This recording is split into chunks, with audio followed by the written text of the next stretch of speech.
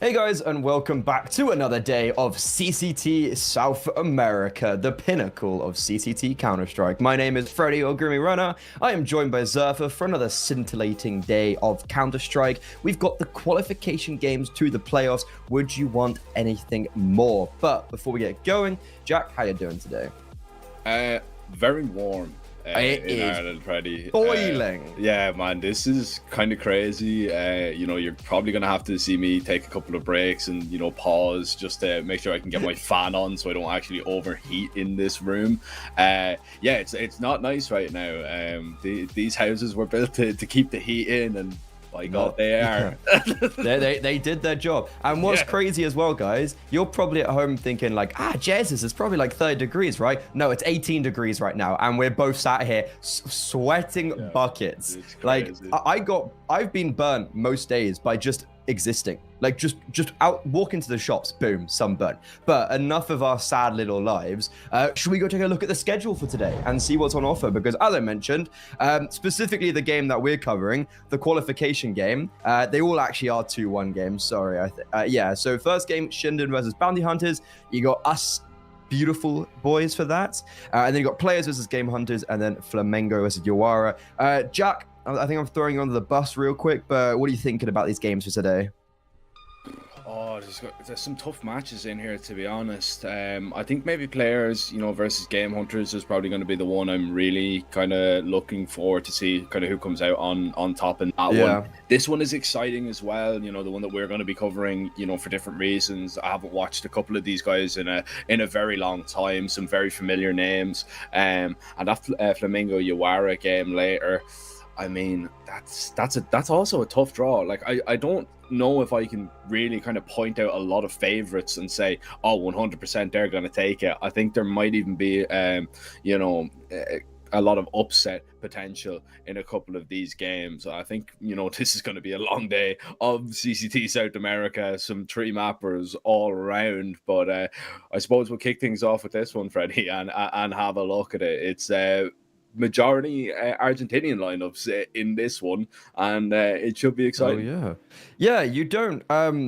we can bring up Shinden's roster while I'm talking about this, but you don't normally see in this region, like, it tends to be mostly Brazilian players, right? I think there's a really cool exception at the major right now where Pain have like a Chilean, a Uruguayan, and then alongside the Brazilians. So that's actually like a really cool difference and some sort of uniqueness. But teams in this region do tend to be by large Brazilian. But Shinden, they are a full-fledged full 5 Argentine team, and this team is very interesting for the fact of the matter that in CCT Season 2 Series 8, which was in March, which was the final South America series in Season 2, so in essence the one prior to this series, they came second in that. Like, they beat 9Z, Red Canids, and then lost to Fluxo in the finals and took a map off them. Like, that was completely unexpected.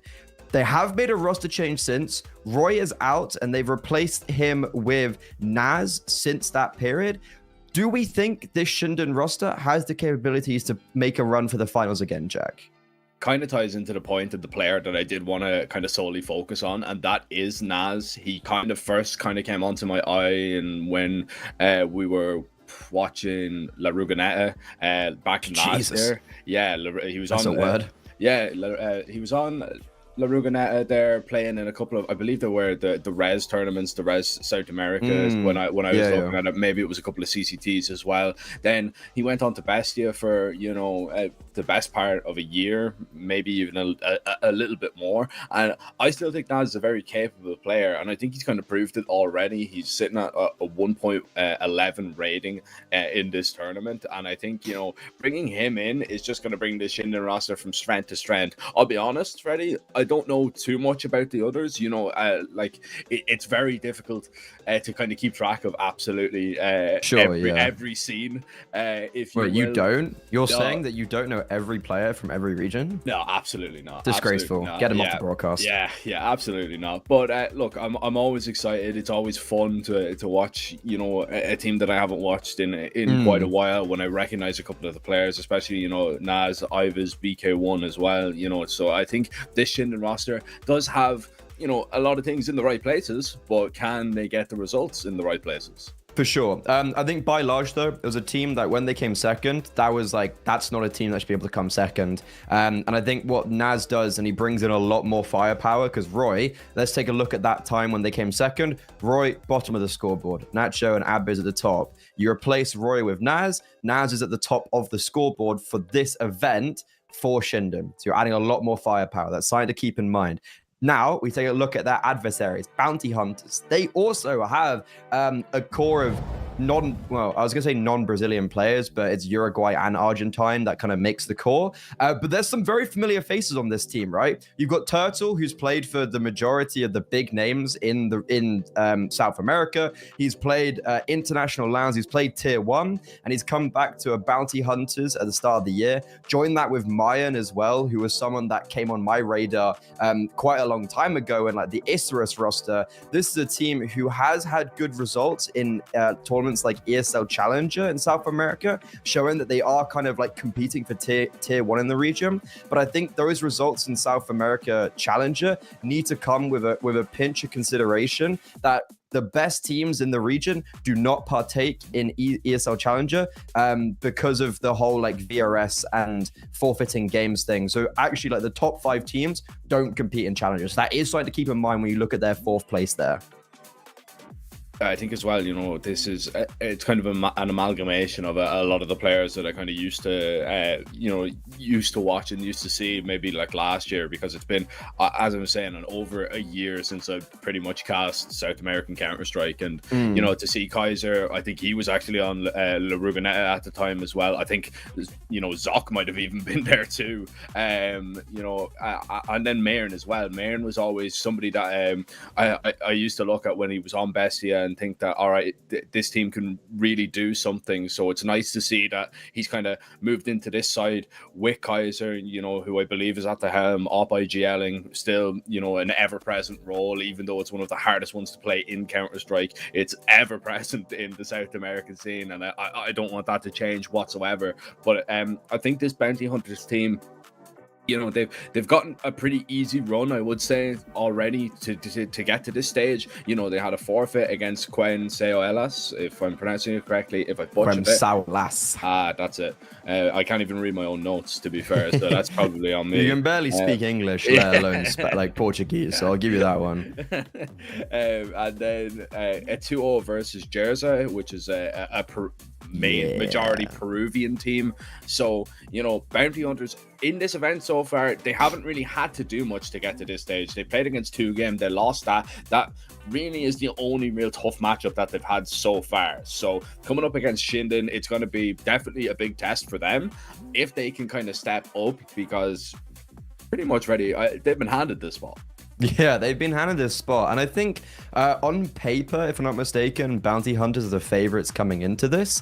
And I think that it is like, because it is interesting to not label Shinden as the favorites when they literally came second in the previous CCT, right? Like you kind of expect them to be fighting for at least like a deep run in playoffs. And to be honest, their only loss was against Crew in the main Swiss, which I think is a very like fine team to be losing against. But let's go take a look at the veto, because these guys have played each other kind of a few times this year so far. Every series has come out in favor of Bounty Hunters. The vetoes have changed slightly between the games that they've played, with Bounty Hunters kind of consistently picking Dust 2, which they do again. It is good to bear in mind that the last time they played, they did actually lose Dust 2, and it had to go to a third, which was Mirage, that Bounty Hunters won, that now Shinden pick into. And then what's the decider? Was it Nuke? Yeah, Nuke also a map played that was picked by Shinden. So these are all like very familiar maps, but all of these maps have come out in favor of Bounty Hunters prior. So I feel like when I look at this veto, I gotta give Bounty Hunters the edge. It's just a matter of, is it 2-0 or 2-1? Yeah, I mean, look, it's the exact same veto. It's just kind of in a different order. I believe it was yeah, Mirage the decider. Mirage decider, Shinden picked Nuke. Yeah. Bounty Hunters have always picked us too. Yeah. So, you know, it's kind of changed a little bit here. Nuke is still going to be in there, but I'm looking at this, to be honest, and I'm kind of saying, all right, well, Shinden have kind of shied away from their Nuke pick. Maybe that's, you know, a little bit of foreshadowing of what might happen on the third map, because last time out, it didn't go too great for them. So, even them picking into a Mirage, it kind of feels like, a little bit strange, because Bounty Hunters, right, they've played it twice in this event, they've picked it twice in this event, and they've won it twice in this event. So I know we were saying about the level of team that they were playing, but that was the only map that they did win against 2-game as well. So the fact that Shinden have actually gone in and picked Mirage against them, it's a statement of intent. Do I agree with it? I'm not sure. I think maybe there was a couple of better options in there. Maybe you pick a Nuke there and try your hand at that one, but we get it as a decider if we do get there. And I believe, Freddie, we're ready to go. We're going to be jumping into map 1. Let's get it. I think it is worrying, not gonna lie, just on any value, that Shinden, this is the third time they played Bounty Hunters within like 5 months of period. Sure, they have changed some players during that, but every time they've picked a different map, like that's just not a good sign, to be honest. I think we can objectively say that. But regardless, Bounty Hunters, they've stayed very consistent with their Dust 2 pick, and they're starting on the T side, and they're looking to take presence out long. There's a P250 and armor on Mayan, and then Kaiser has all the utility, with also a second smoke on Turtle, so a lot of util, and that P250 can be very dangerous. So keep an eye on that, as presence now has been found in long, but Shinden still don't really understand that all 5 players are here. I actually have to like check my volume there at the bottom right of my PC, just to make sure that it wasn't actually just me, because there was just silence there for like 50 seconds. No shooting, no nothing. It was just all quiet, and eventually it is going to get a little bit louder as Bounty Hunters are going to try and make their way up long. It's a well-timed flashbang, but the CTs can't really do much off it. Smoked across, get up onto the site, but look the amount of damage done to all these players right here, Freddie. They're going to be tied down extremely low. They're struggling to get any control. There's even a flank coming in from long as well. They're just going to be trapped, chewed up, and spat out on the way into that A bomb site. Shinden completely ready. They lacked in a lot of information early, but it did not matter in the slightest. Yeah, I was a little bit worried when I saw kind of like all 5 players long, and actually the majority of the CT side not on the A bomb site, right? And then especially when all the util came down, I was like, surely Bounty Hunters at least get a bomb down. But dude, they barely even get up ramp. So that's a really good start for Shinden. And I think as a team that we've quoted as, well, I quoted, I don't know, I don't want to just put words in your mouth, but I put Bounty Hunters, I think, more in the favorable position. It's a great start for the underdogs on their opponent's map pick, which they've notoriously struggled on. Yeah, I mean, you're not putting words in my mouth. Like, it is just factual that, you know, they've played each other twice, and Bounty Hunters have won it both times. So that's, like, that's a definition of a favorite, no? Like, that is, you know, yeah. That's I just wasn't wanting to, like, say something and be like, Jack, don't you agree with me? You agree with this, don't you? And then just something absolutely criminal just comes diabolical, and you're just like, the worst take of all time. It's just like, yes, we both agree with this. yeah, we're, you know, you can't argue. You can't have different perspectives. No, but look, I mean, the stats don't lie, the games don't lie. Bounty Hunters should be coming into this one as the favourites, but what I will say is, you know, Shinden finishing second in the last CCT, South America. That has to be kind of brought up as well. You know, you have to kind of, you know, look at the whole aspect of things. You can't just focus on the head-to-head. You also have to look at recent form, and, you know, recent form hasn't been all that great for Bounty Hunters, and it's not going to get a whole lot better for them in this round, because they lose Zoc out in the open over towards mid. It's PK1 getting extremely close here with the FAMAS as the walk comes in. He's actually doubled up with Ivis, but it's only a single kill to try and hold on. And now Nacho is going to have to try and hold down the site. It's a messy whiff, and he goes down. Bomb site lost for the moment. Fast flank trying to get something done, and Naz is just trying to pull this one out of the fire if he can, but he's taking so much damage. I don't think they can pursue this.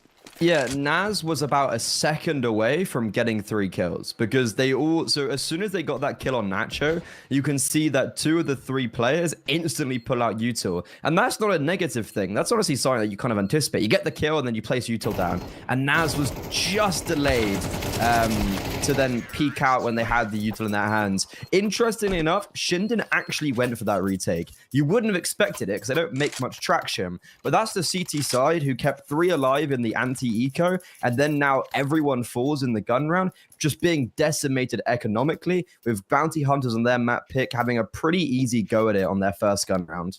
I have to imagine that the 2 low players, it was like known damage. That's the only thing that I can kind of think of to, like, all right, maybe they just wanted to try and roll the dice at it, but the fact of the matter was you had one player that was full HP, you had Naz that was half HP.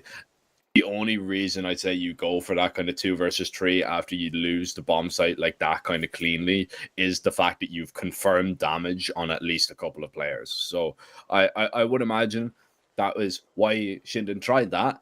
But now, yeah, you pay the price a little bit, don't you? Not only do you give bounty hunters their first round, you also give bounty hunters a chance to really kickstart their T side, because if they survive this little force by a couple of rifles, a scout, and a couple of pistols, then all of a sudden bounty hunters have a clear path to maybe 3, maybe 4, maybe even 5 rounds later down the line before Shinden really can get going. So need to try and pull something off here to maybe just make bounty hunters stall for a minute. So don't stall out towards long. They sprint out, they take all that control. A Deagle is going to be no mere match for that, so he backs up, knows it is a losing battle. But Nacho now can maybe take some long-range engagements. A minute and 25 seconds, and bounty hunters are just going straight up long. They've done so without making massive noises, so they've got to basically the bomb site without being heard. Then they drop all their utility, and it makes it uncomfortable for Shinden, but they're still thriving around this smoke. Bomb dropped, but luckily it stays actually on the ledge on the site, so it's still easily retrievable. As Shinden, both players are here, but they're in a man disadvantageous position. They've run out of util, they're running out of space, they're running out of places to go, and even though there was a flank being orchestrated by Turtle, it's all Kaiser to shut down that round, and it's another scrappy yet successful round for the T side. Didn't actually do a really good job there of getting as many kills as they did, and actually are very unfortunate that the bomb hasn't spilled over into CT, because that's where the round gets away from you there. If that bomb gets dropped for bounty hunters, it falls in towards CT, then it's just carnage trying to get it back. So maybe a little bit unfortunate. That is the way the cookie crumbles sometimes for Shinden. I did like what you mentioned, though, from bounty hunters, with how silent their approach was out towards long, because they deny a lot of information, and how quick they were up. It's before the penny begins to drop on the Shinden side. So they were a little bit late to rotations, but still managed to do a solid enough job. And I'm excited to see what actually is going to come of this pistol, because 3 players have pushed through top middle. They're walking right behind long. This is extremely fast. Nobody is going to be looking. Line up a knife. Line up a knife. Go on. Go for it. Wait, how'd you do this? Oh, wait, oh no! Oh no! What are you doing? What are we doing? Oh my goodness! Wait, how do they? How? Who shot early? Someone BK1. shot. BK1. Was it BK1? Yeah. Someone shot too early. You could see that it was like, oh, that's actually insane. That bounty hunters only lose 1 player there. Like, I don't think the round could have got dangerous just on the basis that it was only USPs, right? If there was a 5-7, I think I'd have a different picture. But the fact that it's like only 1 dies there is like, wow, only 1? That's literally just BK1 and Naz not communicating. That's all that is right there. That is, you know, like 100% Naz is just saying there, all right, just wait. I'm behind him. Hold on. Let's line it up. And Instead of, you know, a little 3-2-1 countdown, BK1 just goes go, and Naz can't react in time. Yeah. That's... It's only an eco, so we don't have to put too much weight on a mistake like that, but it could, you know, they didn't get the damage they would have wanted after maybe keeping some of the rounds closer. So there was a really good opportunity to break the bank balance, which now they haven't. Yeah. And that's where it gets a little bit punishing. Ow. Oh, That's a lot of damage. It is, but it's still not really worth all that much if you don't get more kills. And Turtle, look at that, a double up in towards CT. That's the B-bomb site, just completely open for business. And unless Ives is going to be lucky and get a couple of shots to connect through this smoke, this is a no-go, unfortunately. Bounty Hunters have really come to life, Freddy, in these last couple of rounds.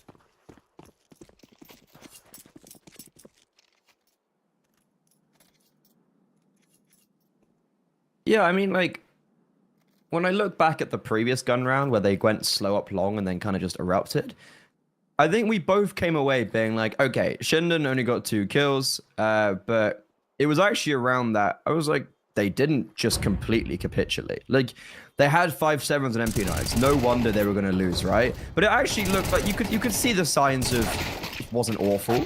But then a gun round like this is just the first player dies for Bounty Hunters on the hunt. And everyone actually ultimately does also die for Shinden. So this is just a Bounty Hunters pulling away slightly on this T side. Yeah, this is now a little bit awkward because Shinden's plan obviously there was to try and save 2 rifles. In the end, they just get hunted, you know, the bounty has been taken. Now, for Shinden, you need to hope for a little bit of pistol magic once again. Now, if they were in this situation, that they were the same situation that they were a couple of rounds ago, where they're flanking long with these kind of pistols, we're probably thinking, all right, there's a big opportunity, there's a big chance, but Bounty Hunters, I don't think you're going to be caught sleeping a second time. Wide awake at the moment, and again, it's going to be Bounty Hunters just trying to send their anti-ecos out up towards long. But don't forget how chaotic, you know, I believe it was round 2 or 3 kind of got. And DT's are still in a position to make this a little bit messy. Wide swing out, and once the couple of kills kind of go your way, surely there's going to be no say in this one for Shinden. Still an opportunity, especially if Avis is able to hit a few more of those. He's extremely low though, and a bullet just needs to connect for him. He's the only player left standing. He's already done a lot of damage. 2 players are still extremely low, so it might get a little bit difficult, but he is going for, I believe, the save. Or is it just a reposition? Fair play if it is just a reposition. He gets nothing. Nothing.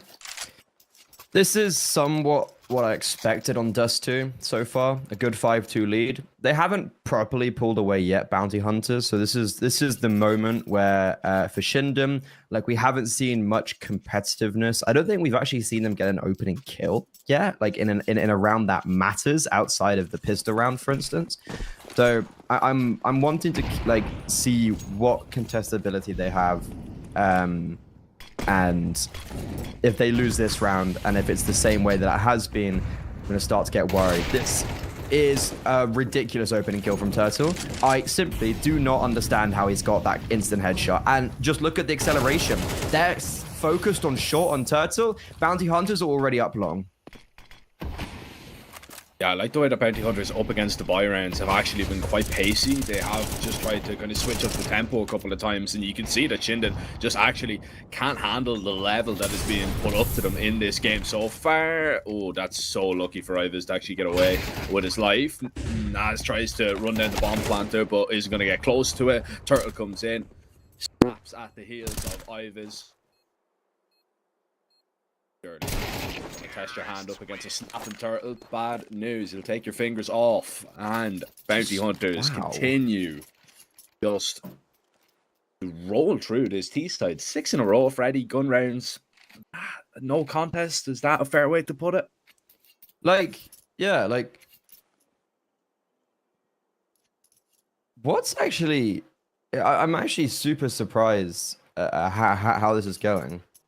I didn't expect it to be this like one-sided. I thought there'd be a little bit more contestability. And rounds like that, it's a good call from bounty hunters. Just straight up, they make the right moves, but it all comes from a massive misplay with Turtle being allowed that opening kill in middle. Turtle does really well at getting that kill and then surviving, and it forces Ivers to then focus him, etc. Great call and reaction for bounty hunters, but it just feels far too simple right now. Like simple and easy, if that's correct as well.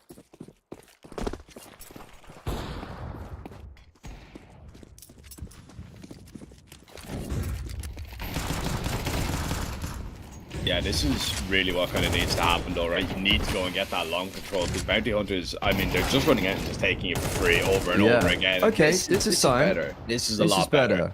Yeah. What I like is there actually is some adjustments being made, because when I was watching that 0-2 game the other day, like, they were playing on Inferno, and you could quite see, like, me and Lucy were just crying out for an aggressive round on the CT side of Inferno. That was all that you really needed to do, and it was quite obvious kind of staring at the game, but they just could not. They knew they had to do something, but they just didn't know exactly what it was.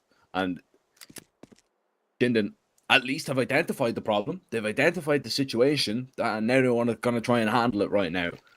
Bounty hunters gonna try and get in towards this B bomb site, but I mean, this crossfire could be nasty. Distraction caused 1-2, and Kaiser will not get out of there with his life. That is just pistols, Freddy, I believe, and Shinden are just gonna take everything and more and keep 5 alive. That's a spectacular result for the CTs.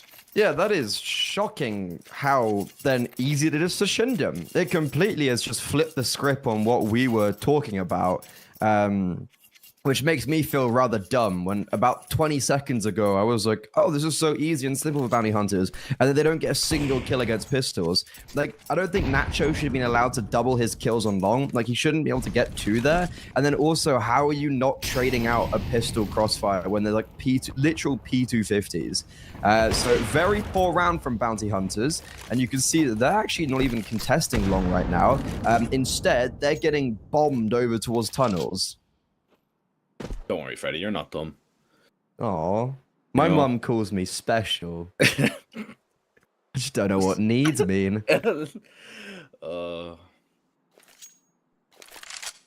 This is a really good way now for Shinden to kind of get back into this. If they are able to kind of stop bounty hunters, because right, they stopped that long control. You can see now bounty hunters have kind of shied away from that. They're going in towards lower tunnels, and now Shinden are kind of actually set up for this B split. I mean, if short player drops down, maybe even if the player in CT, I believe it's BK1, can rotate on over just to get into a position to maybe hold for this. It's a well-timed smoke in towards the tunnels right now from Abiz, and I don't think bounty hunters have another option but to kind of go through this. Abiz has done a little bit of damage, but now it's just him on the bomb site. He's missed the timing, and bounty hunters explode. A simple round when you try and break it down like that, and it just comes down, unfortunately, to timings that Shinden get wrong.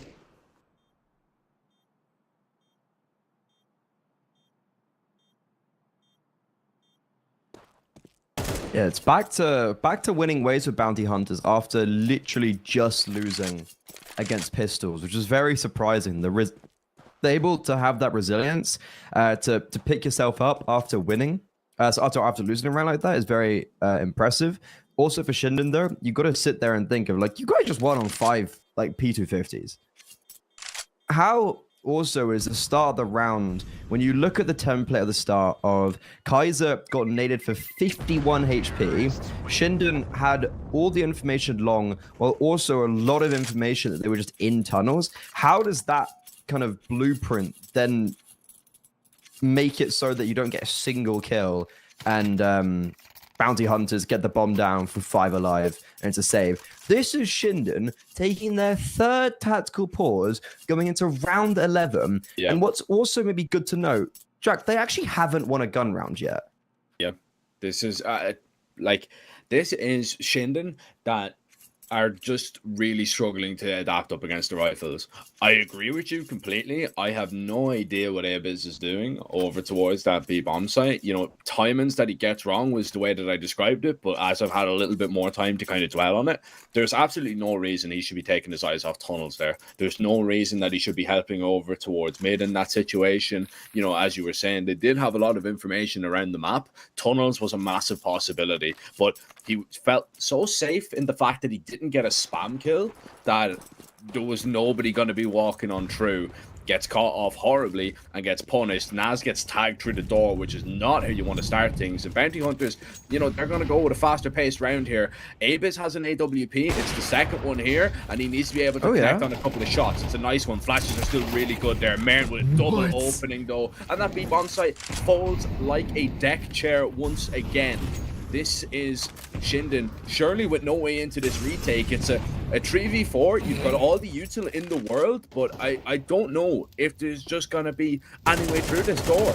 There's so much utility being pelted both ways. Bounty Hunters don't have the bomb down yet, but there are 2 extra smokes to be used, so they can just drop one now and then drop the second in time for them not being able to retake. Really nicely placed smoke as well. It's very shallow, so it means if Shinden do run through, they're very open immediately. Great grenades as well. Bounty Hunters just keeping their opposition at bay. Shinden forced to come through the only choke point. They're forced to come through window, and understandably so, they are churned up and spat out. Mayim opened up the bomb site and closes out the round with 4 kills in total. Actually unbelievable that he's able to get both those opening kills despite it being a really nice crossfire. Yeah, I think you made the key point there in that retake there, and you brought it up, was the fact that they had that smoke going so deep as it did. That smoke is incredible, because you know, with the other one, when you just throw it towards the door, it's just like a little bit of wiggle room on either side for the CT. With that one, absolutely not. You're just going to have to go through, and you're just going to have to the T's looking at you straight away. Abiz now on a rifle this time. Oh, that's going to be a whole lot better. Sprays down 2. He stops that tunnels play initially, but Kaiser, a refrag through the smoke. Bomb is still very committed right now, and it's going to be difficult for Freak to get it back, but not if Ivans misses like that. That means that the T's can get on top of him, and he has to try and recover. Walking close to this smoke. Ivans now lurking through the back. Does Kaiser realize it? He's going to have to right now, because Ivans has this kill for free. Finally, Shinden will have a gun round. It comes a little bit too late, though. 4 rounds on the CT side, Fred. Will it be enough? I would argue not. That the first gun round for Shinden comes in round 12, and for the other rounds, it's actually looked pretty one-sided. I also was scared Ibis was about to have a simple moment there. I thought he was going to go for a no-scope and just miss it. But, like, I don't know, man. You just look at the kills as well. Like, no one on Shinden's really specifically playing great. Like, I guess Abiz, but these are the only rounds that I could point to and think about impact. Nacho's on 6 kills, and he's had, to be fair, 2 came in that round. They got the pistol, and then 1 here. So half his kills have come from rounds that they've won, and then maybe pistol in the second round. But, like, by large, no one's really getting many proactive kills. And you look at Mayer, and he's 15-5, and he's just single-handedly won a majority of his rounds. Turtle is also someone that he's 9-6 right now. I can imagine him just taking over this game, like he has done so many times with Bounty Hunters previously. So, to me, this is like Bounty Hunters. This would be a seismic troll if they lose this. Seismic troll is excellent way to describe things.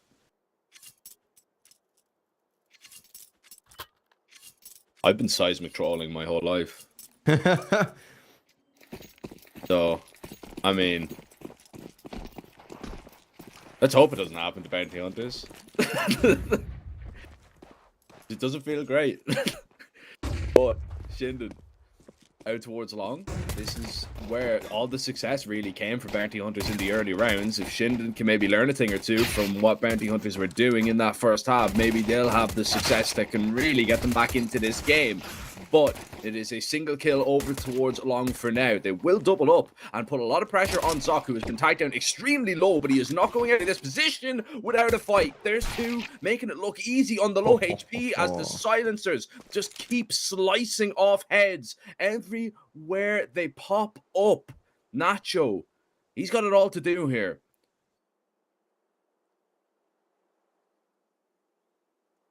It seems like an impossible task. He does have the bomb on his back, but he's trapped. He can't get out. They know he... Hey, sorry, that is diabolical. Zoc has had a fantastic round, and that final kill is just the ultimate cherry on top. Sitting at a 9-4 scoreline and denying the bomb plant, it feels like the majority of what I was theorizing is now formulating with that one round and the way that it comes out.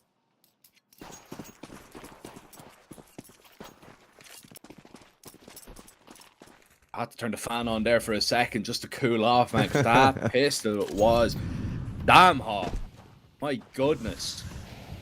And that's a really kick in the teeth for Shinden, right? Because if you win that T-pistol, especially with all the damage that you've done in that, you know, you're thinking, all right, we've got a big opportunity. We've definitely tied these players down really low. If we win this, this is our chance to get back into the game.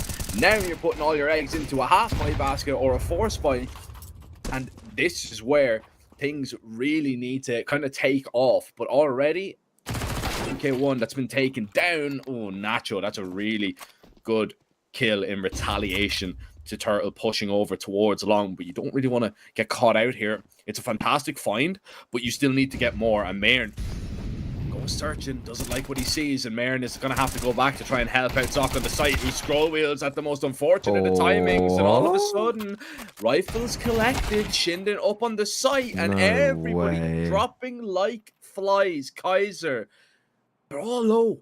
A bullet on every single person will do. Just a singular tag. That's all you really need right now. Bomb, gonna be acquired. Kaiser, now, surely he changes up his plan of attack, but it's just gonna be a little bit awkward here about the timing. He's saving. He's saving. Kaiser, man. if you knew how low they were on the other side, you'd roll the dice at this one. But Shinden find a perfect solution at maybe a perfect moment. Yeah. All right. In the year of 2025 on a HLTV, in a game to qualify for a VRS ranked playoff game, I have seen someone lose the pistols because of scroll reel. Honestly, it's not even their mistake. It happens to the best of us, right? It's a human error. But god damn, it's one that hurts. Like, that is the ultimate. You sit there and you're just like, dude, I'm such a dumbass. It's just like, that's just like, just totally just like, that's so annoying because we've all been there. But that, I don't want to say that, because the round isn't lost necessarily inherently because of that. But it definitely doesn't help. Regardless, though, Shinden really change up the narrative because they're able to win now on the pistols, not having a bomb plant either on the pistol round. And Bounty Hunter's not going to have this lead and this easy progression to victory that I imagined. Kaiser getting aggressive with this rifle. There's a lot of players here, though. It'd be a miracle if he gets more than 2, I would have said. It's just a 1. A little bit of tickle damage done to the second, and Shinden now. This should be plain sailing. Put a little bit of emphasis on that one because it should be, but you never know, man. You never know. Also, though, wait, can I just say that Shinden have won the first pistol round? They've won 2 like force spy rounds, and they're on 5 rounds still. Like, how is that possible? So they won the pistol round, they won round 1, they won round 2. They didn't and then another force spy. A force spy round, yeah, with the 5.7s. And then a gun round. And a gun round. And then a force spy. And then a force spy, yeah. Like, how is that actually possible that they've only... well, they're going to have 6 now, sure. But, like, how is that actually possible that they're sitting on that little rounds despite having won what they have? It's crazy. It's crazy. Sometimes that happens, though. Sometimes, like... You're just like, all right, will we just use SMGs? Will we just use pistols? That's all we seem to win with. I'm starting, like, I mean, to me, that, like, what I was saying feels like more of a rhetorical question. Just like, how has this happened? Oh, well, Shinden just aren't, like, Bounty Hunters are just the better team. That's Yeah. why this happened. But this game actually is being made competitive. New boy Freck is only on 4 kills. He's having a pretty rough performance. Zox had a great second half. Turtle hasn't got a kill in a while. But Bounty Hunters are, you know, they're certainly letting their lead slip. It's most likely going to be 7 rounds for Shinden, and that makes it a 2-round game, which that's closer than I thought it would be. Yeah, 100%. I mean, it's no surprise that you've got, you know, kind of Zoc playing well, and like Kaiser maybe should be playing a little bit better. Mayern is probably the little bit of a surprising one that he's 17-7 right now. He's having a really good day in the office. But I'm looking at the likes of Shinden. I may be expecting a little bit more from BK1. He hasn't really delivered all that much. You know, we haven't seen too many opportunities and chances for Ives. The same with Naz. I don't think Naz has really been in this game all that much either. So, you know, the people that you will be expecting on the side of Shinden haven't really kind of stepped up either, and to still be pretty close. I mean, like, if these individuals on the side of Shinden actually step up and start delivering, all of a sudden you've got a really interesting game, and you maybe have the chance of Bounty Hunters actually falling on Dust 2, which would be an absolute disaster. But not if Zoc just keeps going with the scout. The third one was close by, but he's not going to get it. Still, though, this could be easy for the Rifles if they find the shots in the right places. Big Deagle shot, Turtle and Look at Freck. Look at Freck. This is huge. Right now, he's right up behind him. Turtle is just going to be cleared out, and Freck, they've nowhere to look but here, and unfortunately takes a little too long on the pinch. Discovered, shut down, all Shinden. Oh, that's unlucky, because I actually, like, I do get what you mean by Freck took a little bit too long there, but it does just feel like Shinden make a really good active play to hunt everyone down. If Bounty Hunters still at least had one more player alive, they weren't, like, Freck had the, he would have had the pounce, but just because they do hunt down all his teammates, it means that he's kind of left in the open. But hey, regardless of anything, that was an eco round with a saved AK and a saved scout. They got 3 kills because of that. And if you look at the economy for Shinden, it's in a position where, okay, there is still some money there, but Bounty Hunters have taken a tactical pause and are now going into the next round looking to regain their dominance. Remember, they've actually only lost 1 actual gun round this game. They've been far and away the superior team on rifle versus rifle rounds. And then if they win this, money will also be not broken, but in a very odd spot for Shinden, especially without a bomb plant. It's kind of crazy that we're even saying that, right? That, like, because Shinden, what they've won the last 3 or 4 rounds, one of them was like a force buy that they were able to win, and you're thinking, all right, I think it's 3 rounds in a row now. 3 rounds in a row, yeah. And we're saying that, okay, Shinden's money still could be in a weird situation. Well, if they won 3 in a row, it's 1900 loss bonus, right? So I don't know. Maybe it's even less. No, it's definitely less. It's definitely just minimal. So yeah, that's an awkward spot to be in for certain.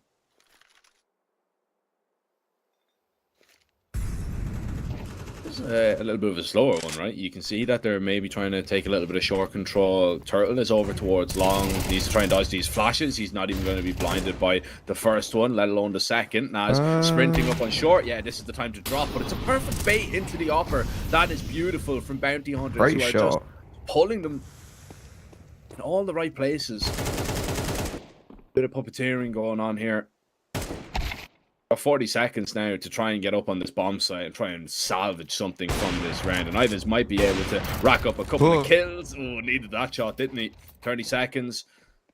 Oh, he isn't even on bomb. No. Down up towards short. A second missed shot will mean his demise. What's crazy is we've seen so many rounds like this, Jack, where I sit back and I'm like, dude, Shinden don't even look like they're on the same level, like remotely.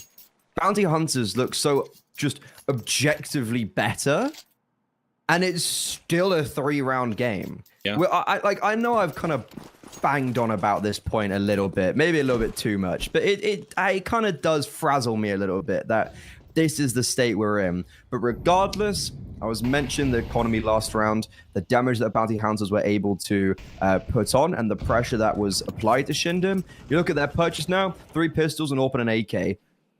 This is where they've been doing their best work, though.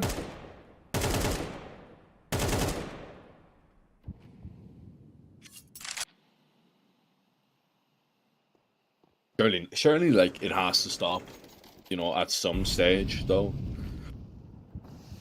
That would be the only thing in my mind. Like, surely there has to be a state of in the game where bounty hunters actually don't lose to a round like this.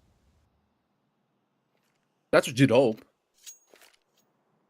But sometimes the pistols just absolutely own you, and there's actually nothing that you can do about it. And especially if the set plays are going to look as nice as this, because this is going to be mid smokes and up on the box. But Kaiser's actually blocked it. Now, this could get a little bit techie here, as Kaiser might be given an opportunity to see over this smoke, but can't really discover anything just yet as the pressure being put on, and Kaiser just tries to send it in front of him, play on the timing, and he gets punished for it. Yeah, it is. Unless Freck can find something a little bit more, Op is going to come out to try and swing him out of bullets, fade away into the smoke, but it's not going to matter. He's going to take 2 of them down with the USP. What was that final shot? Dude, what was that final shot? That seemed nuts. Also, Frax just doubled his kills, by the way. I think I called him out a couple rounds ago being like, you know, objectively, he's had a pretty bad game. He just has had 0 impact. The newest player to join the roster, yeah, just objectively no impact. And right there, he may have just won out this game single-handedly for bounty hunters. Not only shuts down and wins the round, but he denies the bomb plant. Shinden have no money, and 3 players stay alive because of it. That is actually a ridiculous hold from Frack in a very difficult position when the rest of his teammates also had fallen. Quick and easy one for this next round, and it's 12-7. It's bounty hunters with 5 chances to close out their own map pick. Buy what you can on the side of Shinden. No AWP. 5 AKs is all that they can have on offer. It's all that they can bring to the table. And I believe, am I correct in saying that Shinden have only still won 1 gun round? Yeah, no. I mean, well, yeah, nothing's changed since they hit 7. But, yeah, it's, kind of crazy, honestly. This scoreline is just so misleading. ML12 is a beautiful beast, isn't it? Yeah, I think... I don't know. I don't even know. It doesn't happen to be often, but I don't know what to make of this game. Like, I don't know what to make of this map of Counter-Strike that I've seen. Because obviously Shinden have just not played well whatsoever. Like, if you've only won a single gun round, like, you've played bad. Objectively, you've played bad. But it's 12-7, so if you go on HLTV and haven't watched this game and it finishes 13-7, you go, oh, Shinden actually played all right. You know, they got 7 rounds against them. You know, something obviously just went wrong in the right places. It's like, yeah, every gun round that they played, like... I don't like it's also then super worrying for bounty hunters. Like, really, you guys losing this many low buy rounds? Turtle though, he's been caught off guard, and Kaiser's actually moved away from long, so Kaiser isn't there to support him either. Great timing from Shinden, and there's also no long to block the smoke. There's no smoke to block long, so bounty hunters are giving Shinden just free reign to progress up. Mayan has a very difficult task on hand, but somehow still thrives. He's just maybe shut down the whole offensive right there. Advantage swung now in favor of bounty hunters, but Naz activates on the flank on short, and it throws bounty hunters into pandemonium, but Nacho left by himself. 17 HP, 1 versus 2, and they just swing on him. Zuck, a beautiful second half performance from him, and he puts the cherry on top. A nice little ribbon on Dust 2 as he hits 20 kills, and Bounty Hunters step 1 position closer to playoffs. Yeah, man, that's an incredible performance from Bounty Hunters, right? Especially when we look at Zoc and Mayer, not only in that last round, just a really good game from them all around. Yeah, okay, they're going to look at that and say, we maybe need to have a little bit of a look on our anti-eco rounds, because that's where we struggled. That's where we got punished. As for Shinden, like, I don't know how you come away from that game and say, all right, well, it was a close game, this, that, and the other. I mean, it could have been a closer game if you won some gun rounds. Could have won it. Yeah, like, you really could have. That was just not a clean affair for them whatsoever. I think Shinden are going to be very disappointed with the way that they came away from that one, and it doesn't bode well. It doesn't do much for your confidence when, you know, you've only won a single gun round going into map 2, going into a Mirage. Yeah, you know, bounty hunters are going to get the choice of sides. They're going to probably start on the CT side, and you've seen how cohesive they were on Dust 2, how well they were playing off each other. And it's not like just because it's Shinden's pick, it's a bad map for bounty hunters. That's not the case. Yeah, it's like we were talking about the amount of anti-ecos they won, or sorry, like force-wise they won. That should be, you get thrown a bone and you should be able to do something with it, but Shinden never could, and they had so many like opportunities, they never ran with any of them. But with that in mind, we are going to Mirage, which is the third. It's the third time Shinden have now picked a different map in this matchup. I, from the get-go, said that I don't think that was a great sign, despite, sure, these games being maybe a long time ago and with a different full 5, but a team that previously had made it to a CCT Grand Finals, actually the last CCT South America, they're not playing currently to that caliber. The question is, are they able to step up? Are they able to take us to Nuke? We'll find out on Mirage.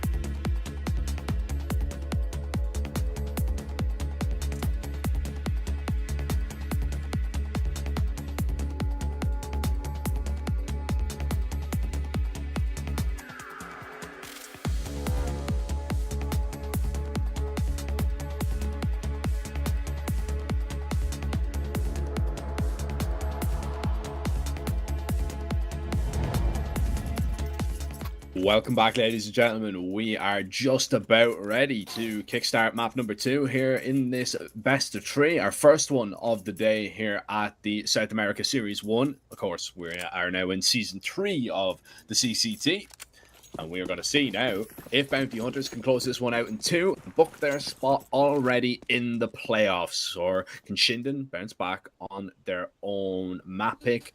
Freddie, what are you thinking? I'm thinking 2-0. It's just a matter of time. Bounty Hunters looked through and through the better team, and I don't think it mattered what map it was on. It just seemed more systemic. And this pistol round, I'm looking to see if they can set the tone. Freck flashed in towards T Ramp. He had a great end to map 1. And he's struggling to connect shots here.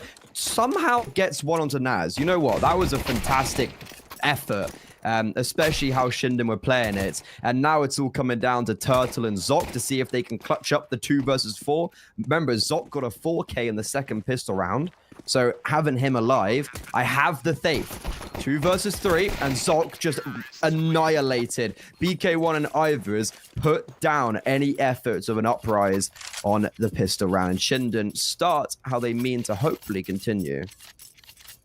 They start how they started on Dust 2. Winning the pistol. Let's see if they can actually take up a couple of gun rounds later on the line. We're gonna have to wait a little while longer, so we'll be seeing it in the next round anyway, or the round after that. Bounty Hunters have decided to force bomb going towards Palace, and I don't know if I'm a big fan of this call right now, because if Shinden just decide to walk out, you've got Freck on the back, you've got Zoc in over towards Con. They're close ramp, I believe it's Mare and Kaiser with a scout as well. This is a dangerous, dangerous situation for Shinden to be in, because Bounty Hunters, yes, obviously they've got to stack over towards A, but it's more so the positions that are being played right now. Unless all the T's are crossed and the I's are dotted, this could be a very sticky one to get into. Needs to be a hard clear on balcony, which will not, because of the first contact being taken by Kaiser. Everything's fallen in place for Bounty Hunters. There is some response from Naz and Abiz, but regardless, it's a 2 versus 2, and it's a very difficult position for Shinden to actually get the bomb down. That smoke into connector is going to give them space to work with, but Kaiser's presence in CT and the lack thereof of Turtle is very perplexing for Shinden. They can't play around CT, but then where's Turtle? And he's coming on a very, very long flank towards ramp, which crazily enough, Abiz is full holding. Yeah, I mean, look, you haven't seen him, and it's been a long, long time. Problem is, timing still could go against you, so Turtle is going to collect that frag. Naz, it's all on you, buddy. 10 HP. You're going to be spotted out instantly by the scout. Kaiser taking down, and now Naz is just going to try and play his life. Where's bomb planted? It is actually a molly that's going to go in, and Naz is just going to try and run him down. Turtle, you need to get off it, find this kill. Decides to stick in. No time, Turtle, right? no time. It was well played from Naz there. Actually, really He's dead. Good job to just beat that Molotov there, because man, he realized the situation he was in. Molotov just coming towards him in connector. If that doesn't actually go like deep in Con, if that actually just lands at the front of connector, there's no way Naz can win that round. It just goes a little bit too deep. So that was actually a game of margins there, but Shinden, I mean, they somehow get away with it. Yeah, I actually don't know how Shinden do get away with it, because I think that was a 2 versus 4 at one stage. And it did just feel like Bounty Hunters had the right players in at the right position at the right time. Maybe Turtle would have done better at just applying the instant pressure on connector instead of making that long flank. Sure, he gets both the kills, but there's the sentiment of the lack of time. And it's going to be an eco round for Bounty Hunters, but Deagle's upgraded on 4 players, and apps control completely in the hands of Bounty Hunters. And as Shinden are going up on the A-bomb side, is Turtle going to be in a position where he could actually potentially cause a bit of chaos? But I think, unfortunately, he's maybe missed that timing as they're already on the side. Bomb is, though, in T-spawn. Turtle's following him as well. This is so awkward.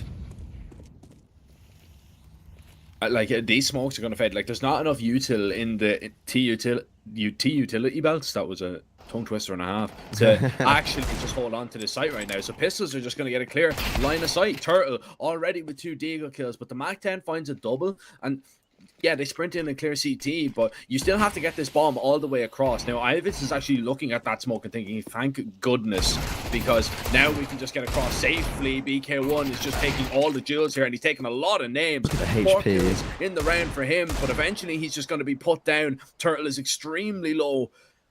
3 kills himself. As soon as he walks through that smoke, Ivis is going to be on the other side, and it's just another terrifying round for Shinden that somehow they managed to come away. But I mean, Freddie, Shinden have won 3 rounds in a row. Look at the buy that Naz Abiz has. Oh my god! Like, look at this. They're skint.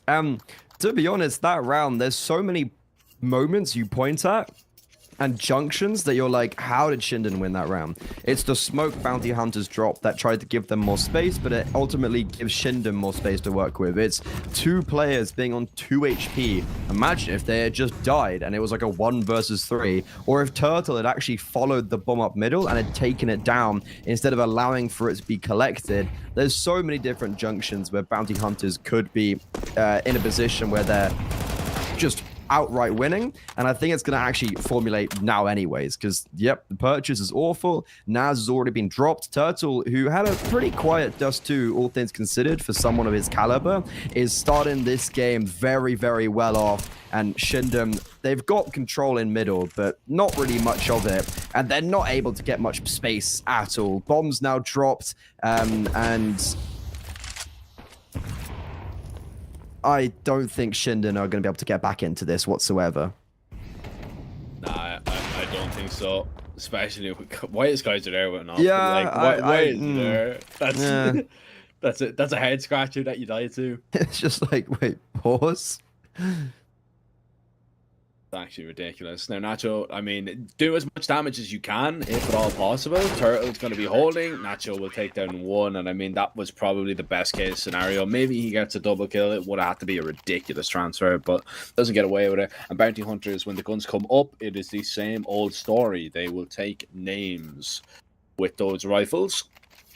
And Shinden, I mean, you've only got yourselves to blame, really, that you're in this situation, because you run into an A stack, you somehow get away with it. You go out onto the A bomb site without the bomb, you lose all the control that you were meant to have. Everybody nearly dies. So, I mean, you really do only have yourself to blame. And out towards mid, Naz is going to try and create a little bit of pressure, as it's going to be Ivis and Nacho now getting out onto this B bomb site if they can. Nobody home right now, and Turtle has just been taken down. There's a player boosted, and Nacho didn't spot it, I don't believe. Just Kaiser sending it through a smoke. Not really, Nacho was so close, and Nacho will just find 1 more, making it look easy out of the apartments. A triple entry with an AK. Man, you need to save here. Okay, Nacho gets a triple AK, sure, but you got to think about how those kills came in. Like, the first kill, sure. I think it was onto Freck at range, and it's the good timing for Shinden.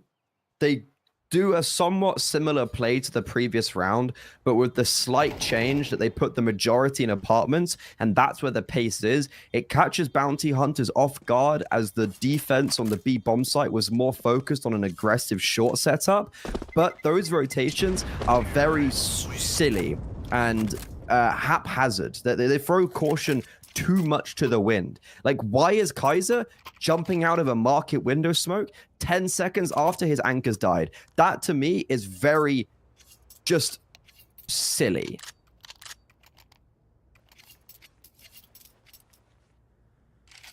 It feels like there is a little bit of silliness going on in that round. 100%. I'm there with you. I agree, especially after finding the opening kill. Like, I understand you've lost control of the bomb site and you don't want it. Like, you don't want to, like, forfeit at that. But I think in any situation there, like in any round whatsoever, just jumping through a window smoke like that, if your guys are, it's just a no-no. It's just, like, you don't do it. Now, Shinden, I mean, they pick up their 4th round on the T side of Mirage, so it is going swimmingly for them.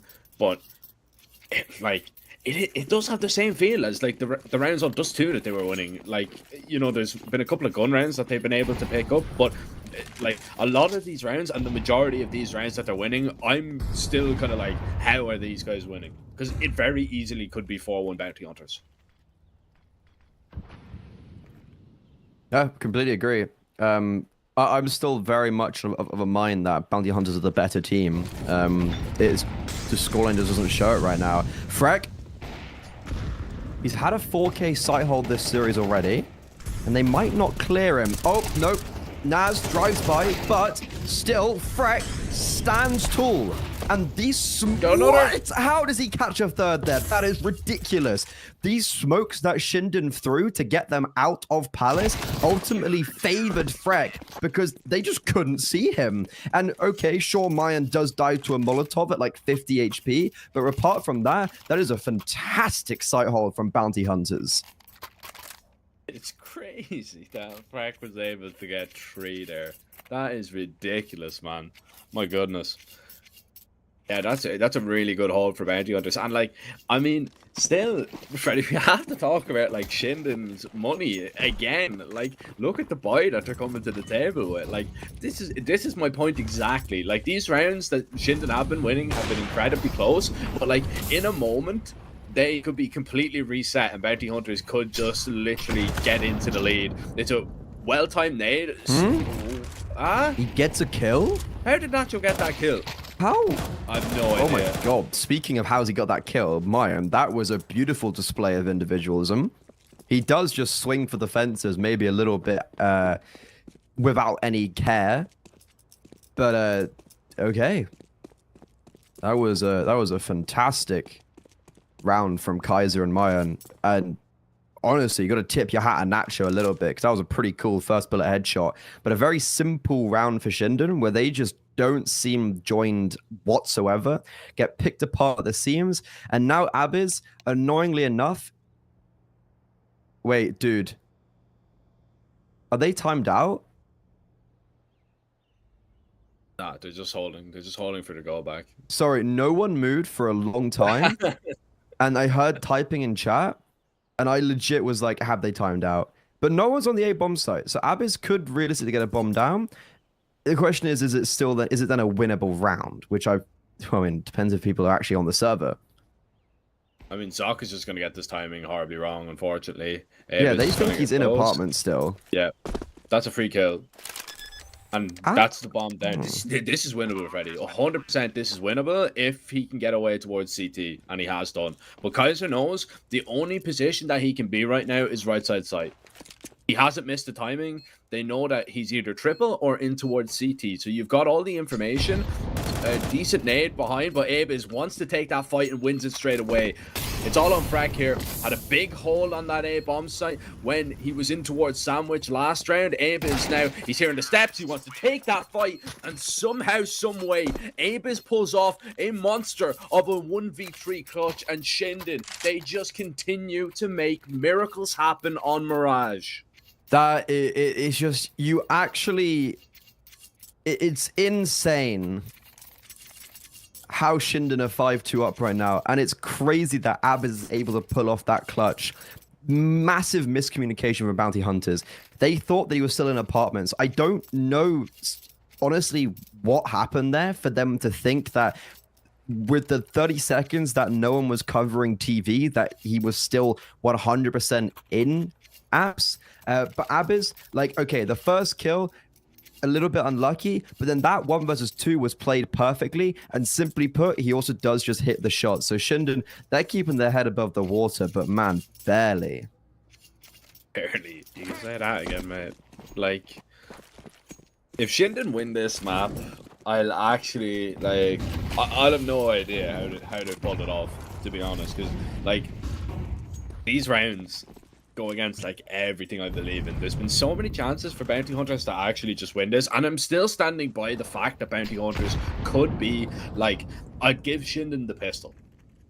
Like, but the other 4 rounds, 100% could be Bounty Hunters. This could be a 6-1 lead. Bounty Hunters could be well on their way to a 2-0, but instead now they're in a weird situation where they're low on money. They have to buy, farm asses just to afford a little bit of util, and they've already kind of run out of it. Well-timed flashbang. Avis is not going to actually be blinded. That flash somehow doesn't catch him.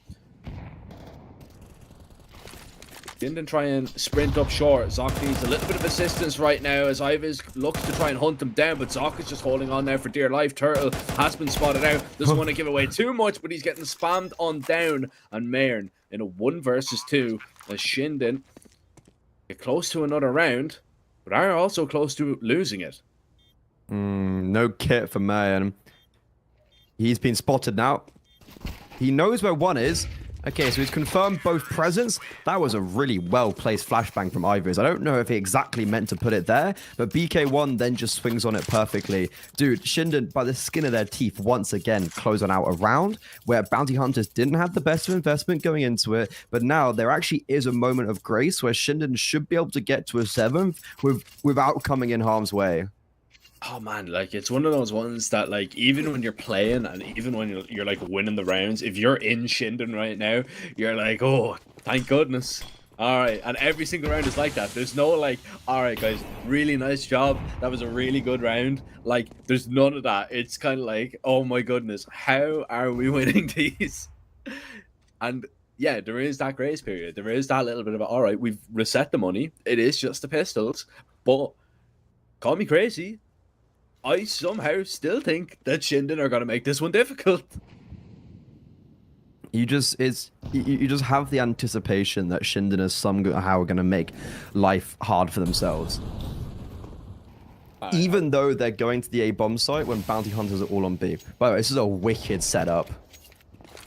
That was... I've never seen that before. I like it though. But I think this should be 7 very easily, at least. Little Edward head stack. I thought it was Astralis stack was the like colloquial term for Oh yeah, it is, but it's a little Astralis stack, but like do you not call that position Edward? Yeah, I do, but I think a lot of people wouldn't.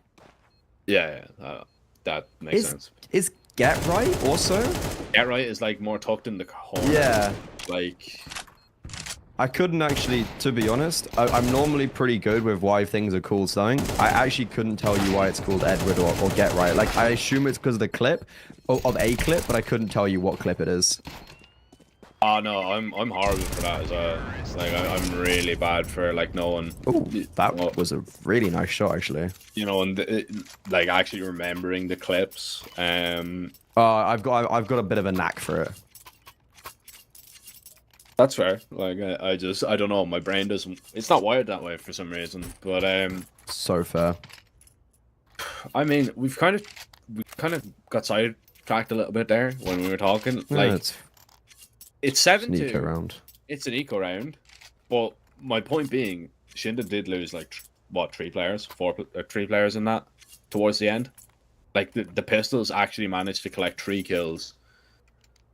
It could matter a little bit further down the line, and by further down the line I mean in this very next round. Bounty Hunters, they win this, I'm guaranteeing 5.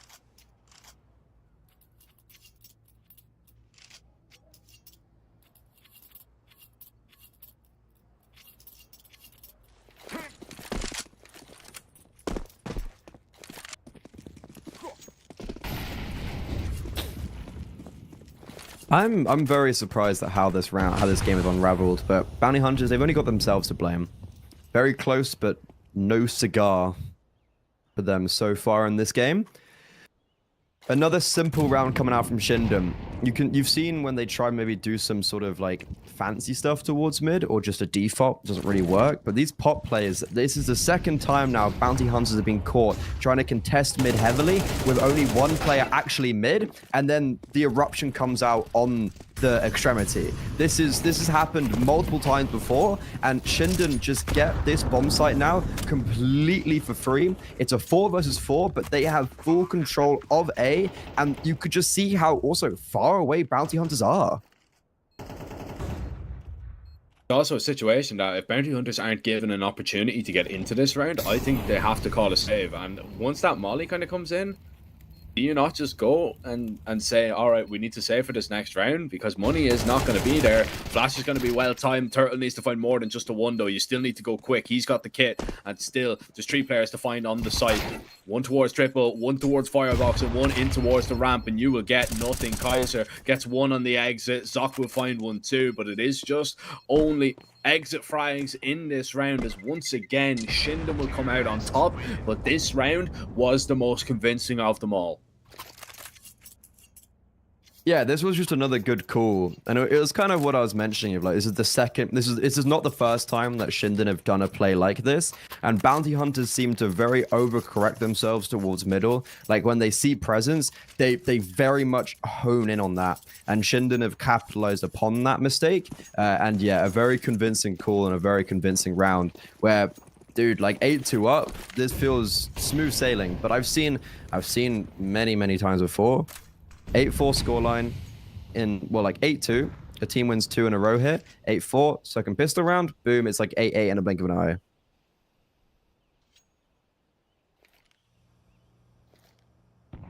The one lining up the molly. The one that lands on top of the balk and kind of spreads down in towards underbalk. Flushing Freck out of this position.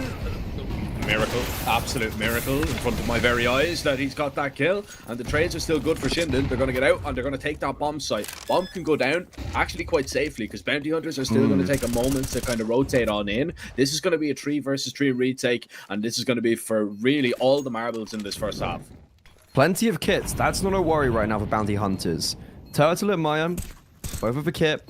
And now, all 3 players together on CT. Shinden, they're still searching around connector and jungle, but Naz, the one player who's actually holding for CT, is doing fantastic work. Mayan, jump unsuccessful, gives away his position, and Zoc, there's nothing he can do here. He's going to try get away, but I actually don't know if he's going to be able to do so. And Shinden, that's 9. That could just be map 2 locked in for the Argentines.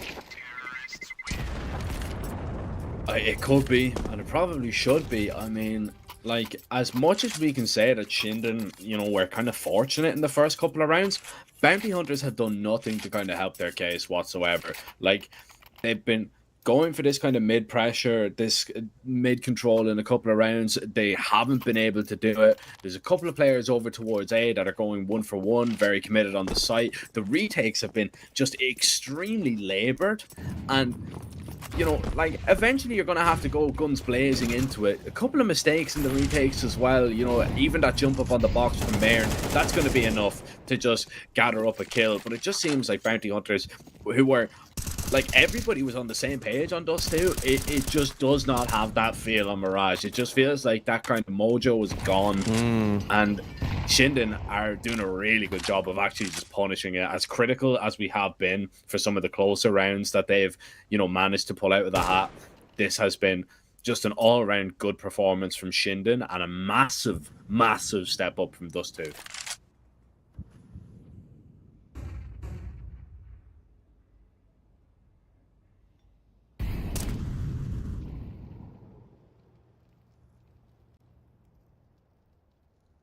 Shinden grouping up over towards B, but right now, this is actually looking like a good postured round for bounty hunters.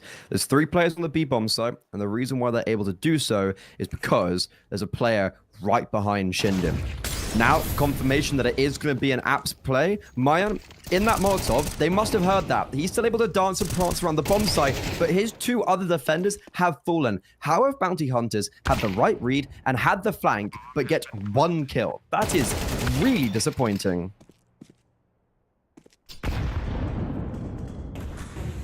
Yeah, really disappointing. That's just been this first half of Mirage for bounty hunters. This has been what an incredible pick. First off for Shinden, right? I mean, it started off so well.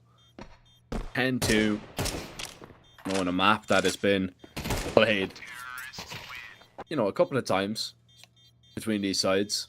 Bounty Hunters actually got the better of them. It just looks like Shinden have learned kind of so much since that last game 2 months ago that they played up against their opponents.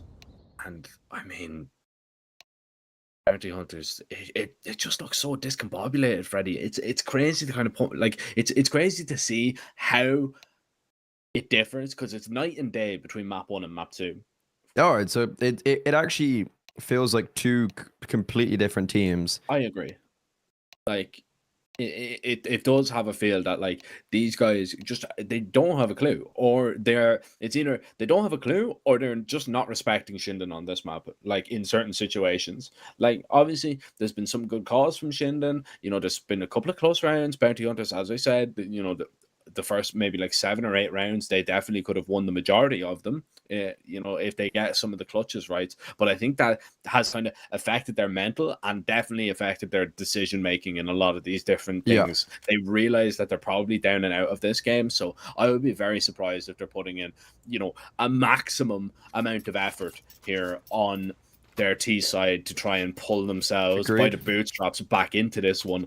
I think their mental and their eyes might already be set on a nuke, which has been, a map that they didn't have liked to pick into a lot of times already in this event, but they haven't actually won it a single time. So that's, a little bit of pressure on them to maybe finally get things right. But we still have a couple more rounds of Mirage to play out before we get there. Yeah, I mean, like, look, Zocco's a 4th of his kills from Dust 2. Mayan has... Okay, wait. He's got a kill there, so he's actually ruined my narrative a little bit. Yeah, he's not playing as well. Okay, again, stop ruining my narrative, Mayan. But Bounty Hunters, this is maybe the most promising round we've seen for a very long time from them. After looking just objectively the better team on Dust 2, they have now actually come out the gate swinging in the second half. And you were saying, like, they're probably going to be a bit deflated. True, they will be. But a pistol round like that from Mayan, that's going to get him, if anything, very excitable, and it's going to rejuvenate maybe the team a little bit. Freck does take one to their head. That is a sign of promise for Bounty Hunters. They still are, though, despite that round, still 7 behind. Still 7 behind, and Shinden are only 3 away. So, like, you're looking at it and you're saying, okay, well, yeah, the 7 behind, it's a big comeback to make. Problem is, you have to pretty much be perfect from here on out, especially, in these early rounds before you build your bank accounts, up. Because if you lose one that you have like a big reset potential, it is game over. So you need to make sure that you are just on your tip-top form. You are on your A game for these next couple of rounds before we even believe this comeback to be real. And still, the gun rounds have been pretty much a no contest. But Bounty Hunters can now play at their own pace. They can set the tempo here, which might go, really in their favor, because when they were able to do that on Dust 2, Shinden quite simply were not able to handle it.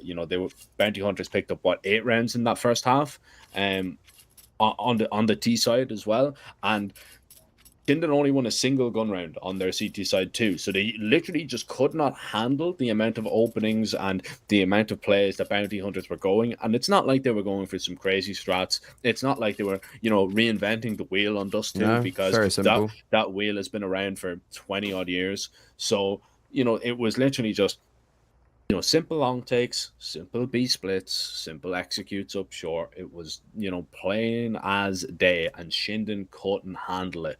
Mirage is a pretty similar story.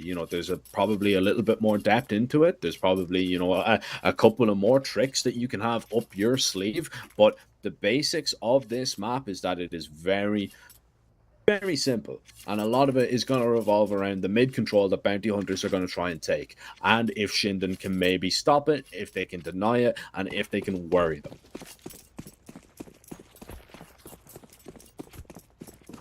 Well, an eco round coming out of that tech pause now means Bounty Hunters should be able to get a little bit of grace and comfort, as they would have doubled their rounds in the second half already. I like what they're doing, even though there's no one on this A bomb site. It's just the sentiment of full execute, Molos, flashes, Turtle running out first with the Mac-10. Like, sure, there's no one there, so it seems a bit silly for me to be praising around where they haven't got a single kill yet. But it's just the sentiment, right? Turtle finally gets all of that information, and you can see the reason why he was the one that's sprinting in CT is because he's the one with the Mac-10. Everyone else is on a rifle. You don't want to be losing those players necessarily, but Turtle's life is a little bit more expendable, and you're using him to get information. Now, you've got to make sure that you actually don't lose anyone else. Yeah. And yeah, like, obviously, it does look a little bit silly when you are kind of like praising that. It seems like maybe a little bit of a waste of util, but no, I 100% agree, because think back to round number 2 in this game where Bounty Hunters had a stack on the A bomb site. They had a player top balk, they had a player under balk, they had a player towards CT with a scout, and they had a player close ramp as well. Like, that is sometimes what you are going to walk into. So it's very good to have your protocols in check. It's very good to make sure that you go, all right, on an anti-eco, what can we do? We know that they're maybe going to go for a little bit of a buy. Do we want to run into a stack of pistols? Do we want to run into, you know, deagles out mid with very little util and no flashes? No, let's just do a round so we can all play together. Make sure that we take all that space. But first gun round is going to be really interesting. This is where I really want to see what Shinden are made of, and already I don't like it. That molly was meant to go a little bit deeper to maybe flush Turtle out of position. Instead, he can stay here for free, and he can also keep his smoke, so he can actually deny a lot more information later on in the round. Whereas if that molly landed flush, he would have had to smoke himself, and maybe Shinden could play off some of that information gathered.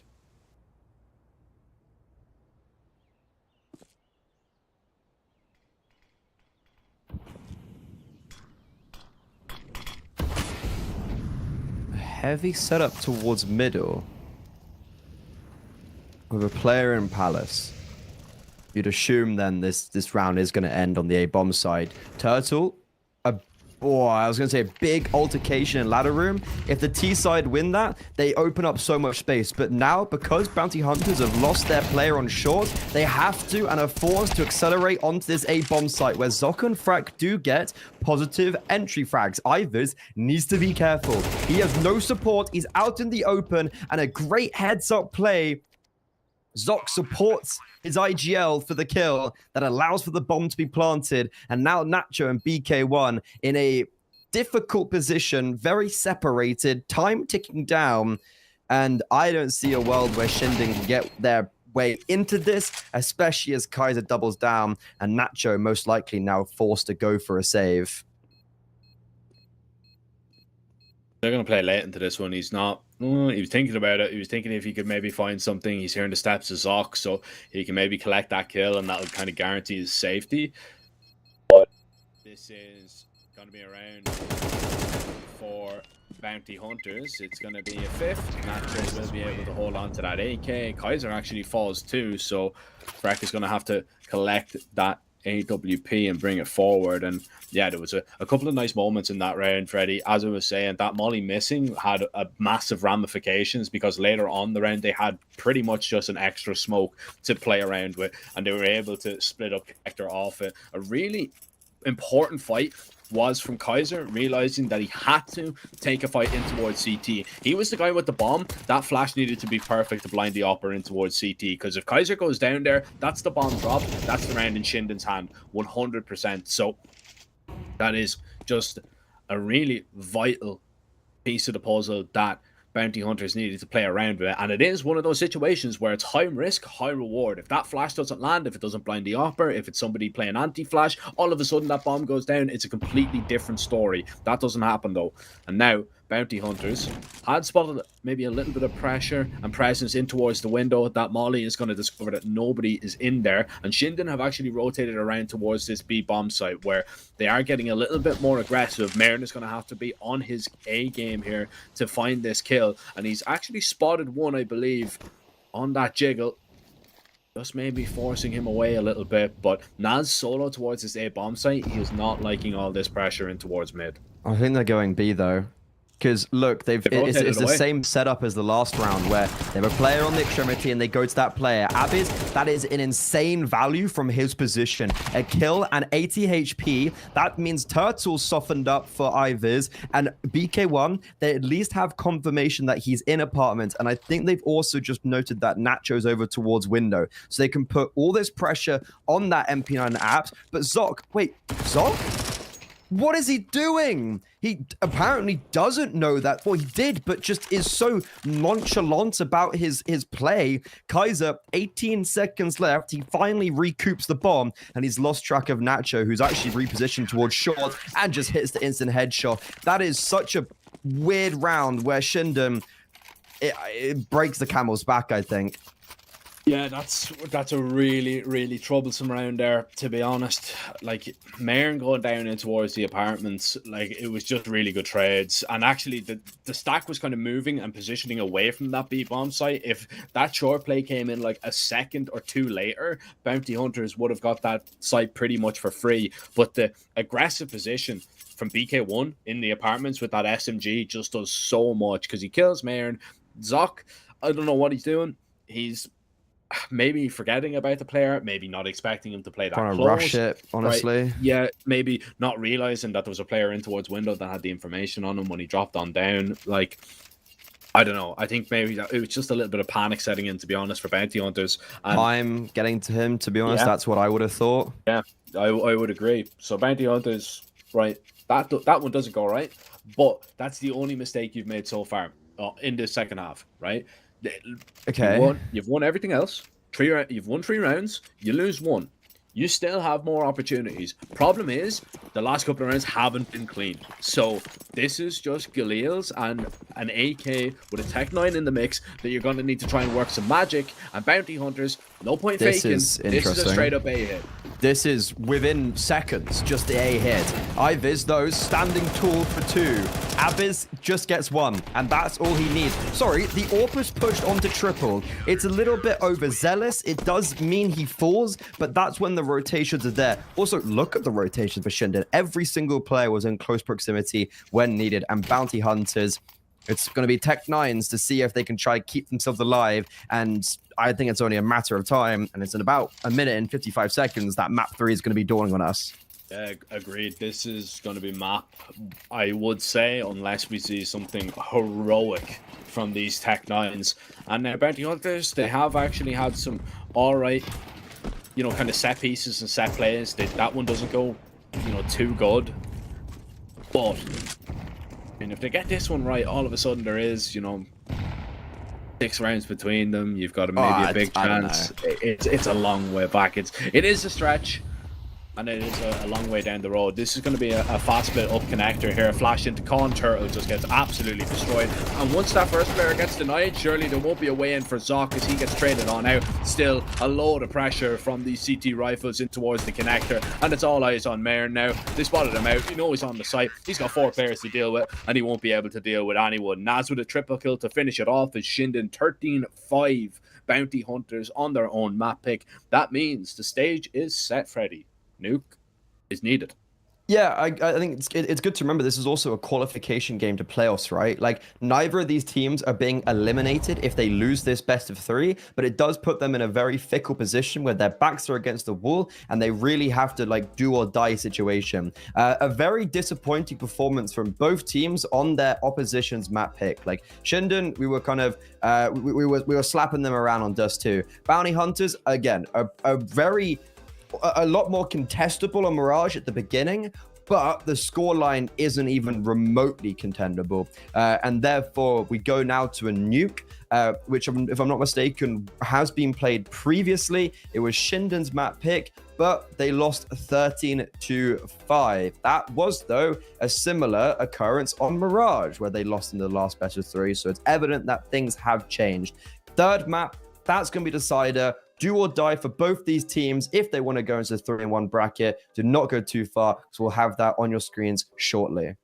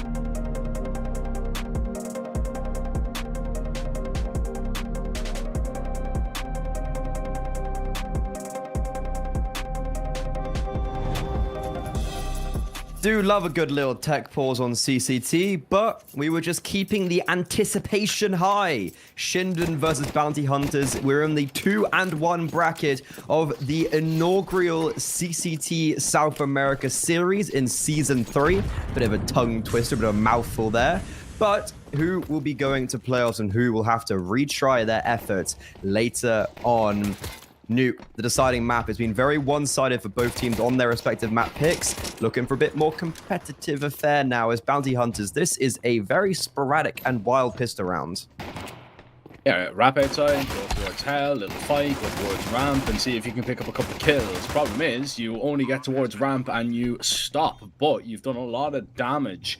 Problem is, 2 versus 3 and 2 players coming in the vent is going to be a difficult task for Freck to stop as Naz goes flying with that USP. Turtle, now the last player remaining, eventually he is going to be snuffed out and shut down. It is Shinden taking the first pistol of the map for the 3rd time in a row. Yeah, actually, they've done it every single time. The first time didn't really prove to be fruitful.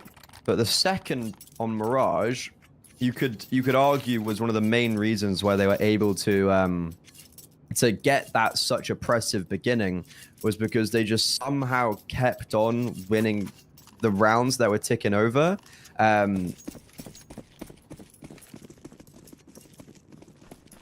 Bounty Hunters though, they do lose the round, but they still purchase up a Galil, a Mac-10, 3 Tech 9s, and they're all currently congregated around lobby. I think it's gonna be a fake ramp in, sorry, fake A into ramp. Yeah, but this is the perfect position right here from Abiz. It was until he got killed from Zoc coming through on the second. Took a little bit too long with the first one. Might have been better off actually letting that first player pass instead of taking him down.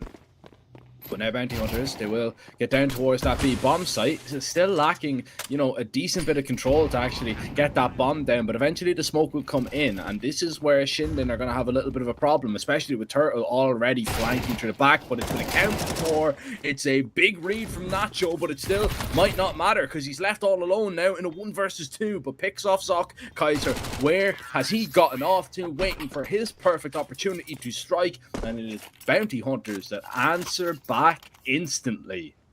There was a little bit of confusion right at the start there. I thought like, oh, Abiz, who was close to that smoke, was just going to shut down any presence. But Bounty Hunters, it's an interesting concoction to pull out so early on. But hey, it works out. And they didn't really have much to work with apart from Tech 9s. So Shinden was his feeling, for now, reminiscent of Dust 2. For now, very early though, Shinden have been able to strike Bounty Hunters in the heart really with a round like this. Abiz is going to push through off a perfect flashbang and he's good for 1. Now Nacho will strike down there and then all of a sudden Shinden are finding the kills in the place. Freddy, this is where everything can fall apart for the teams, but Bounty Hunters have got it into a position that maybe it is now winnable. Galil acquired on Nacho. 3 versus 2, and Bounty Hunters decide to slow the pace down, but Shinden, they are not going to have that luxury. They are going to go searching, and they are going to go searching right into this freeze. Kaiser, this should be a free kill, but the jiggle, oh, it is perfect. You spot 1 player down there. You now know the Bounty Hunters are freezing. You don't push. It's a good mollo to isolate 1 angle. The thing is, they actually need to then go and target the player single. They don't know about him though, so bounty hunters think that they've removed presence from Shinden and removed information, but in actuality, Shinden have all of this info, and they're able to rotate BK1 up vent. He only has a 5-7 sure, but in these close range duels, he could be lethal. Nacho at range as well. I'm wondering, yep, okay, I was trying to figure out the angles, but in the end, he just kills one. Zoc, ring around the rosies. But he just walks into 2, and Shinden, a perfect response. Back and forth. It is competitive.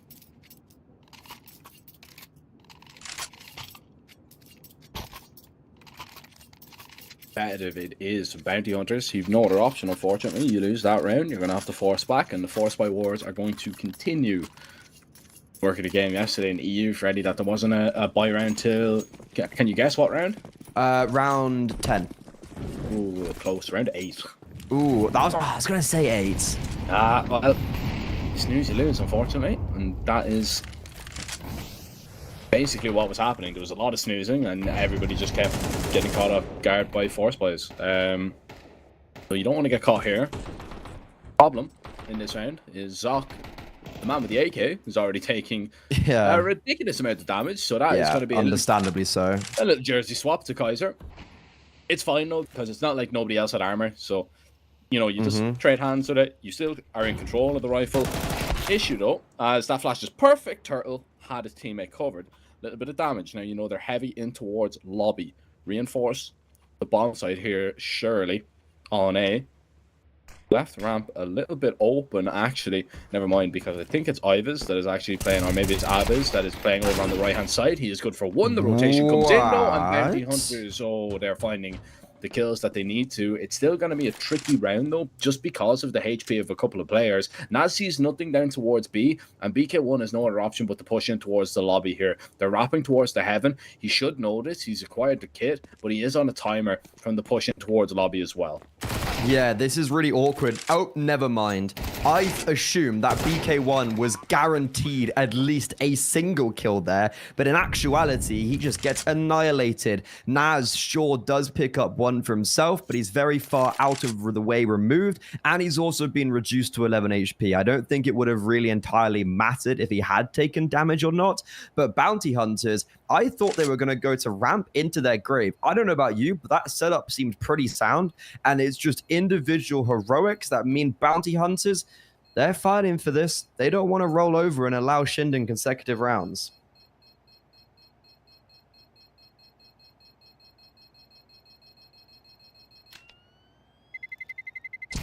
Terrorists win. Yeah, it's back and forth right now in this game. Naz is going to save that AK, so he is at least all right. And I don't know if Shinden want to really invest in a force buy here. You might want to force behind the rifle. Yeah, Naz can drop something over. BK1, he can maybe even drop over another FAMAS. And he's actually dropped over a scout to Ives. So this is still an okay buy for Shinden. Bounty Hunters, what do they really want to do here? Do they want to go fast, or do they want to hold for that aggression? Because they know there's a force buy here. They know that, you know, maybe Shinden are going to try something aggressive. They might feel like they're going to be pressured into it. So Bounty Hunters are just going to sit and hold in towards the lobby, see what they find, and then maybe fall into some outside smokes later on in the round. They still have plenty of util to kind of do so. And this is, you know, a pretty normal round that you will see on new. Up against a force buy. You'll wait for the aggression, and then you see nothing, and then you can really react off it. Yeah, the issue is, so Bounty Hunters aren't actually going to even throw us outside smokes, and it wouldn't have mattered regardless, because Abyss is in secret. He started down on the lower bomb site, so he has all of this information, and I was going to say Turtle gives it away even further, but they know anyways that Bounty Hunters are just sitting in lobby. So this execute comes onto the A bomb site, and if I'm not mistaken, there's, well, 4 players here. Nacho, Naz, they get the first kills, and Bounty Hunters are not even able to get out of the choke point. That was a full gamble stack also on the upper bomb site. They just completely ignored ramp, and that all becomes from Abyss getting every single bit of the information and a big gamble call being announced. Bounty Hunters, how is no one able to get consecutive rounds? Yeah, look, it's very one-dimensional. That's the problem for bounty hunters there. In a round like that, you need to kind of throw in like a little bit of a fake towards outside. Even if you just throw the smokes, and even with the position with the player in secret, like they'll get the information, they'll see nothing, but it will just buy time for you to maybe go and react. Now, Zoc could be a dead man here, which is a problem, and you could actually maybe see him ran down. But actually, Shinden are just happy enough. They know that he saved an M4. That's going to be the real only rifle, bar Mayern, in this round. And it's just a really good response. And Naz saving that AK is going to work wonders from the round previous. And it's just a continuation. We will go back and forth. We'll see if Bounty Hunters can strike back once again. And if Shinden are going to be caught sleeping one more time. Because, I mean, the force by rounds have prevailed nearly every single time, and an opening is going to be huge. An opening is huge if Shinden can get it. Bounty Hunters, oh, they're going to go outside with BK1 back red. This is where things could get a little bit techy, especially if Ivis is able to pull a little bit of the attention. Naz is down the vent. That's an easy kill for him. That's an opening, and he can deploy a HG. BK1 still has seen nothing towards outside. He's communicating that somebody could be passed, but he's dropped the bomb. That's a big moment in this round. Shinden, this should be them surely just closing this one up, stopping the force by wars from continuing, and actually establishing a really solid start to their CT side. They're 4-2 up, and now they can get possibly 5 and maybe even 6. That's also 2 rounds in a row where Shinden have kept 4 players alive. And as you mentioned, consecutive rounds mean that they're actually able to give themselves a birth of grace as bounty hunters now on an eco. But it's also 2 rounds in a row where Naz is a very big, high impact player and has just kind of nailed the majority of the round down completely by himself. Especially 2 rounds ago, as they were trying to come out A, he just really owns them. But bounty hunters, this is now going to be a bit of a difficult occurrence for them. And no, please don't do it on it. Let's not have any chaos, okay? Let's stop anything troublesome here. 3 players dying is a bit much there. The Glocks, yeah, I would 100% agree. I mean, you've been destroyed by Glocks. You're going to call a tactical pause if you're bounty hunters, because you know this is really the chance to kind of save your T-half. You know, you've done a little bit of damage. You're going to make everybody reinvest here. Shinden want to bring out an AWP on Ivis. They can. And actually, it's going to be dropped over to him as a little bit of an exchange, because Ivis might be able to glass cannon in the next round if this one does go awry and go astray. But bounty hunters, tactical pause at the right moment. I would like to see something a little bit more maybe towards outside, you know, maybe a little bit of an A split like we seen with the pistols in that last round. If they maybe call that round once more with the rifles, with how well that actually did work, I think it would be a good time to maybe pull that out. But we'll have to wait and see what has been called from Kaiser. All that I do know is bounty hunters have had, you know, some decent chances and decent opportunities, but unfortunately haven't really been able to do much with it. Instead, it's going to be just this outside play for now. 2 and 3 are probably going to be thrown from close here, as they are going to try and get them secret. It's actually just going to be 2 and 3 thrown from spawn from Mayern. In fact, making sure that nobody can push past. Player already down secret though, and Aves is hearing all these steps, but he can do nothing about it. Gets overwhelmed.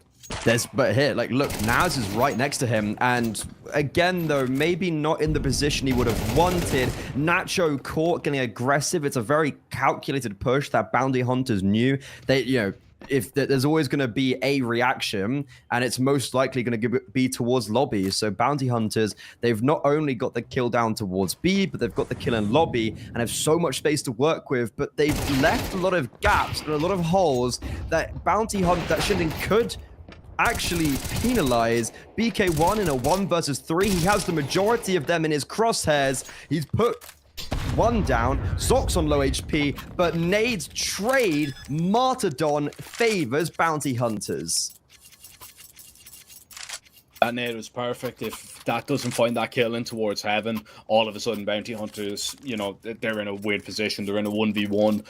I like the way that they've decided to go back up towards A, but what I didn't really like is the fact that a lot of the players did go towards secret and actually, you know, they took their time with it. I think flying up the vent there would have actually been the better option. Oh, agreed. Three players up the vent, get one of the lobby players that actually had a little bit of util. I don't think it was Maren. I think it was the other player that was in towards lobby that might have had a flashbang. Just bang a flash into CT vent there, swing up onto the site together, and you take that control and hope that Shinden had heavily rotated, which they did. Still though, Bounty Hunters, they get the job done there, and this is where Shinden's money, because they had 3 players glocked in a couple of rounds ago. We've got a weird buy is the only way that I can describe it, but weird buys have been working out for both of these teams, especially the CT side. So let's not count them out of this one, but that really is the round that can change the game for Bounty Hunters. I mean, dude, if you think about Dust 2, like, that was all weird buys wins for Shinden. So, we know they can do it. It's, if anything, maybe their specialty. And, like, look, they've just got an opening kill. Nacho's just upgraded onto the AK. Ooh, unable to get out scot-free, though, as Mayan does at least get that trade. But Shinden are applying a lot of pressure right now. And Bounty Hunters, they are chilling, and they are in the right position to accept this aggression. What is their plan, though? I would assume around the minute mark. Where are they going to start to go? Are they going to drop outside smokes, which they might not be able to? Do they have any smokes? So when we fake A, go ramp. This is what they did on the second round, and it actually worked. Yeah, but this time you've got a player behind the red box. Ivis goes down. Now, that's not the ramp player, so you should know that Abiz is either down B or he's waiting to strike 2 players down and nearly actually transfers onto the third. That was very close, and Kaiser needed to find that trade. Naz has rotated down. He's going to hear this player 100% towards outside. BK1 has actually spotted him out as well, but Zoc, oh, he's baited him perfectly into the fight. Naz now has made the step. Zoc knows where he is, spotting him out, and he's just trying to get a little bit closer to his teammate. And actually, it looks like Bounty Hunters want to take this fight together. They don't not want to allow Naz to get away into a position that they do not know about him. Zoc is all that's needed. A lovely double kill on that lurk towards outside. He's 12-6, and Bounty Hunters are really just making a solid T side out of this. And honestly, it is just making the best out of a bad situation, because they've been in their fair share of bad situations so far on this T side.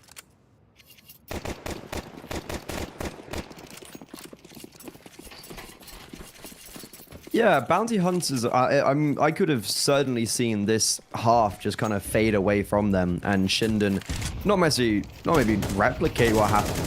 Whoa, okay. Sorry, it's against an eco, but that was a really nice shot from Zoc. I could have seen this half get a little bit precarious. How is Freck not dead there? Okay, that's rough. But by the way, all 5 players stay alive. That's amazing for Bounty Hunters. But yeah, no, this is a neck and neck game now. This is exactly what we wanted coming into this third map. But I think it favors Bounty Hunters when I look at this being 5-5, considering they're on the T side of Nuke, and how the game started with Shinden being the first to break the bank balance of their opposition. And especially when you think about Shinden are only getting 2,900 for this next buy round. So you probably will actually see a save come out here if Bounty Hunters get the better of them. And like, util is so light here. You know, they've got 2 Molotovs. So if Bounty Hunters actually wanted to go fast to A there was probably nothing really that Shinden could do to stop them. But they don't. They slow it down. Outside smokes are going to be thrown. It's actually the diagonals variation. Smoke towards top main with it as well means that even if you're trying to peer over from credit, you're not really going to gather all that information. That missed. So maybe if you were towards credit, you would see that there was somebody on silo. Nobody there though. Everybody is just getting in position to try and walk through these smokes. Sock. It's not going to be a main wrap. It's actually just going to be trying to walk onto Ivis, and Ivis is going to see this coming. Zoc, he could be no, dead he's not. here. Never mind. Oh, Ivis somehow gets into a situation where he's still alive, hits the tag, and luckily he's got a lot of backup there with BK1 and Abiz. But Bounty Hunters still get down towards B, and if they can get control of double here, this is going to be a very dangerous round for Shinden. Still, even though with the numbers advantage, they might not be able to retake this. And I was saying maybe about a save, but in a 3v3, unfortunately, you just can't call it. You still need to go for this. Problem is, if you lose it, it's a 7-5 for Bounty Hunters. Yeah, no kit as well. Nacho coming from ramp. The other two coming from single now. Bounty Hunters, they're in just a perfect post-plant for this. Ivers, though, does get the opening kill. That then paves the way for Nacho. This has all come down to Freck. It's fallen apart. Remember, though, no kit. Time is of the essence. The bomb is just being defused. Ivers is holding. The AWP is holding. He's forced to go to his USP. The Abyss does come off the bomb. He does get the kill, but it's the round over because of that. And ladies and gentlemen, that's why when you're in a retake position, you don't have the AWP hold because he misses one shot and you fumbled it. Yeah, that's just such an awkward spot to be in. No kit really punished him on that retake. And even though it went so well in that 3 versus 3, that's what I was saying.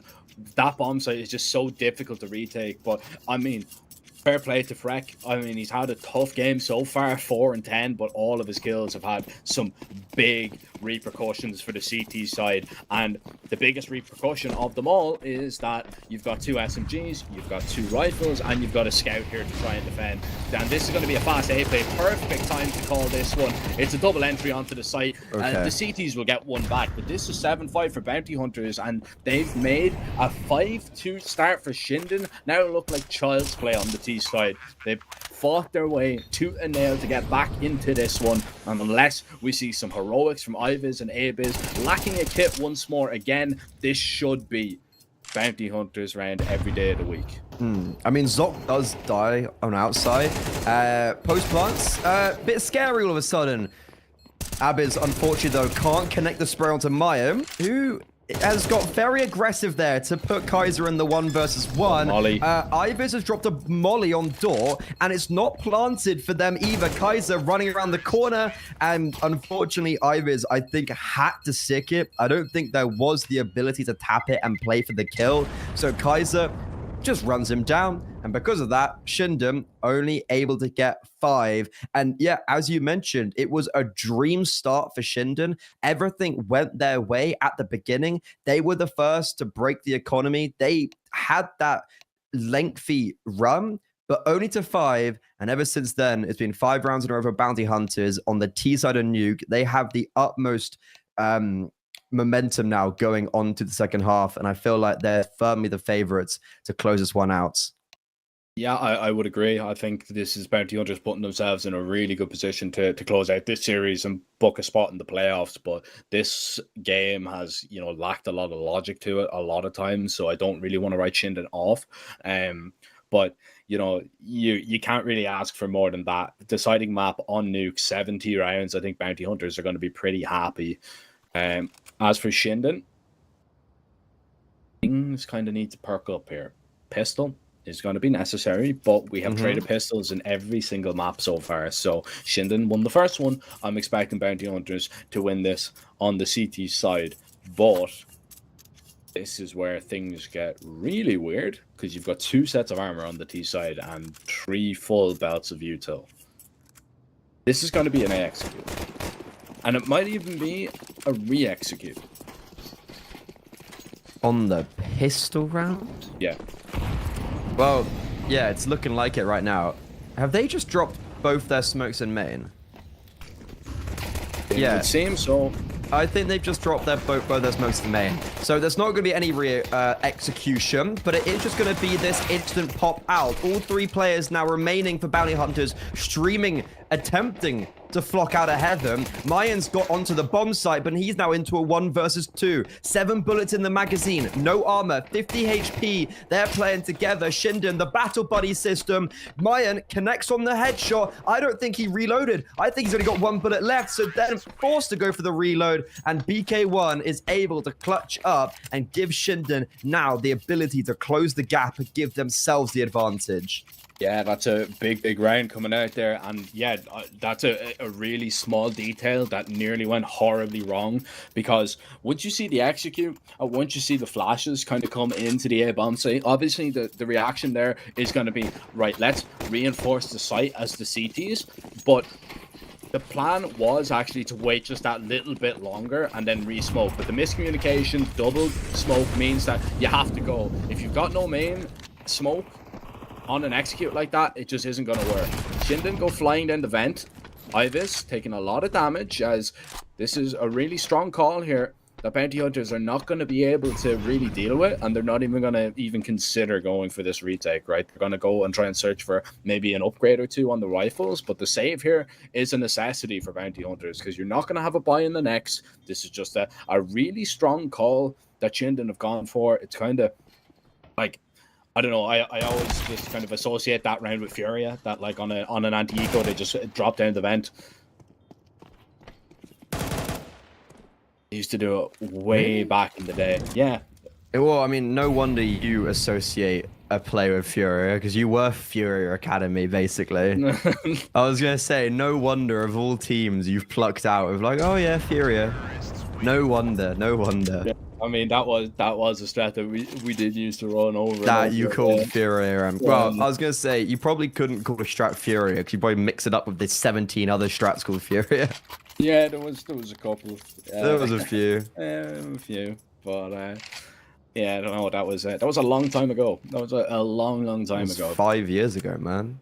Don't remind me. The good old days. That was when I started. If anyone doesn't know what we're talking about UMX/Coalesce, which is now NXT or Alaska, Verdant, Perplexity, whatever you want to call them.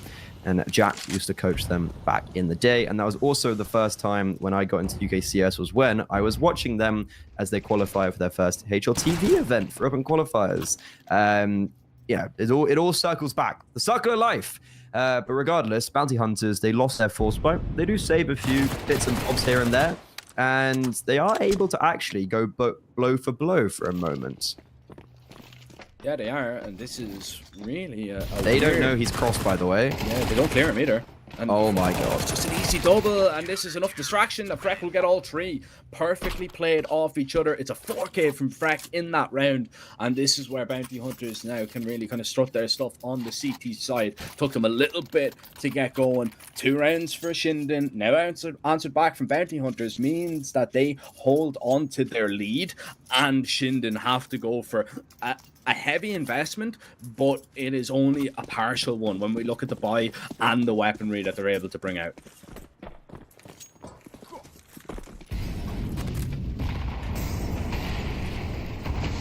I mean, that round is all just because they don't realize Freck has been able to cross that quickly, and he's just had a massive display of individual. And this is fast, though, from Shinden. Great supportive flashbang from Kaiser.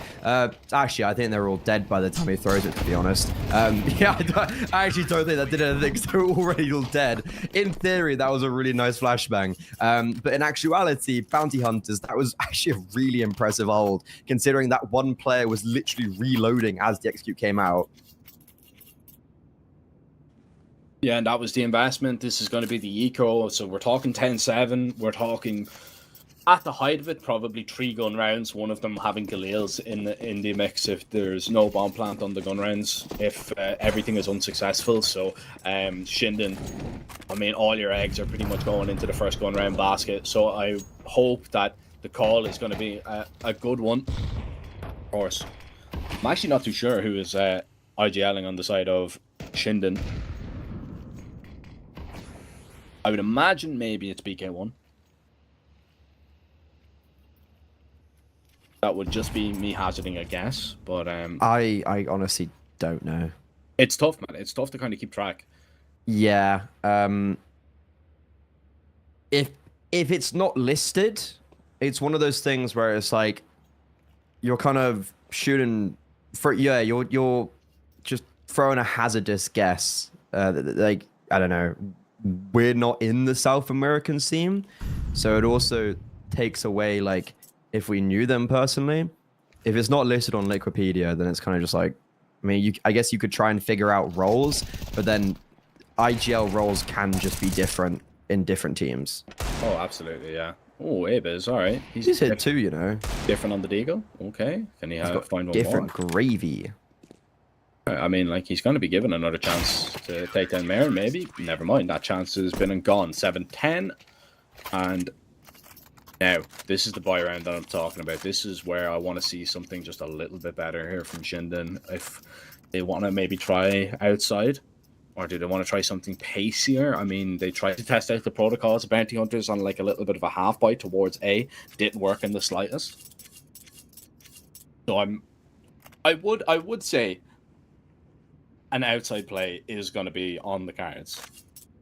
Whether it be a split in towards the A bomb site, would it like 2 players going through main, or would it be secret smokes, diagonals, you name it? But I would be very kind of shocked to see Shinden default in this round. I think when you're 10-7 down, you usually need to, this is when you need to have a gimmick to pull from your sleeve, especially when there's just been that 30 seconds. This has got gimmick written all over it for me. Just making sure that was Shinden's tack pause. Yeah, so Shinden called the timeout there.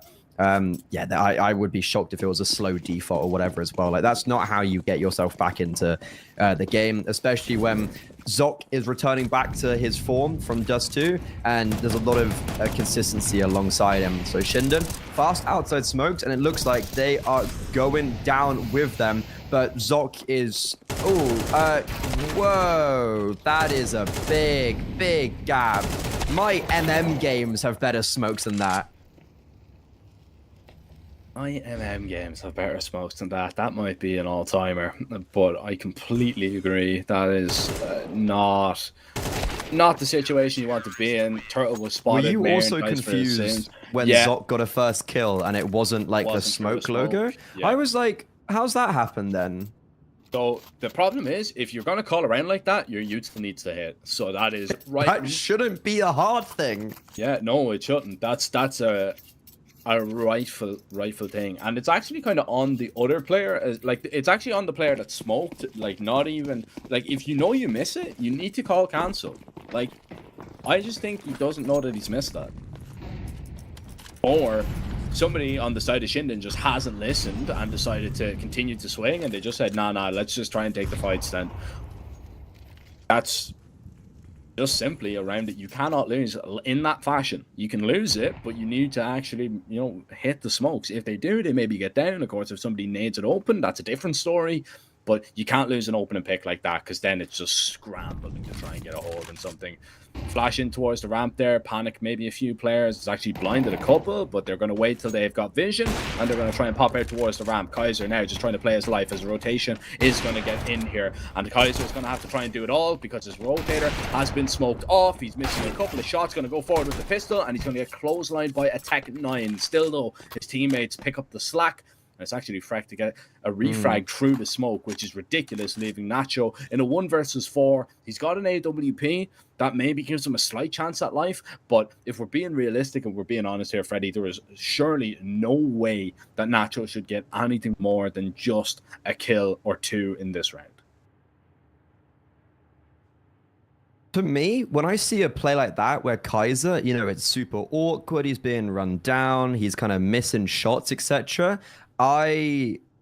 and the fact that then, like, that is the only bad thing about the round, like, that should be something that spirals around, but instead it's just like a blip in nothing. Bounty Hunters is also a really lovely response in how that they know the Orp's on ramp with the and they know that they just box him in, he can't go anywhere. So Bounty Hunters in pole position to park their car now in playoffs. A top 4 team in ESL South America. It's a team that we'd anticipated to well. And even though Shinden made the previous grand finals in CCT, this is not a team that I'm looking at right now that I expect to make a deep playoffs runs. And Bounty Hunters, it's been pretty smooth sailing just apart from Mirage. It really has. They did look a little bit out of their depth, which is kind of surprising on Mirage. They kind of see that.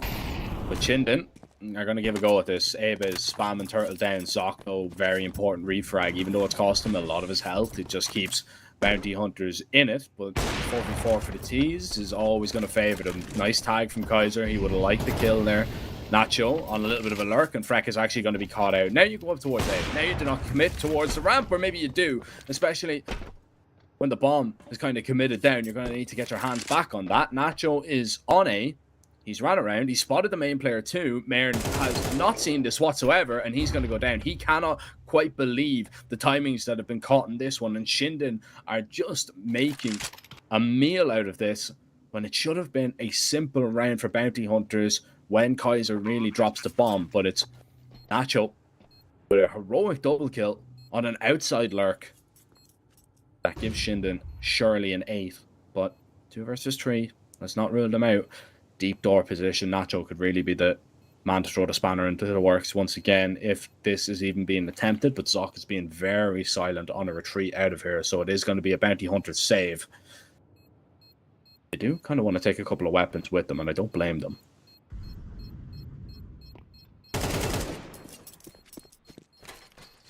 That's Zoc getting a kill. Scanning the economy. Oh, Kaiser. Okay, fair play. That, yeah, look at the econ now. Abiz, he can drop over an AK, but it's going to be, I'd say, 3 Galils, unless they just go for weaponry over utility, which I think is a very silly thing to do. Looks like they're going to get more so AKs, and they're just gonna have like enough utility. But bounty hunters, I feel like, okay, they lose one, they've still got 4 opportunities, and their econ is also in a very decent position. So I'm personally not too worried about them closing this game out, Jack.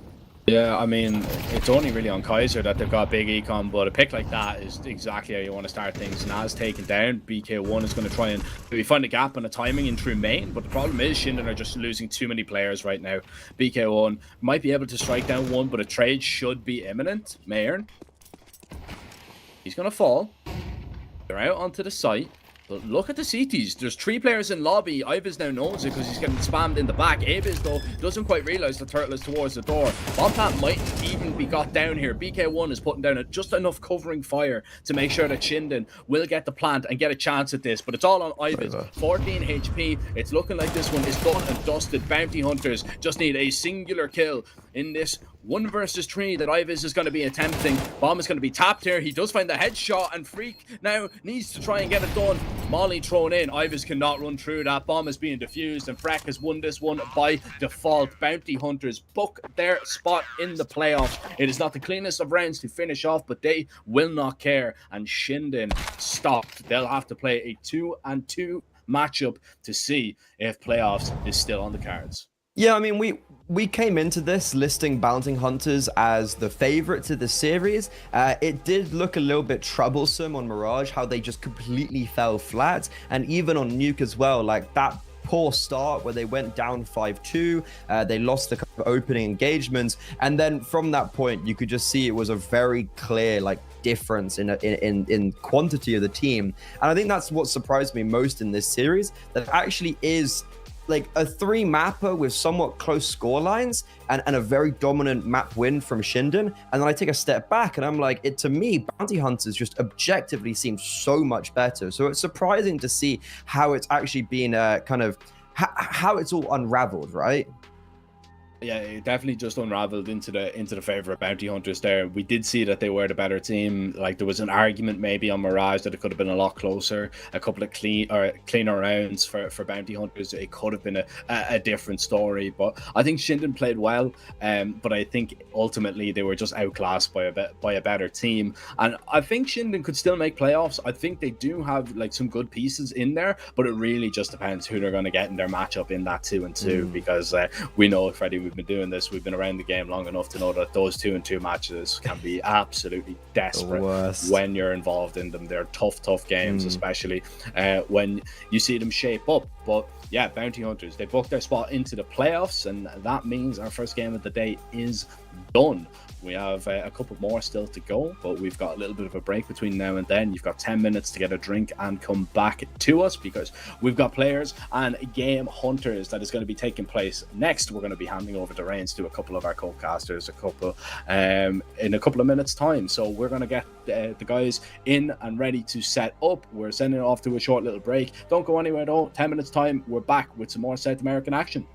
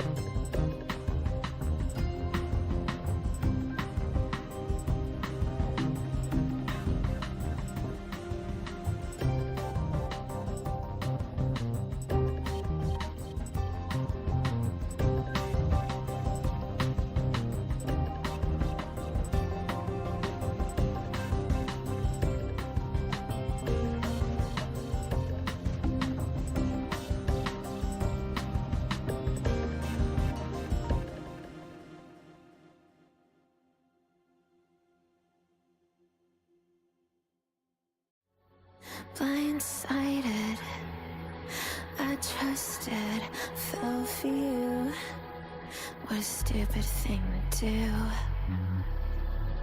Blindsided, high hopes, but they fell away the moment you lied to me.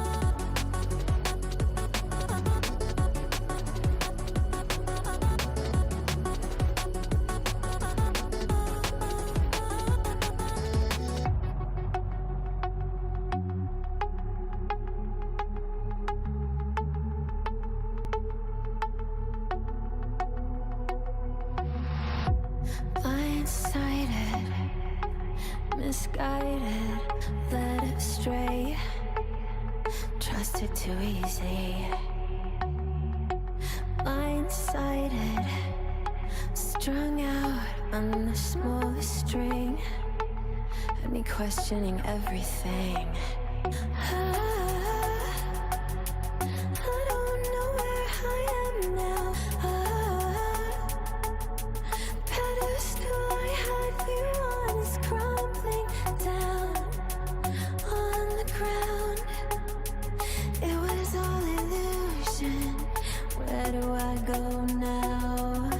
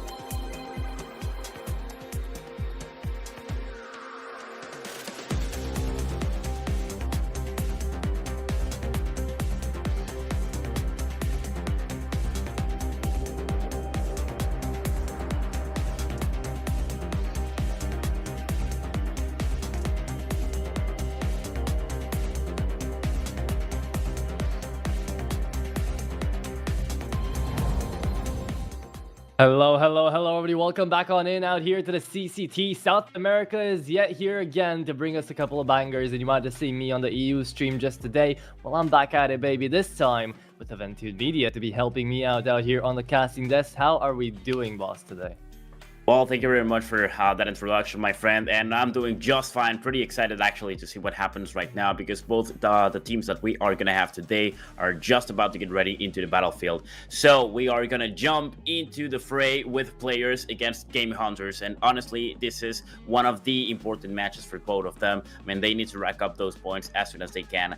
Now, the interesting thing is that Game Hunters have been having kind of a pretty good time, to be fair. So we can look at the roster right now and see that Rigioli, PRT, Lich, Melo, and ABR are going to give everything they've got in the battlefield. And I want to put the spotlight, of course, on Melo because he is a really good player. We've seen him shine before, but the one problem that I see with him is that sometimes he's not quite as consistent as he actually should be. So let's just hope that he can actually keep that up, like start working out and get things done as we should be expecting from him to happen. Yeah, Mayu definitely coming into this game is a thriving force and a big piece of the puzzle here for Game Hunters. I would say, though, last time I got to cast these lads has been like 3 months ago, back when they didn't have Riccioli. They didn't have Lich, I'm pretty sure, right? So it was just the core of PRT, ABR, and Mayu. And he's been the centerpiece throughout the entirety of the lifespan for Game Hunters. So I am looking forward to see his performance, but I'm looking around him as well, right? Who can perform, who's currently going to be helping him out in a lot of these entry fragging situations. Maybe we know he's pretty aggressive at times, so it would be nice to know that the new guys, the new rosters out here of Riccioli, Leech are going to be helping him out in that endeavor and not holding him back when it comes down to passiveness, to aggressiveness, how they want to play. And they're going up against players, which is another roster that has had a couple of changes since the last time I got to seeing them. Just actually a couple of months ago, they had to drop one of their players. I believe that was Slash. And now they're working kind of on a stand-in basis. That's why Honda is here. That's why we don't get to even see Huggy right now. So they technically do have 2 stand-ins in Doc and Honda. And the core, of course, of Myth, Patini, Spinny, and XNS is going to be joining us once again. Now, back before in the previous CCTs, I did have quite a little bit of hope for Myth, Patini, and Spinny to be making quite a really good team to get through a couple of these games. They managed to beat Elevate to get to this position right now, 2-1. Game Hunters as well managed to take down MIBR Academy in quite an easy fashion. We did have other games today here out as well that ended off quite excitedly. I mean, Elevate continues to go through the CCT like it's butter in that 1-2 region, so they're going to be going 2-2. But Shinden and Bounty Hunters was a really nice game to watch. And now I'm sure that both of these teams do not want to face Bounty Hunters if they're going to be dropping to the 2-2 bracket. So this is a ticket straight to playoffs. This is a ticket that is going to be really important to check in. And for both players in Game Hunters right now, the map veto is going to be quite a little bit important. So Aventude Media, I'm going to send it back to you. What are we working with here? Well, what we have right now is the map veto, in which we can already tell that Anubis was banned, as well as Train, 2 very difficult maps, if I do say so myself, especially Train, so we're not going to be seeing any of that. Of course, the first pick that we see right here is going to be none other than Dust 2. The second one is going to be Nuke by the Game Hunters in this case. Now, it's really interesting because Dust 2 is, well, pretty much a staple of Counter-Strike, but also for the players, they have been picking that map a lot. And they haven't really had the best performance on it, to be honest. I have seen them before on here, and Dust 2 for me is kind of a red flag sometimes, because it just means that this kind of teams usually try to rely more on their individual skill rather than actually bringing something new to the table. So that's why they go for a comfort pick, something that they don't really have to rehearse a little too much, because let's face it, everybody has at least 10,000 hours on this map, right? Like, everybody knows how to play it. So instead of actually trying something different, they just want to go into Dust 2 because they really feel comfortable. Now, of course, we can talk about Nuke all day long. It's a really interesting map as well. It's got everything you want. It's got short range shootout, long range. It's got verticality. It's a pretty balanced map overall. Now, of course, the decider is going to be none other than Ancient, a pretty good map, also a staple of Counter-Strike at this point on the competitive pool. So yeah, those are going to be the map vetoes for today. Really rooting to see quite the show on Nuke, definitely. Yeah, 100% looking forward to it. Difference is right now, though, for Dust2 and Mirage, it's kind of the teams trying to gauge each other out. These are good maps, kind of for Game Hunters, really, mainly. Dust2 especially is actually the better side for Game Hunters. Nuke as well, it's their own map pick. So we'll be jumping into this first map here, and I will presume that Game Hunters, if they're able to start things off well, they could end this off on a 2-0, but this is South America. We never know how it goes or where it's going to take us. So we are going to be starting things off out here with Game Hunter CT side, Players T side, and D2 is underway to a tunnels crunch already coming through from Game Hunters. This is what I like to see, right? Putting up that pressure. PRT trades it back on the dualies, and the USP does manage to find an opening down towards tunnels as well. They spotted out the bombs. They're going to go after it, and the players in mid are taking way too long to help Doc out, but he takes down 2 and leaves us in the 1v1. The Glock Water Elemental could connect the last. ABR left in a 2v2 right now, and Riccioli is not helping out his teammate whatsoever. It's just ABR to hold down to the bomb. And it's a Glock long range to try to do a lot of work. Spinny and Mythputini gotta work this one together, but they don't have the bomb. Riccioli buying up a lot of time here, sure. Checking into tunnels, reloading when CS2 doesn't want you to reload. But finally connecting the headshots is going to be landing you a 2v1. That should be decently winnable. Now, I don't know why they're not playing together. They know where the enemy is, and still ABR is not moving, but Riccioli, he takes the fight, he wins it. Well, it actually works out. It's interesting to see Game Hunters going on aggressively at the start of the round, especially on pistol round on the CT side. But it actually works out pretty well for them. They have 3 casualties, but still, the round goes for the Game Hunters, and that is going to allow them to get their weapons, MP9s and FAMAS as well, a little bit of utility. So we can already translate this into another round for them, right? Yeah, I mean, it should be in theory, but again, this round we're just looking for damage. How much can they find? Players, that's what they're looking for, to at least take a couple of these guns out. Don't let the MP9s find those kill bonuses. They see the FAMAS is up in middle. They're going to take a couple of fights. Would be nice to find the bomb plant, however, I do doubt it. And ABR, he does manage to stay alive there. Okay, all right. Well played. Yep, that's 3-4 kills already, and the last one falls in. XNS is the last one going down as Riccioli claims his life with the FAMAS, and that is more than enough to get it for the Game Hunters. That's a 2-0. And it's really interesting to see them playing this aggressively already. So, I mean, we're just pretty much starting the game. We can see that these guys don't really like the CT side already. They just really want to go in for the kills. Now, let's just hope that now the players, I mean, they are going to have their AK-47s. So I'm pretty sure the Game Hunters should know that. So they're just going to play side instead, because things could get ugly really quickly if they want to push it out too hard. Finally, they're going on a concentrated bomb side, though. They're all going together. They're working as a unit. That's what you like to see. And maybe it is going to work out. It's just going to be, it looks like Mayu with that scout to try to hold over long. The scout does connect. Mythputini doesn't know what hit him. So that's going to be the first one already on the board here on the kill feed. For this squad, looking in for more. Connects the shot on the body. Okay, they're trying to keep this up. They're really holding them down with that smoke. Right in front of the mouth smoke lands. The nade is great. Riccioli good for another, and just using that MP9 from the previous round is going to allow them to cash up even more out here in this round. It's a beauty coming through from Game Hunters, and it's already really well played. As yeah, it's a 3-0 start. They take down the they take down the full buy. I have to say, Game Hunters, they were expected to be the winners coming out into this best of 3. They can keep this up. They won't have too many issues.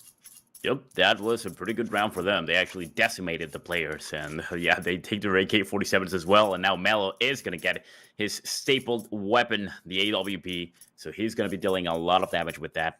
Of course, we jump into a small tactical pause right now because the players are having a rough time, and they're going to be forced to actually just either try to force buy over here or try to save. They definitely do not have the economy to go full.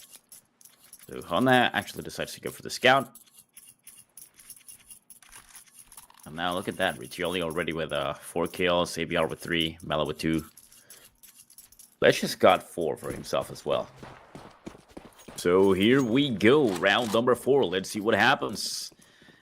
Is the players going to be able to pull out a miracle over here? Or should we expect the expected? Let's see it.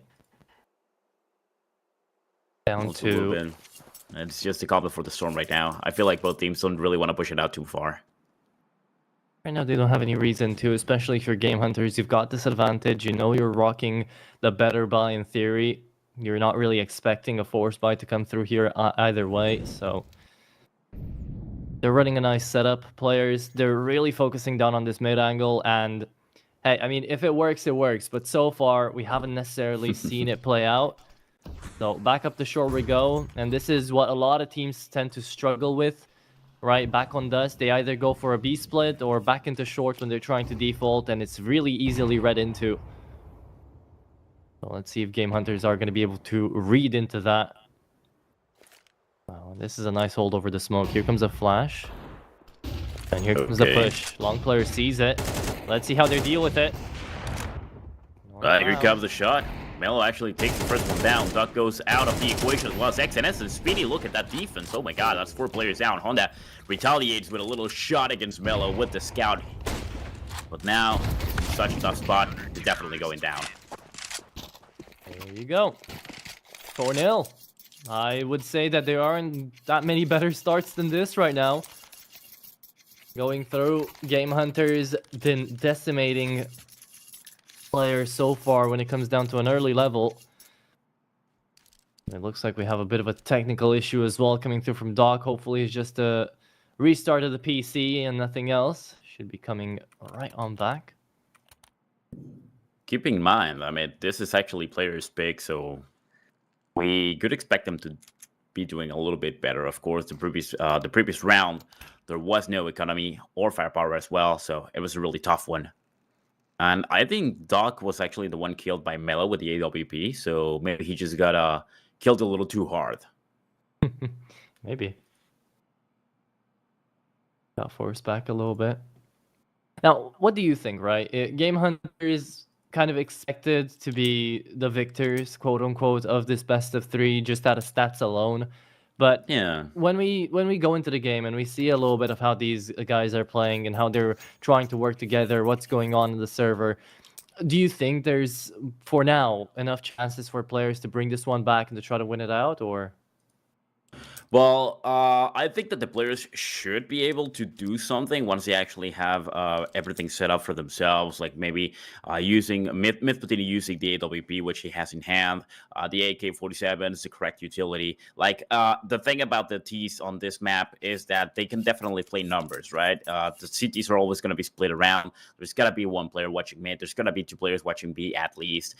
Even if the enemy... I mean, there's always a possibility of the terrorist force actually exploiting the numbers to help them out getting into a side. And once they actually get that situation of the retake, then it's obviously going to be really, really hard for the game hunters to get back on track. So we really do expect players to at least get a couple more, probably get the tie if it's possible.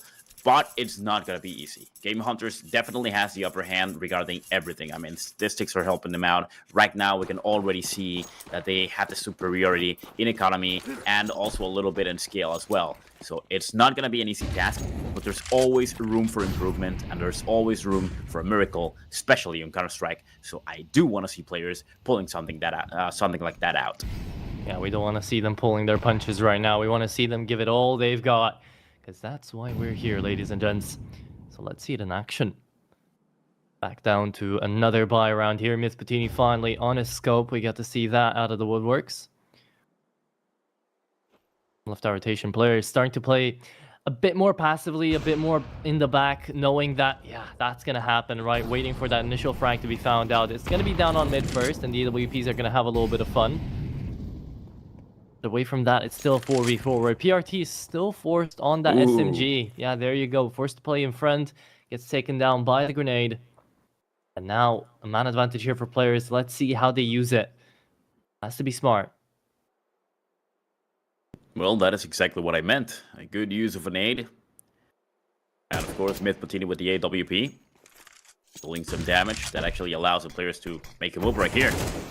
It seems they want to push forward, but look at that. I mean, Duck is actually pushing by himself, gets taken down, and his team takes just a little bit too long to actually push forward. They do take him down, but of course not without casualties. That puts things back on a 2v2 situation. Now the smoke, of course, is going to try to defend. The nade not quite connecting. Mid Putini gets that kill. Now a second hit kills damage. These two guys are really low. It's really possible for Riccioli to actually pull this out, but the bomb has been planted already. Armor cut short. Ooh, Mid Putini with the AWP once again actually gets a 4K. Wow. Yeah, there you go. Saving them just in the nick of time there. And finally, putting the first round on the board. Much needed one, at least, here for players. And definitely for Miss Patini as well. I think that was a quad kill, actually coming through from the AWP. So lots of impact already coming out of the scope. And you need that sort of impact to be able to win games like this, where you know everything's against you, where you know you're trying to fight up a hill. Not a mountain right now, but it can definitely turn into one if you're not careful. So let's just see players trying to put up a landslide to take Game Hunters down. Here comes the first peek. Ow, and the flash doesn't even matter. Oh. Mayu has got that kill through it. Be holding down the line with that man advantage. Now Game Hunters, you should be seeing them on the minimap play much more passively, much more slowly. They know they can work together because they've got that advantage. Yeah, that's true. Once they actually started feeling that players can actually get back in the game, they decided to stop playing aggressively, just want to play the sides, and make sure that they can get those peaks before the hell lets loose. Now we can see the T-Force preparing something on Catwalk. So they get all the utility out, and eventually, probably 45 seconds in, gonna throw everything they've got. Here they go, try to smoke out and begin to push. But watch out though, because there's one player in car, and that's Mello. We all know how dangerous this man is. There it is, Oh, yeah. First one going in. Queenie Mayu is is out of the equation. loving life right now, looking for his second victim, not going to be found just yet. Decent grenades being sent to the bomb site. And back to short we go, it's a 3-on-5, all of them coming in through CT or long, and they're already dishing out damage. Honda doesn't know where to look at first. Oh. It's a little bit short-sighted, and it's going to fall. Myth Bottini forced back out here by the flashes too, and it really does feel like Game Hunters are playing with their food right now. They're making it look easy. They're taking them down at every corner. That's exactly what you want to see out of the favorites. So well done so far. Let's just see what else they've got. Out here in the game. That was a really nice round for the Game Hunters, honestly, because they actually get the first kill, then allow for the plan to go through, and then just pretty much played the retake perfectly. Yep. On PRT, deals a little bit of damage with the scout through the doors. I'm sorry, he takes some damage. Mid Patini dealing the damage against him. Nice idea there for Spinny, right? He fights against the timing of the smoke, tries to line it up for a headshot and just spam it through the moment it's gonna peak, the moment it's gonna pop. Doesn't land it this time, but can always try it again. Long control taken. Game Hunters, we haven't seen them once besides the pistol round be aggressive in towards tunnels, so you know they're just gonna be holding that line. Only entry right now for players besides a fast longhouse control is going to be middle, as we get to see them here right now. And the one holding mid is going to be Riccioli, who does have a 7-2 scoreline right now. Bumps it up to 8 and wants even more. Calls out for support from the B players. Utility's forcing these guys back, so players have to rethink their entire strategy right now. And back up to short we go. It's again the dust 2 fallacy. When in doubt, short it out. I've never heard that one before. I just made it up, so I'm pretty sure you haven't. Oh, Honda. On fourth in for Mello, not quite able to land that shot and gets taken down instead. Now Lich, trying to be his second line of defense, also fails.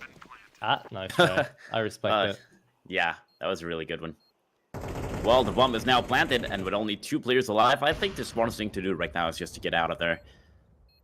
AVR takes 1 kill, actually, while he was retreating. And that was none other than Myth Patini, so... Well, the players are going to have to retrieve that AWP, of course. Yeah. There we go. Spinny yet to find the frag. XNS on 1, Doc on 2. I mean, sure, Honda is able to save you out this round. Myth Patino was able to save you out on your first round on the board, but you can't really rely on individual performances to get you through these players. I mean, I know it's in the name, right? It's about the players, but still, there needs to be some sort of team play, some sort of unity to be getting them these rounds. And for now, none of that has been found. Some Game Hunters still on the advantage. The buy is going to come through on a force, and it's a double op setup in round number 8 coming through for the CT side. You know, now that you mention it, I think that's one of the problems I've seen so far. Like, teams usually just try to play around one single player. Like, they're too dependent on one player to actually be able to pull off the plays. Oh, well, look at that. Honda popping off. It's actually top fragging at this point with 8 kills already. Yeah, if you play like Honda just did there every single round, and it's kind of okay sometimes to just play around the single player. It's a Donk situation. It's a Zaiwu situation, right, before they got robbed. But, like, you can do that and still get away with it. But right now, at this tier of play, at the very least, you can't really get away with it. And especially if you want to train some individuals and get them ready for tier 1.5, exactly. you've gotta, you know, figure it out as a team, not only as an individual. You can't really just play CS2 in a 1v9. But here comes a fight. And a collateral down on the tunnels as well, forcing them back out. Players are just running all the way across the map. And they're back out to A because the flanker have just told them, yeah, it's free. Oh, be careful though. Because everybody is actually relocating right here. JBR wants to get those shots, but ow, look at that. It's Myth Patini taking down Mellow. He is out of the equation. Such an important gear, actually. Yeah, right now the bomb is going to get planted, so the Game Hunters have no option but to actually retreat once again. Look at that. It's BRT and ABR. All alone against 4 players. And they're just going to try to save the AWP once again. Yeah. Seems to be the case. Feels like I'm watching Inferno rather than D2, but the saves are necessary here for Game Hunters, especially looking at their economy, right? The more guns they take out here from players, the better the rounds are just going to get. So not bad at all. But it's still 5-3. Players finally starting to find a little bit of a rhythm, and again comes in from the hands of Honda. He by himself finds that opening in towards long, takes 2 down at the pop of a flash. And the round's over. So, 2-3. Attack pause coming through from Game Hunters. I definitely like this, right? It tells me that they're in the game. They're realizing that the enemy's starting to gain a little bit of a lead over them, a little bit of momentum, and that's not really to be allowed. So they're just backing them down, taking a pause, and then trying to go again. Not bad at all. Well, we're reaching the 5-3 on the score. So we can see it was definitely possible for the players to actually get back in the game. The advantage has been cut down a little bit further and further. It's only 2 rounds left to get the tie. But here we go. Got 2 players with weapons, the rest of them got nothing but the USPS. Game Hunter's in a tough spot. Watch out because Myth Patini is taking point with the AWP, and he could find the victim just around the corner. Patiently waiting for somebody to align so he can land that shot. But of course the smoke is gonna deny that opportunity. So it's time for relocation, it seems. It's down to ABR as well. 5-7 down in Cubby can always net yourself a couple of kills. You know how broken these secondaries can get.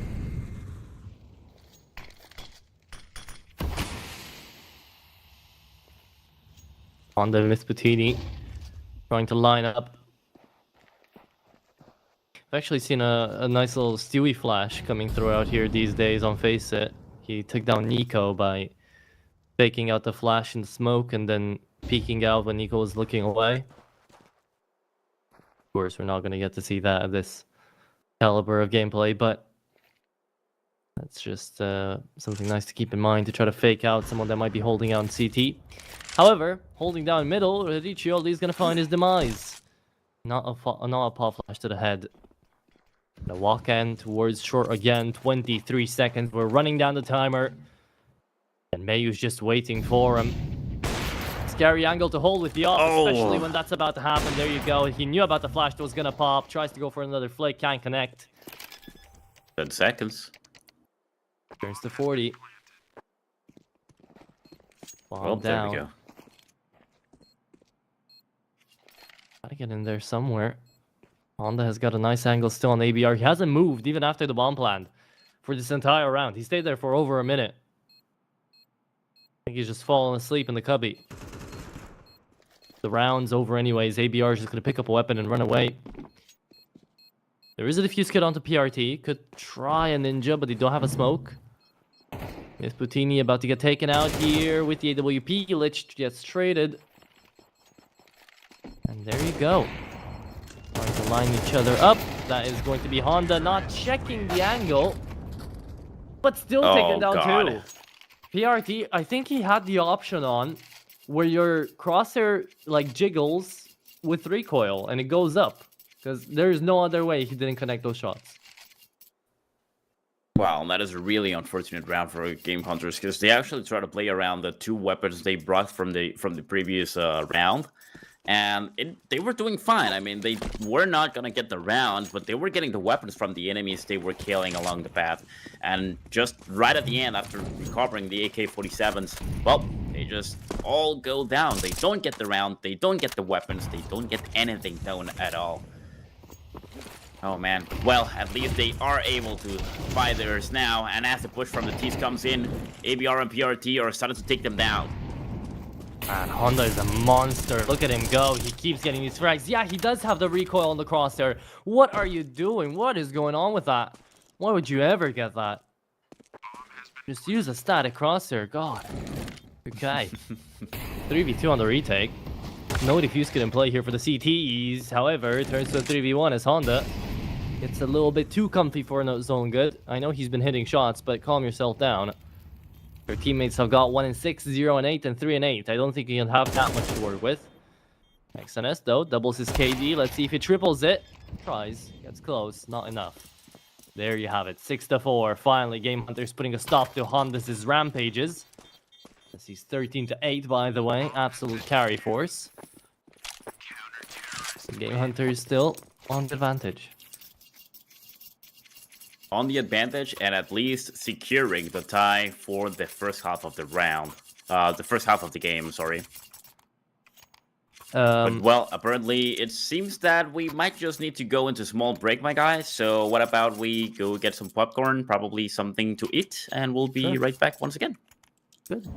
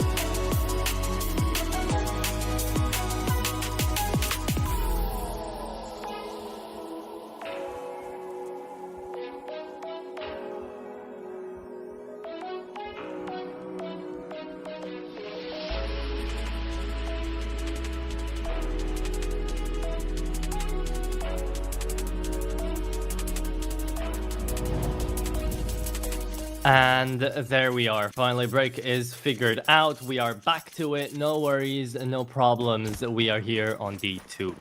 So, it is actually Game Hunters to be on that 6-4 and to be on the CT side. As players are still playing T side. Don't worry about the HUD. It's going to get fixed right away. Ooh, but Honda's head is not going to get fixed, sadly, for him there. Taken out by ABR. Doc is going to fall to low HP as well, trying to head up towards V. So, Game Hunter players are going to be taking a bit of a slower turnaround of the game here to try to figure it out. And we had the HUD swapped around. Thank you, production. Well done. Okay. Here we are. Well, now that things are down to a 4v4, we need to wait for a little bit of something to happen. Oof, and there it is, Mello, claiming mid put in his life. That is one head that they can add to the Hunted collection. But of course, we are down to a 4v3 now. Players are right now between a rock and a hard place because look at Doc. It doesn't really have anything to work with and such a low amount of HP. The two last AK-47s are in a tough spot as well. Here they go, dropping all utility available. And as the smoke dissipates, they don't really do anything with that. They want to push forward, but of course they get taken down. Wow, look at that. Coordinated attack. Really well done by the Game Hunters.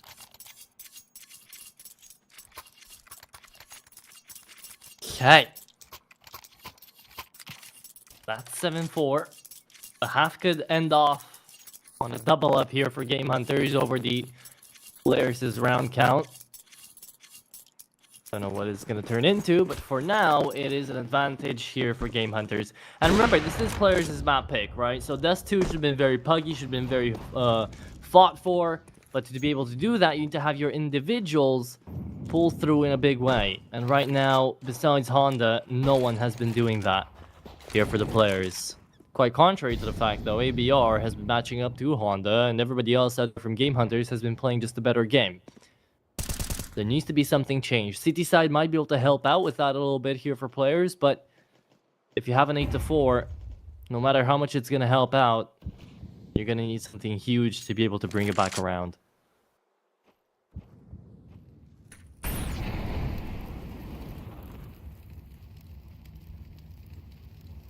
Careful though.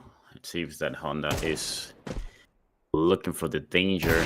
Drops a weird random shot that allows Melo to know exactly where the enemy was located, and he just goes down for free. Well, that is certainly unfortunate. Instead of course, the enemy actually starts pushing forward, but Lich is going to be the first line of defense right there on doors. So he takes down 2, finally goes down with the Tech 9. But Melo is getting more than ready, takes another shot, takes another kill, and Riccioli seals it off with the last one going down. Game Hunters won the round, and, my friend, well, we actually jump into the next half of the game with a huge advantage for the Game Hunters already.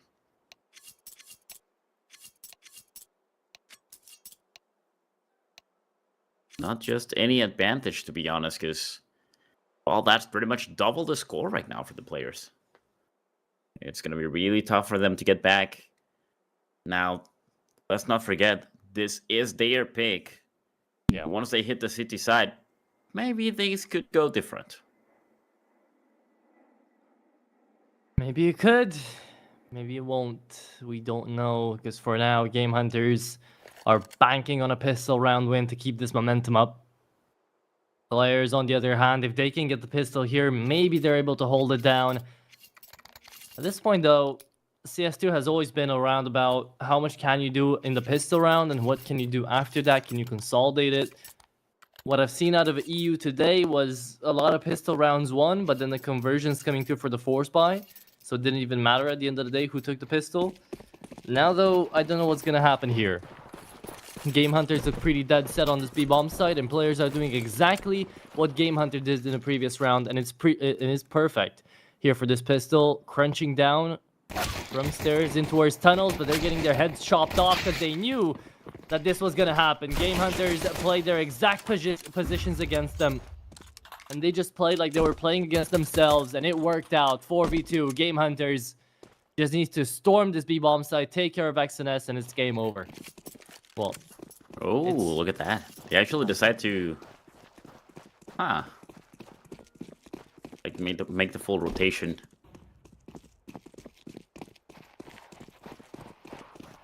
Well, there's still plenty of time, so they can do whatever they want right now. And they still have the upper hand. Of course, they actually left one player on B side who's going to be scouting the area first. Try to at least get a pick, do some noise, drive the enemy's attention. 50 seconds on the clock. And the plan is working out. They actually see B sides completely free. So now they all rotate for that position. They're going to get that bomb planted.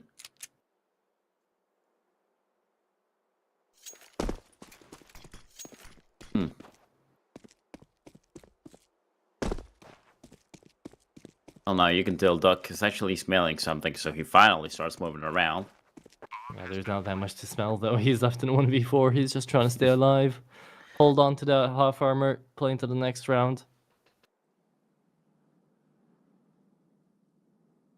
Probably just wants to make sure he can bring that Kevlar on the next one.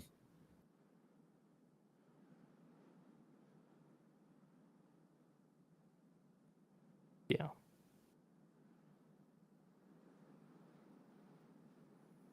Well, they really are chasing him down, and they want to get that kill. Just like BRT. Literally hunting. Oh. Terrorists win. There we go. They lose one man, but they get the last one as well. Game Hunters, decisive victory right here. And get that round advantage up to 5 rounds for them. Up to 4 and 9. And round number 15, well, now we're going to jump into the situation for the Game Hunters to actually buy their weapons. They have 3 AKs, okay. Galil and a scout against 2 scouts and pistols. We all pretty much know what that means. This could be a free one for Game Hunters and the double digits as well. Could be, should be, in theory, right? It's that force buy with the double scout that is going to try to keep them at bay here from long. Game Hunters just need to figure it out, and the moment they see that there are 2 scouts, they'll just be playing up a fast B or something a bit more close quarters to not let those scouts have that much range. Should be pretty easy away from that. Surprisingly straightforward for now. Oh, there's the first shot. They spot out 1 scout and they go back. That's exactly the idea they should have, and definitely not let's go back in towards the scout that's taken down one of us already. It looks like Lich thinks a little bit differently than me, though. In 45 seconds, Game Hunters have got to get something going. A messed up smoke down towards A as well. Should have been a cross smoke. Instead, lands on elevator.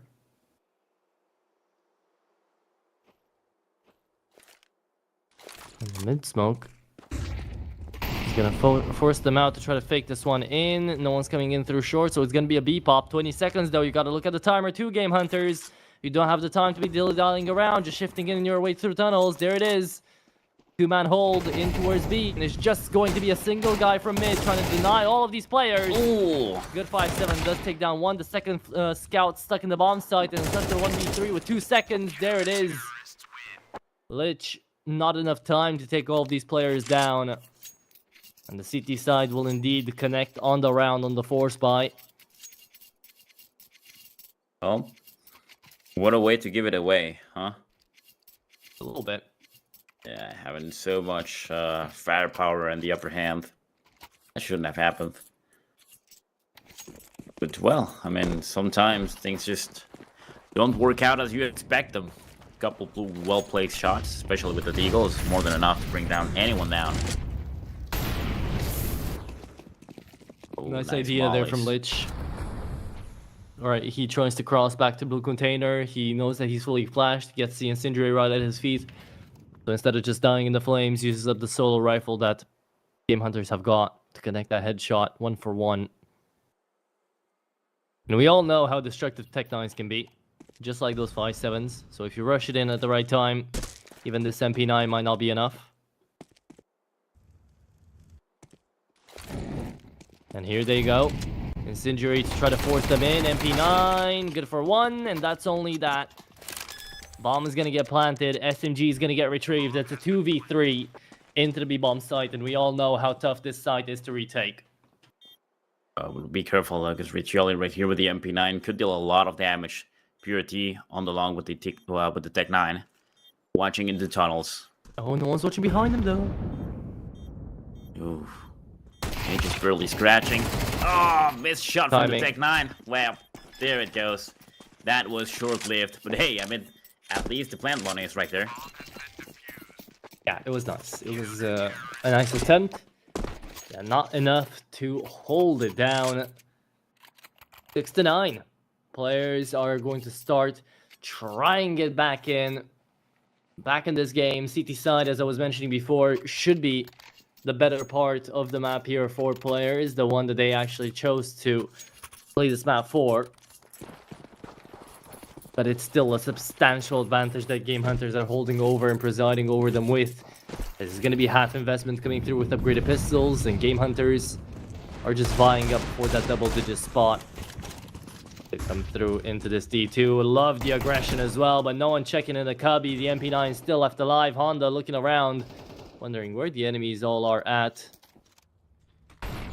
Himself in there. Now they're just going to be running up short.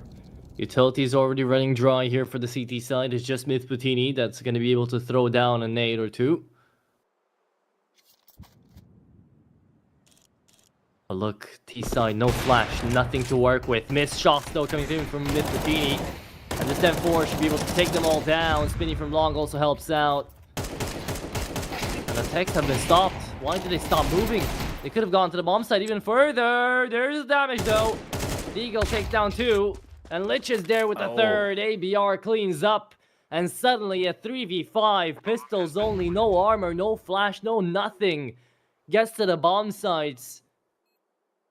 Plants them down and leaves XNS in a 1v3. Oh, and PRT. Ooh. What a round out of him on the Deagle. They don't call it a headshot cannon for no reason. Beauty. Out here for Game Hunters. In double digits as well. Well. Oh, man. That is proof right there that anything can happen. And just like that, Game Hunters gets right back from pretty okay-ish round they had previously. To doing pretty much the unthinkable. Now they reach the double digits, and they push forward with all those flashes at long.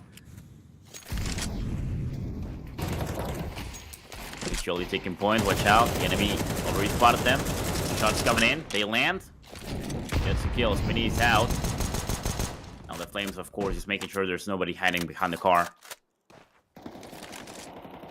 But now also Duck is down to only 15 HP. Honda with the AWP could do something really strong right here, but Surely claims his head with the AK-47 and taps Duck as well. This is looking really good for the Game Hunters. I think this could just be the round.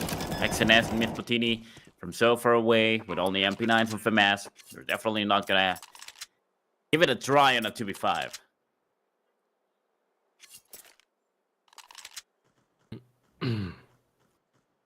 Guess we just need to wait it out then.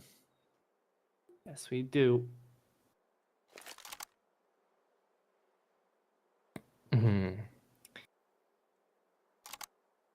11-6 turns 12, turns 13. That's in theory what Game Hunters are trying to pull here, and especially with a round like this, just saving away from us and an MP9 is basically next to nothing here for players.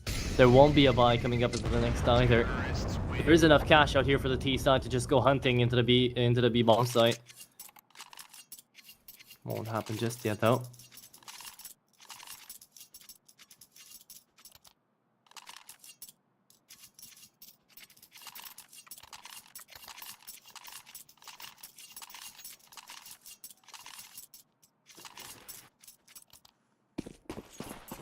Off we go. To the next round.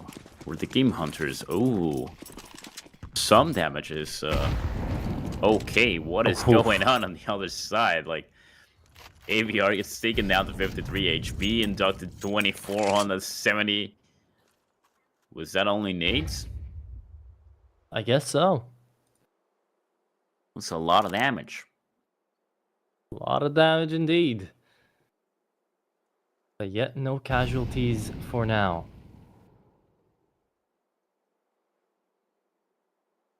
Well, Game Hunters right now, they clearly have the upper hand in every single way.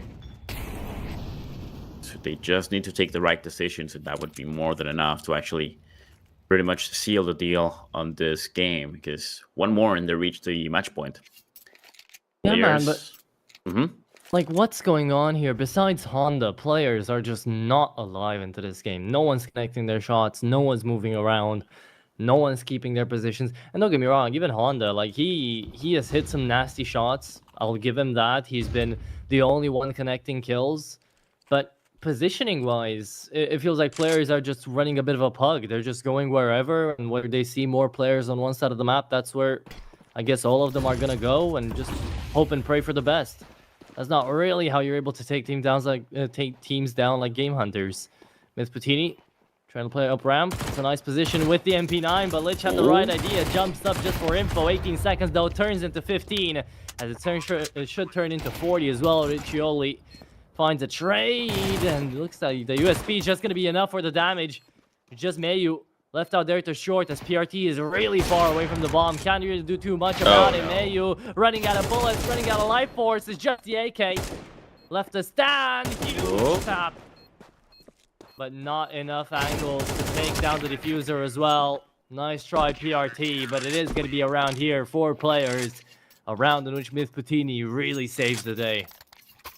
Well, I can say that that was definitely Melo's fault. He could have been just the key to actually getting this round. Missing that shot with the AWP is really costly for him and his team, as he could have actually saved that. He was in the short position as well. But, well, those are the mistakes that actually end up allowing the enemy to breathe a little bit. And now they are going to be able to buy their weapons. They got the M4s, AK-47, Myth Patini with the AWP. So things could get ugly rather quickly. They could. Yes, they could. Right now, though, it's not like it got really any better here for players. Still 11-7. Still a situation that requires players to pull through at the very least 4 rounds in a row to equal out Game Hunters, not even gain an edge over them. We get to see Honda again. Getting a lot of information from the sound noises, from the noises that are being made, from the sound cues. Down to 68. Just try to stay alive. The smoke's not really going to help you, but in this case, they're still spamming that door. Now he's finally getting out. Yeah, see, Game Hunters are falling into the Dust 2 fallacy again. It's just how you play that T side, not really too much to be changed. But we're going to be... we've seen a couple of nice fake outs, right? A nice couple of rotates coming through from both players and Game Hunters. And now they're setting themselves up for B, and I like the actual just straight up peek. No flashes, no nothing. Doesn't really let the enemy know what's going on, but it does allow for a lineup. PRT down to 24, and I thought extra damage was dealt. Exodus staying in the flames, does take the one down before he falls. Honda sadly over peaks though. And Riccioli takes him down from middle while he wasn't being looked over. So a 3v4 incoming. This retake. Kind of unwinnable, but players, I don't think they've got too many chances. They might just have to go for this, and instead, they're pulling the plug early. They're holding on for economy. They're playing for overtime here.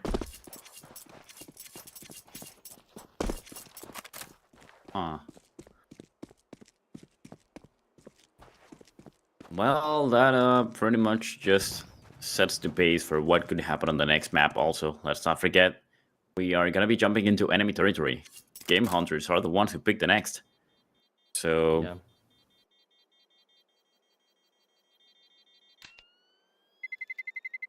Well, Duck could do something over here. Finds one, but not the headshot, so he's not able to get the opportunity he could have had right there. Match point for the Game Hunters, doing a wonderful job right now against the players. And with both teams pretty much armed to the teeth, let's see how it all develops. Is Game Hunters just gonna straight up take it in their hands and put this game in their pocket? Oh, shots landing. Mid Platini down to 14 HP. That's already giving a lot of advantage. Yeah. That's how it's looking for now. Yeah, no casualties have been found just yet. Back down to long we go. It's going to be up to Spinny to try to do something about this. He's had a really horrible game so far. Both him and XNS have really struggled. Replaying the Renegade Smoke. And at this point, Game Hunters, they're allowed to just wait this out.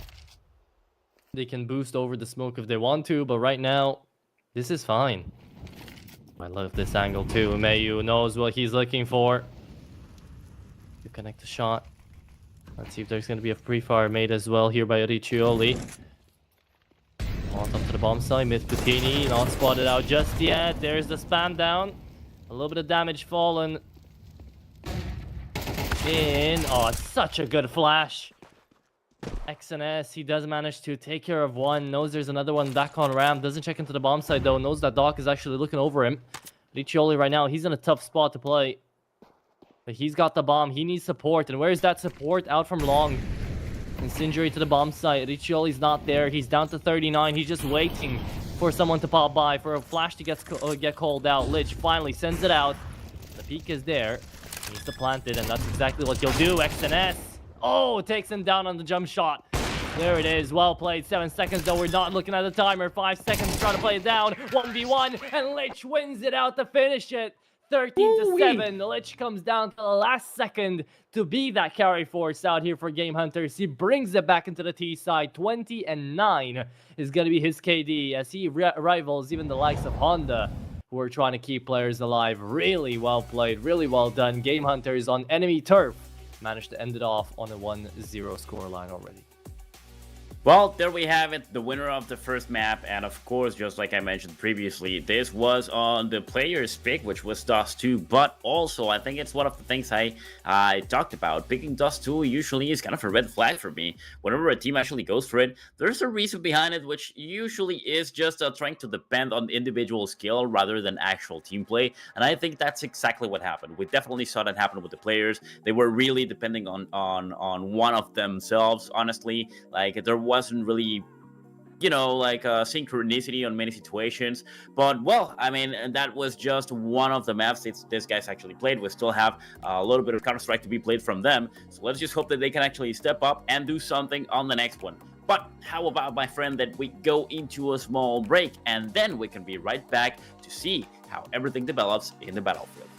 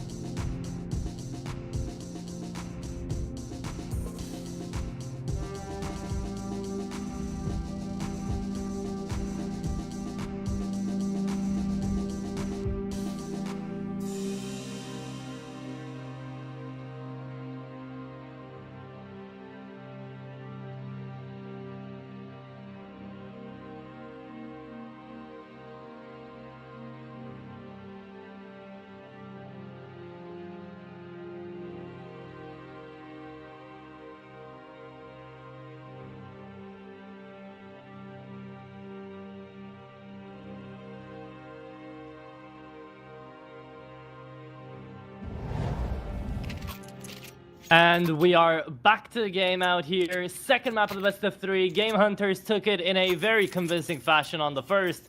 And now we'll be looking to do the same out here on their own map pick of Nuke as well. Eventoon, I mean, so far we've seen a very convincing 13-7 out of Dust. What do we feel about Nuke? What do we think we're going to get to see the same sort of carry potential that we got to see out here from the Game Hunter squad? Or will finally someone from players actually show up besides Honda? Well, if we just base ourselves on what we saw on the previous game, I have to say that the Game Hunters have a really nice chance of actually coming out on top. And of course, let's not forget, add into that equation that this is the Game Hunters pick, and it's also Nuke. It's a very difficult map. It's a very different map than what people is actually used to if they haven't really, practiced this map altogether as much as possible. Team play is going to be a very important piece if they really want to get the win. Out for the nade though. Bomb just got planted right now, and as we can see, Game Hunters is already on the upper hand with a retake situation for the CTs, so I definitely see the Game Hunters actually winning this one a little bit faster, if not easier, than the previous game.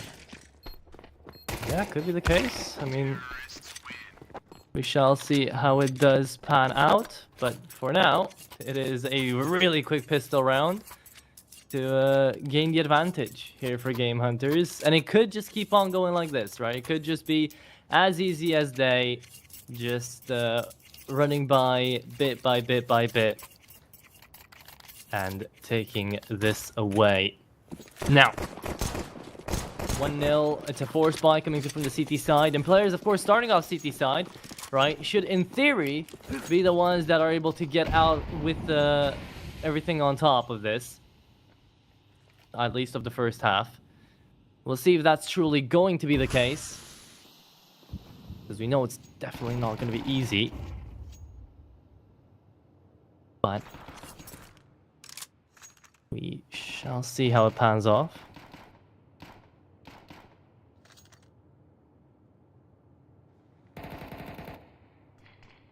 Oh, there it is. The first blood falling in. Riccioli with the Galil. Blaming Myth Platini, so that's a huge blow against the enemy team. And a 4v5. The 5-7s. Oh, look at that. Speedy with the deagle. Oh, a double coming in through the door. Wonderfully played. Of course, the Maul is going to drive him out.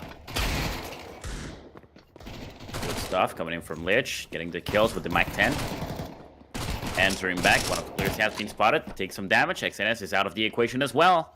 Now Duck comes from heaven and goes down, as Riccioli was definitely expecting that to happen. Gets the kill. Just like that, the Game Hunters get the second round for themselves. And also, well, now, the thing is that the players bought pistols and deagles, and they used a little bit of money, so gonna be forced to not be able to buy here. Yep.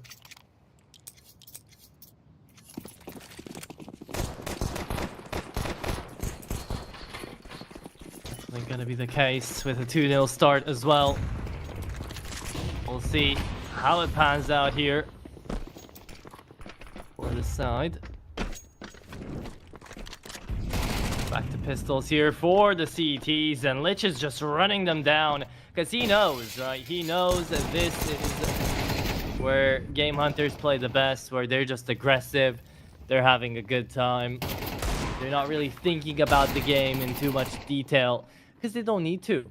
I mean, right now, it is going as smooth as they were hoping it would. I'm sure they've lost a single player, but what's an extra player gonna do to them? Right now, everything is going just right. And there you go. Kills coming in, 3-0 start. We might be having ourselves a quick best of 3 to start off the day here. To start off our casting day here. Or yours. I've already casted today. Well, this would be the first one for me. And getting quite a surprise. I was expecting a little bit more for the from the players, to be honest, but... Well, I mean, it's also just not an easy match against the Game Hunters, let's be honest about that. Oh, yeah. 100% definitely not an easy matchup for these guys, but... Hey, then again, right, the more the more experience they get against them, right, the better they're going to be next time. True. They're getting pushed into just having to get better if they really want to make it. If not on this one, well, maybe the next tournament they actually participate in. Yep. For now, though, what is important is to see how they're going to be keeping this up. And of course, I'm talking about the Game Hunters. Look at them go. Miss Patini with the up in hand is going to be that difference maker out here for this round, at least for the first 3v4 incoming, as it is going to be Game Hunters trying to run back down to B. Miss Patini forced back into hell. Can't do that much. The bomb, let's see if it's going to get a plan down, because Spinny's just holding them out in towards Squeaky while he's waiting for some help to arrive. In from double doors is going to be Doc. Looking for an initial shot, trying to double up his KD. It's just not going to happen. Glitch through the smoke finds him as well. Tries to take these guys down. Still 3v3 though. They can take their sweet time as well. 55 seconds. No need to worry about the bomb. Oh. Gonna have a bit of a stand-up right here, but they're watch out, taking Speedy. this. Yeah. There it is, Lich! Woo. What a play! Beautifully done there from Lich. Wins the round almost single-handedly. That's 4-0. What a start to T-side nuke. And it was actually a nice dupe, a really nice team play, because one of them actually drew the attention, and then just Lich popped out of the corner, getting the kills for himself. That was really nice. Oh yeah. Okay. More of that, please, coming through for Game Hunters. I mean, goddamn. We're pretty much starting just like the previous one, right? Game Hunters with four round advantage at the beginning. Now, this was the moment in which the players started getting back on track. But the problem I see right here is the money once again. Miss Patini does have an AWP in hand, but you all know it's kind of expensive to be a CT. So they're just going to be able to buy pistols, an MP9 in the hands of XNS. And those guys are going to have to work miracles with what they got. Yeah, looks like it. Miss Patini, though. He's been able to do it before. 5-7, big damage with the grenade. DRT still left alive somehow. I don't get it. But XNS is going to be the first one to fall. Riccioli gets the second chance at life. Let's see if he gets the third one. Oh, he does. Stays alive, runs away. And Game Hunters still have got a clear shot towards B. It's only going to be Honda. Try to hold them down here. We know that's not going to get any easier. That's not going to make all of this any easier. With Patini, though. Flat. Oh. On the flip. Doesn't connect. He tried, yet he failed. Now from the B engage, we go back to A. Let's get another one, though. And that's against Mello. That's another tough kill. Lich, man. What a game. 12-0. Holy. Oh, no. They've been spotted. Miss Patini takes point. Grabs the kill against BRT, and look at that. Honda just waiting perfectly on the flank. Takes them down with the 5-7. Well, just like that, the players... It seems that the same thing is happening again. And the players were able to come out on top in this round, even without the actual firepower to be able to do it. The Game Hunters, yep, they call a tactical pause. They need to talk about something, because it all just went wrong one moment or the other. Indeed it did. There you have it.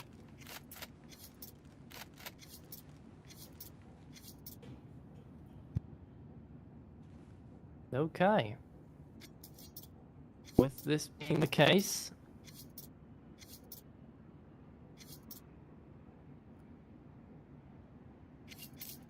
what is going to be up next?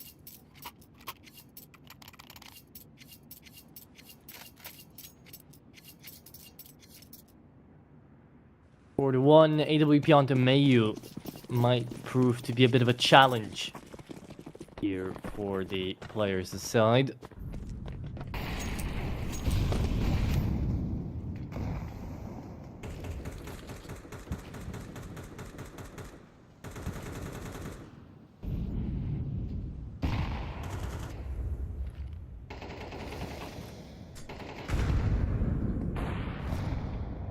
Oh, and that's how Mythbutini starts it. Shot onto Mayu through the smoke, takes him down. No more op here for the T side. And sure, Lich has been an absolute menace. 12-0 he started off this game with. But ABR hasn't been able to put anything on the board, and neither have the rest, really, of Game Hunters. So, a one-man tactic, when that man falls, what's going to happen next? That's what we were talking about. That's a really bad thing to be happening to one team. It's really nice, because they do get a lot of advantage out of that, but if that's their strategy, it's bound to fail eventually. Yeah, it's also easier to just, you know, predict what one player is going to do once you only need to worry about him instead of 5. True. Well, here comes the entry. Spinny takes 2 down before going out with a fire. The way that Riccioli goes in. He still does a lot of damage, takes 2 kills, and finally goes down, but Duck is also taken out by PRT, which gets the bomb planted, by the way. So we're down to a 1v1. Let's see it in action. Oh, God. Honda. There's the performance from the previous game. There is Honda ready to dish out the damage. Very well done. And 4-2, right? This is the CT side. We need to see a lot more of this. And Honda and Mythbutini joining up forces. And showing that they can get through these rounds. They can manage to win them out. And now it's time to keep showing that. Into this game, first half is going to be crucial here for players to stay in this best of 3. And not fall to the 2-2 bracket. Because remember, if they fell there, they'll have to fight off against Bounty Hunters, which is not an easy team to beat at all. That is true as well. Now let's hope those pistols can actually get them a long way.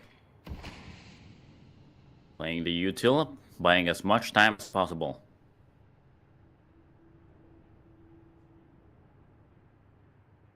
Blowing down what could possibly be a push from the T's right there. I like the hero AK Mayu's running right now, right? It shows that he can actually find something with it. Keep up the pace. Make Game Hunters sway a little bit, but in this round, players who just keep Game Hunters at bay into his trophy room, and Mayu doesn't even have a say about it. There you go. ABR is gonna fall. Clean round here from players. No one even takes a point of damage.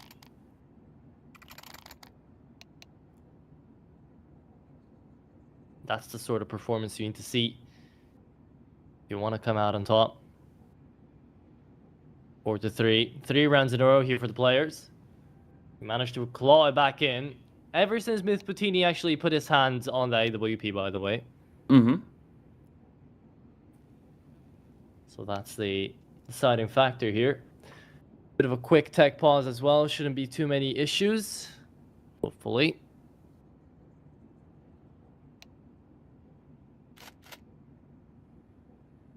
So at far, least right now, yeah. The Game Hunters right now, they do have the AK-47s now, so they should be able to do something. But this is a city-sided map. I think that actually counts on to what's happening right now. Because the Game Hunters, once we hit the second half of the game, I think they're definitely, well, they should be expected to dominate.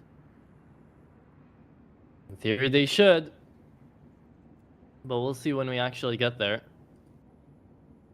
Because for now, we're pleasantly surprised here by players to actually make a comeback. With how Game Hunter started out this game, we thought, okay, it's done from the get-go, right? It's over. That's not always the case.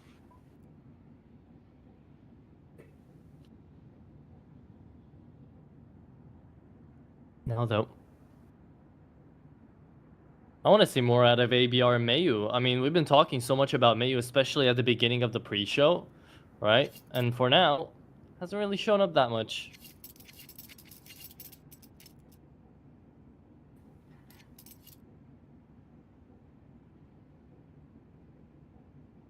Apparently, there's some IRL issues that have to be figured out right now. Shouldn't take too long, though. We're gonna keep yapping here a little bit. Have you been catching up with the major? And looking at how's that go? How that's been going? Well, not really. I'll be honest, I've been working a lot, so haven't really got much time to spend on Counter-Strike right now. I mean, hey, that's a good problem to have, right? The more work, the better. I guess don't really like it. I prefer. I used to be able to, you know, work at home and just also watching all the games I wanted, having a little fun on the job. But right now it's just pretty much not permitted. So yeah, I lost that opportunity. Sorry to hear that.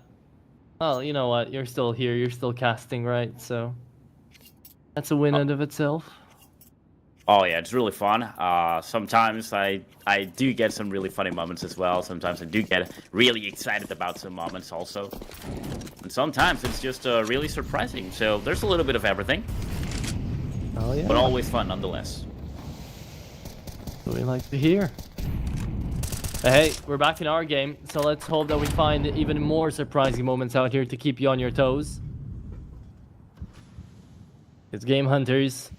Trying to take outside control. I've got a couple of players down in lobby as well. They just need to find an opener. That's what they're searching for right now. This T side going outside. See if it can connect. They can't. Doc. He's the first one out. Chioli. Oh my goodness, ABR lines them up. Takes down 2. If that third one wasn't there, ultimately could have been a round 1 just by ABR. That's his first 2 kills, by the way. They just kind of fall in his lap. Miss Patini. Oh, didn't have the timing. Barely saw him for a second. Gets taken out. Bomb planted in the smoke, and it's just Honda not checked out here. Made noise though. But Mayu doesn't seem to have picked it up. Well, they played nice, but now we're down to a 2v2 situation on the retake. The CTs are really close to this. Oh, yeah, your T takes another one, not quite the other.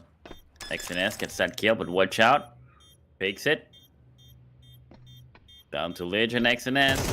Who's gonna come out on top? That's gonna be him. Beauty. Really well played. Saves it as well.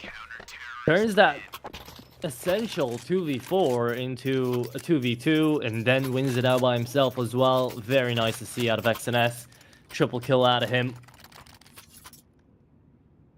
That is how you do it. That's how we get to see the players that haven't had any frags up until now finally come alive to the server. It's 4-4. It's a tackle pause coming from Game Hunters. Hopefully everything's okay in the IRL issues front there. But hey, ABR had a really nice lineup. XNS managed to get that clutch going as well. Things are moving out here for the players' camp. And Game Hunters, they desperately need at least 1 or 2 more rounds to just have something to show for that initial really good half, right? For that 4-0 start that they had. They're rocking a max loss bonus as well, so they don't really have to worry about cash. They'll be going in for a hero rifle on this half investment.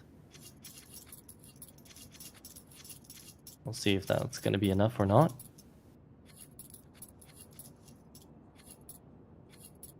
Well, here we go. For round number 9. It's a full buy versus the half investment. Game Hunters need to finally play a fast round. We've just been seeing rounds towards outside, rounds towards lobby, just trying to hold it down. I want to see something fast. I want to see something quick. Take our eyes off the screen.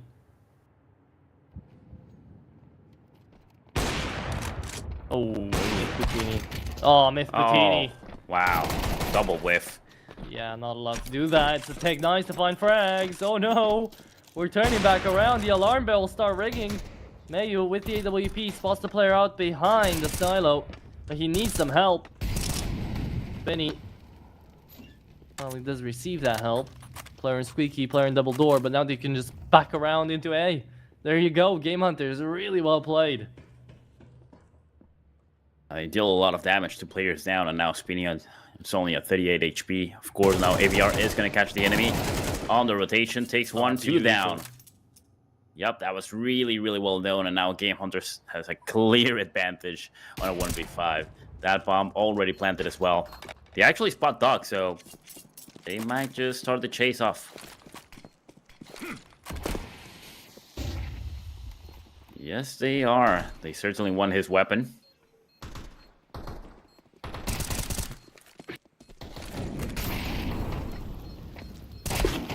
Oh no. There it is. Doc is gonna fall. No extra guns going to the next round. Game Hunters exactly what they needed. A pop-off round to get themselves to 5th. And now they can just keep it up like that. Well, let's see if they can keep it up like that. That's what they're hoping for. Easier said than done, though. Well, they just got the tiebreaker right there. They also get the enemy weapons down, and they get theirs. So things should be going well for them from now on. At least in theory, at least in paper. But the T side is not easy on Nuke. Yeah, definitely not.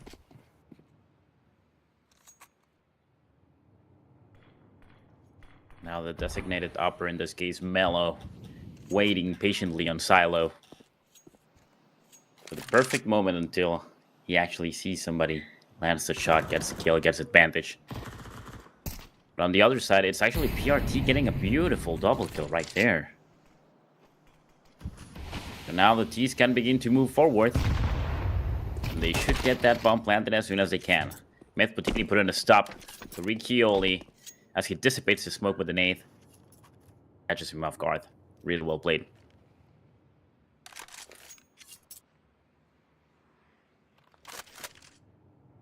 That's a 3v4 incoming. Game Hunters. Again, playing a very slow round. I get it's Nuke. I get you want to set up, but don't always need to. Take these guys by surprise a little bit, shall you? It's exactly what they've finally been doing. It's Vitini and Honda. Left in this 2v4. Make it a 2-on-3. Back to the B-bomb side, though. Honda needs to deny this somehow. The MP9 at long range is not going to do that much, and definitely won't take down the M4. So there you go. Leaves us in this 1v3, almost unretakeable angle where Myth Putini has got to find an ace to win it, and he pulls the plug early, runs away.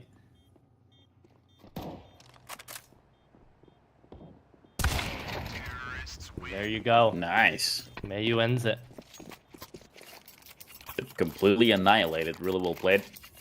Well done, Game Hunters. Now they have a 6 rounds.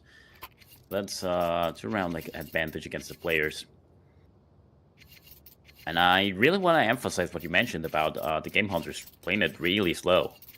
Because the thing is, for example, after we saw the first couple kills falling in on the previous round, the advantage was already clear. It was a 3v5. Like, they could have played numbers easily. Just rush into a side, do something interesting, play it faster. They didn't. They took their time. Oh, and look, now that they don't, sure, it's just against pistols, but it's a really well executed round. Mm-hmm. Finish it off quickly. That's how it should be.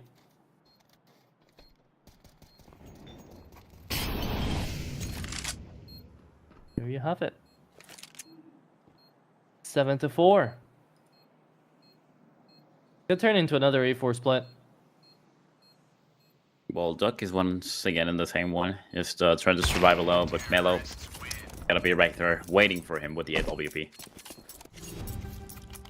So he just adds extra bucks into his pocket. Last round of the first half.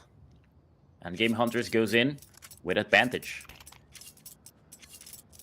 Indeed they do. Okay. Let's see it. 2 FAMASs, 2 A1Ss, and an A4.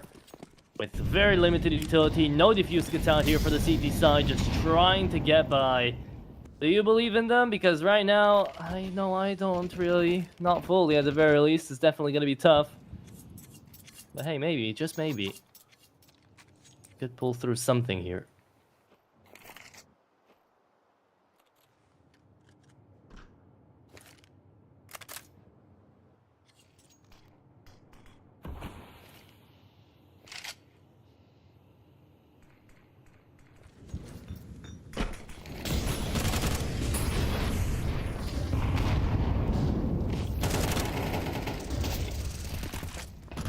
Oh, there it is. A couple of fights later, and Lich is just opening them up. 19 and 5 Lich, by the way. This guy is just unstoppable, I swear. BUT to come through out here for him. And that is how you play it up. That is how you keep it going. Well played. Well, the Game Hunters just decided to actually go into the second half of the game with an 8 rather than a 7, so they have a pretty clear advantage at this point. And also, we are gonna get to the switching sides, hit the reset button on the economy and everything. So, pistols. This is gonna be one of the most important rounds in the whole game right now. So it's gonna set up the pace for either Game Hunters is gonna get the win, or the players gonna be able to get back in the game, get back on track, and probably go for either an overtime, or better yet, the win straight up. Yeah, The thing is, this is a CT-sided map, and this is the Game Hunters' pick, so we can expect them to do even better than what they were doing on the T side. Exactly, that's the thing, right? So far, they had a standout performance on map number 1, and now here on map number 2, it's not like they're having a standout performance per se, it's just Lich is 19 and 5. Kinda tough to deny, right? Kinda tough to play against that, so yeah, at this point, it is kind of a walk in the park, courtesy of a madman or running away with this game. And he'll keep running away with it, man. No one said to stop, no one said the game's over. However, Spinny does manage to find the entry into the A-bomb site. Bomb planted, and later down the line, Game Hunters will have to retake on a 10-second defuse because they haven't bought a kit. Well, be careful though. Head has been spotted, but the shots are not landing right there, Lich. Come on. I know you're capable of. Oh, he knows it One too. kill goes in there. AVR takes one, PRT another one. Not Ooh, without him reload. losing his life himself. Going into the side. Timer is running low. Oh my god. Ow. There it is. Did it have the time? I think they do. Yeah. There you That go. was a really nice retake, honestly. They were all so low. Down to the timer too. Down to no defuse kit either. Like, it's a do or die mission that they go for there, and indeed they figure it out. And now, look at this, right? What else is there left to do? Players finally take an attack pause. A long time coming. But is there anything to do even with that attack pause, man? Well, they could at least find out who's gonna carry the MAC-10, huh? I Oh, look at guess. that. Honda whips out the Galil as well. But it's gonna be a really tough one. Like, the Game Hunters are just around the corner of the double digits. And they have 2 M4s, FMAS, 2 MP9s. Really, really tough spot. Especially on Nuke, I think the MP9 is really, really deadly. Yeah, I mean, the MP9 is deadly everywhere, right? So I definitely don't mind it here on Nuke either.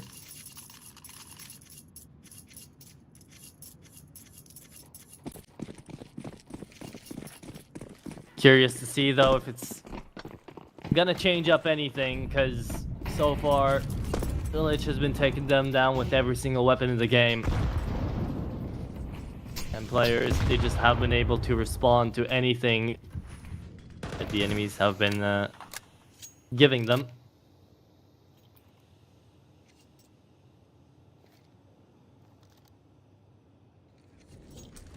Well, who do you think is gonna get the first blood?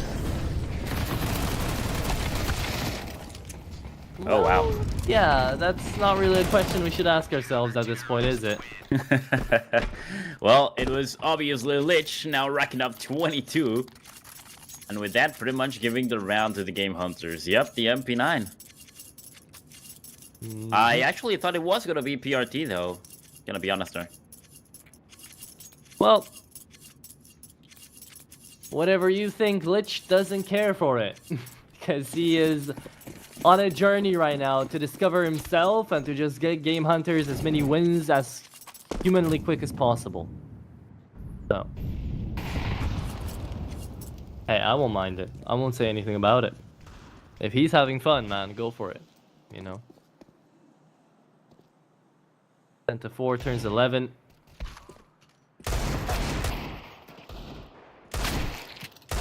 And should turn into a map and series point after that as well. Counter-terrorists win. Completely annihilated. Not much they could do. One kill does fall in, though, against the ABR, so it hurt the economy a little bit, but doesn't really matter. You know what I think the players should do right now? Maybe the reason why nothing is working out? Amaze me. They need to buy P90s. When in doubt, silver strats. When in doubt, P90 it out. I mean, at that point, you know, buy P90s, buy Negevs, buy whatever you want, because it's 11 to 4 on T-side nuke, right? Like, there's nothing left to do. Yeah, just run it down. At least you can inflict, like, at least they can inflict a little bit of fear for the enemy to actually start doing something different, like play with their mind, and then they can just go back to rifling. Sure.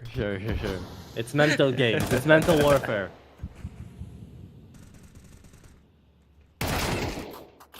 Next thing you know, they're gonna be putting AI images on their guns to fake out the enemy.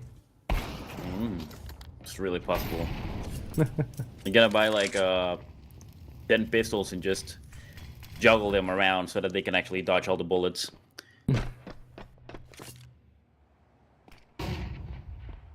Okay, yeah, this is not getting any better for players.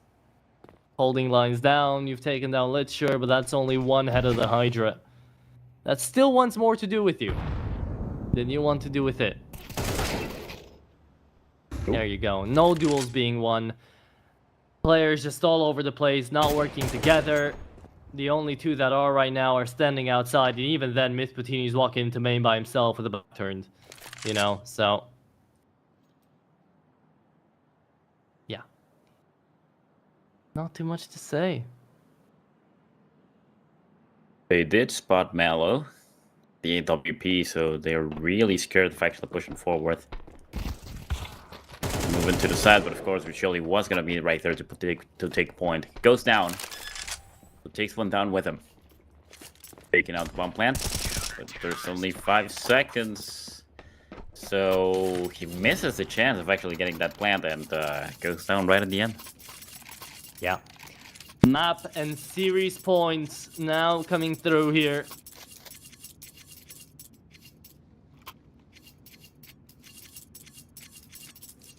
Game Hunters, they've had a really easy time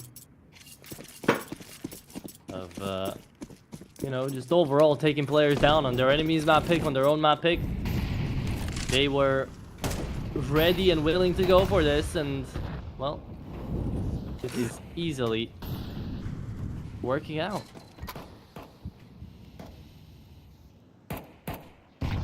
We could add in the psychological factor of also losing the first map, which was the airs. Sure. So it just adds a little bit of weight. And it opens the possibility of more mistakes after being really, really nervous. Wow, look at that. Close quarter fight right there, but of course, the Game Hunters is gonna win it. So now with only Mythputini alive, he's gonna go down. Ooh! Only 20 HP on a 1v3. Ladies and gents, I think we have ourselves a game. I think we do. Hope you've enjoyed it. It's been just Game Hunters running away with this entire game. And genuinely, there wasn't all that much to enjoy. But hey, at the end of the day, it's still Game Hunters to play really, really damn well. It's not just Lich that went absolutely insane. It was all of them. Riccioli, ABR, just PRT and Mayu had an easy time around, right? Just that was around about it. But I do hope that you guys have enjoyed onto this third best of 3 of the day, as it just ended off quite quickly. But at the end of the day, we've still got more CCT action to get to you guys out here into South America, because we don't have just this game remaining. We've got actually one more after this, and that should be actually Flamengo versus Yawara coming up right at well, for me, it's going to be midnight. I don't know what the time it is going to be for you, but for CST, it's going to be 11 p.m. So, until we get there, we got the schedule on screen. Hope you guys have enjoyed Eventune. It was a pleasure to cast with you. And we'll see if we're gonna be together out here for the second game as well. Because for now, we don't have that information, and neither do you guys. So we'll be catching you guys off then with Flamengo versus Yawara.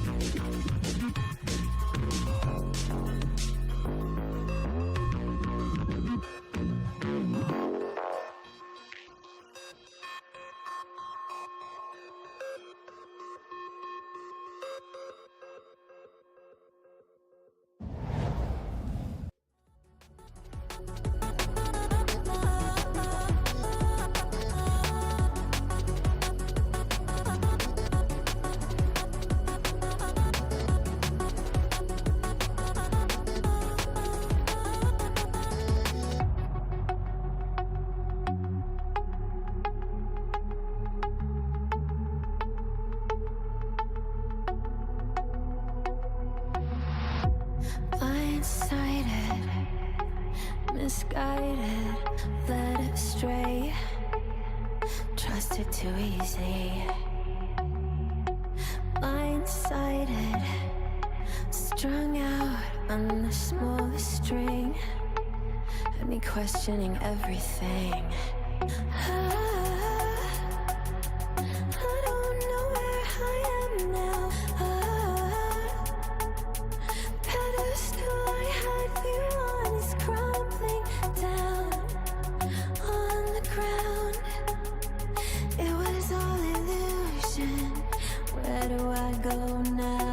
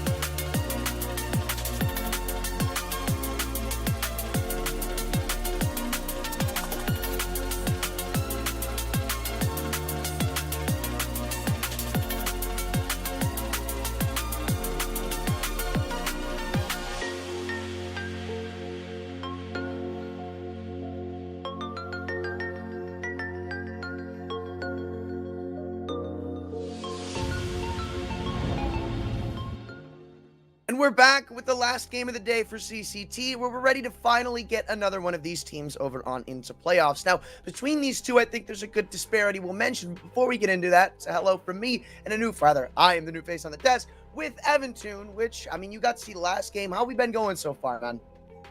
Well, thank you very much for that introduction, my friend. And honestly, I just got a little bit of a sour taste. It was a great game, honestly, for the Game Hunters. But the problem was that the other team, in this case, players, well, they just fell a little bit short. They were not really able to perform on their own pick. And obviously, the same thing happened on the enemy's pick later, which was Nuke. So I was left with just wanting a little bit more. But I'm pretty sure that this might just be a very, very different match. Now, what I have to say is that we have Flamengo versus Yawara, and to be fair, I believe this might also be a little bit one-sided, to be honest, because right now Flamengo has a pretty good stand.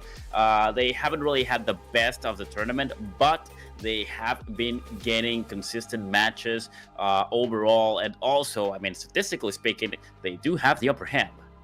They should, right? When you look at the players on that team, you see VSM, you see maybe Kutsmarats, and you maybe even see Denoku, who had a good stint on Isol's Laser a while back, and you say there shouldn't really be a ton to rival that. I think, obviously, you've got a promising Yawara team when you look around the region and see the teams they've been going against, the results they've been getting, almost beating Game Hunters, decent map against Fluxo, but at its core, Flamengo do kind of currently look like the better team. When it comes to notoriety, I think they've got that a little more in their back pocket. Still, though, they find themselves in the 2-1.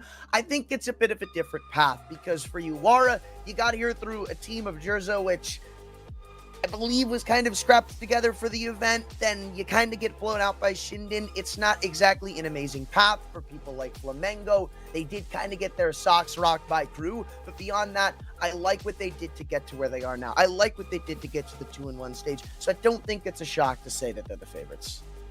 Yeah, to be fair, also BSM is packing a punch as well. This guy might just be a little inconsistent from time to time, but he definitely can pull out some really good plays. So I really expect to see him shine throughout the game and throughout the maps that we have for the day. But of course, we need to take a look at Yawara's roster as well, because while BSM is looking as the strongest player on that team, let me tell you that Nardes right here also is pretty strong by himself. He's got a pretty good rating and pretty good stats overall. But of course, he is going to be playing with Stacks, Joe, Rebels, and Lacerda. So it's also not just about individual skill, but to see what these guys can actually do together as a team. How much did they actually practice on the maps that they chose and that the enemy could have chosen as well against them? And of course, speaking of which, what about we actually go ahead and check on the map Abitos?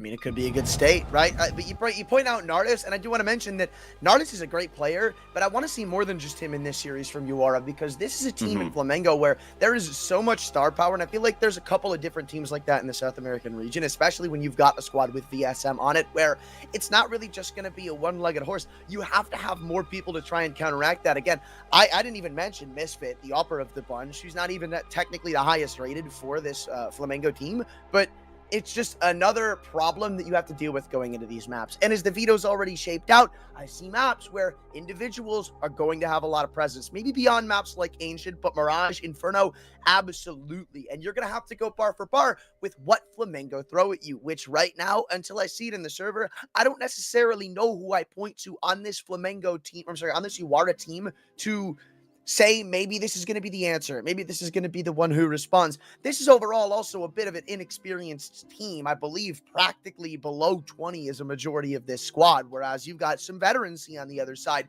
It's hard to talk about this. It's hard to talk about VSM without mentioning some of his stints in different teams, in 00 Nation, in MIBR, in Oplano, playing with some of the scene's legends. It's kind of hard to say you might just have an upper hand because it feels like everything that you could potentially give to a young team, he's got and then some. Yep, that is true. In the end, it's it's individual skill and it's also experience, and there's also the psychological factor. Right now, Flamengo has been doing really well, so it's obviously gonna be a tough one for Yawara, and I know that these guys also have that in mind, and that just makes you a little bit more prone to making mistakes. But well, one of my favorite maps right here, Mirage, of course. Inferno is gonna be not an easy one either. But if we do happen to go into a decider, that is going to be none other than Ancient. that is a really good pick, to be honest. I feel for both teams. Let's see how they actually do on it. But Yawara, of course, having well, a little bit of a rougher time on it, rather than Flamengo having a 57% of the past 7 maps they played on Ancient. But, well, right now we are just waiting a little bit longer to see what happens on the battlefield directly with these players. And I also wanted to point out something that you mentioned. I have seen a lot of teams that actually just rely on one guy or 2 guys to actually be able to come out on top on the rounds in the game. And I feel like that definitely is not quite the case for Flamengo. However, it seems to be the case for Yawara. So I really do hope to start seeing these guys having different dynamics, because, well, it's always easier to just identify 1 or 2 players and start attacking them directly, right? Like just knowing exactly how they play, what's their game style, and be able to counter that, rather than 5 players on the enemy team. So let's just hope that both teams actually did their homework, that they do come in on the battlefield with strategies, and, well, that in the end they just give us a show that we should be expecting from them, of course. I'm very interested to see what they do on Inferno specifically, because I think Flamengo on paper is a team who isn't exactly just going to give you respect off the rip, and I think you're going to have to earn it, especially, again, keep talking about it, the veterancy. I feel like one thing you might see is just ego peaks to see what Yawara do to deal with it. Again, this is a Yawara team that's very young, very potentially inexperienced in the same regard. They struggle when it comes to punching above the belt and going up the next weight class. I think Flamengo might realize that early on. And with the maps we've already found ourselves in, it's hard to say there's an edge for Yawara there either, because when you look down their sheet, their repertoire of what they want to play, yeah, sure, they like to crack open a nice Inferno. They like a nice Mirage. So even though you see Flamengo pick into that, it really shouldn't be that big of a deal. The issue then comes when everybody knows how to play Mirage. The maps that you found yourselves in, Flamengo are also cool with. There isn't anything crazy like Dust 2. That wasn't picked, which is kind of surprising. I think that was maybe more of a, if you pick it, that's fine. Both of these teams like playing Dust 2. They're both very good on it. But they're both good on both of these maps. So when you boil it down, you look at the individualism, you say that's probably going Flamengo's way. You look at veterancy, that's probably going Flamengo's way. So when they're both as comfortable as each other on these maps, it's hard to say maybe, just maybe, Yawara have an edge here. I expect to see a lot of testing in these early rounds, but that's only going to come true or not when we get into the match, which I've been told the game is live, so I'm interested to see how this kicks off. All right, there we go. Let's go jumping straight into the fray as we have movement from both teams going each their way. Now, of course, we know that the CTs are going to have a good time. But let's see how the Tourist Force actually deals against the USPS, of course. They decide to actually go all the way through Banana. First blood falls in. Of course, a little bit of retaliation as Inoko claims Lacerda's head right after he does the same thing to his teammate. Of course, he is pushed back. And the T-Force actually decides to just not push it aggressively after getting, getting that casualty by themselves as well. With plenty of time, they just want to play the 4v4, it seems. Early on, they are playing with these rotations, and Yawara are starting to get a little antsy. You saw them quickly move a couple players through CT spawn, but eventually they just go with the gamble. Flamengo kind of on the back foot here, but right now the stack is red well. Yawara maybe seeing something they didn't exactly expect early on. They went up mid. They wanted to go in A. They turned back around in unison. Now VSM's going to rotate over to meet them head on at the scene of the crime. It's he and Denoco to fend this off, but there's still a smoke flash and Molly in the way. Those are just strange decisions, but maybe these guys actually do have a strategy. So let's just wait and see how it all develops as they jump inside the site, dropping all utility available. Here comes a few shots. VSM finding 2 heads, actually 3 of them. Pretty much annihilating the whole team, and now Yawara is in such a tough spot. Yep, VSM with a beautiful 4K. He is going to get that round for his team. Flamengo up ahead already. That's the problem, man. VSM, he's the one-man army, which you're going to have an answer for early on. That's a site where you have what you're looking for. You get that smoke and molly combo in CT. You have numbers up. And hell, it's not even Denoco at the back of the site. VSM isn't the main focal point here. He's just trying to scream, jump, and do jumping jacks and cough and say, look at me, so Denoco can have success. But in tandem, he just ends up doing everything himself. If you can't answer for that, we're going to have some problems real quick. But for now, the only problem is the fact that it's a full eco from Yawara. So maybe looking for something to peek in bedroom isn't going to happen. Likelihood is just going to be them going up A and getting mowed down. And dealing with 3 M4s, 2 MP9s, that's certainly not gonna be easy. Yawara in a tough spot right now with only pistols in hand. This might be one of those rounds that actually go out real quick, because this guy's, look at him. Flamengo is on the hunt. Just about to stumble upon them, actually. And there it is. The first blood falls in. 1, 2, 3, 4 already. 5. Just took a couple seconds, but they're wiped out. There's some of that limit testing I was talking about, right? You go into this round, you don't necessarily know if it's going to be an eco or a force buy, but you already see players getting hungry for info. You saw Dinoco just walk down Banana. There was no flash, there was no smoke, there was nothing to set him up. Hell, there wasn't even a trade. He just wanted to see how far he could get. It feels, maybe banking on the fact that it was an eco, but I doubt it. Now they're going to start 3B, maybe. Util potentially just thrown over. For now, looks like an aggressive move. You got a smoke down mid. You've got one man taking a jump spot in bedroom, seeing nothing in ult, but this is a lot of utility wasted from Yawara early. It might just also be the confidence right now. Flamengo knows that they are kind of the superior team, and look at that, Delvani getting that shot against Lacerda. Puts things in a tough spot for everybody. Walked down bedroom and nobody was there to stop him. Now Zhao's got to answer back over toward Banana, and the one kill back on Dinoco could be enough, but they cheated a third man here early on for this exact reason. Nades start to rain in, damage adds up, but the kill's not there. And Zhao still paving his way forward into what could be a red carpet rolled onto the B site. It's just VSM, but just feels like an understatement considering what he did on the pistol. There's the flash from CT. All it is setting him up, saying, let's see what you can do on the back of the site so far. A double may not be enough to feed the hungry VSM, who sprays for all 4 Ts running in. Flamengo outgunned, outnumbered, but still doesn't seem to matter when you've got this guy.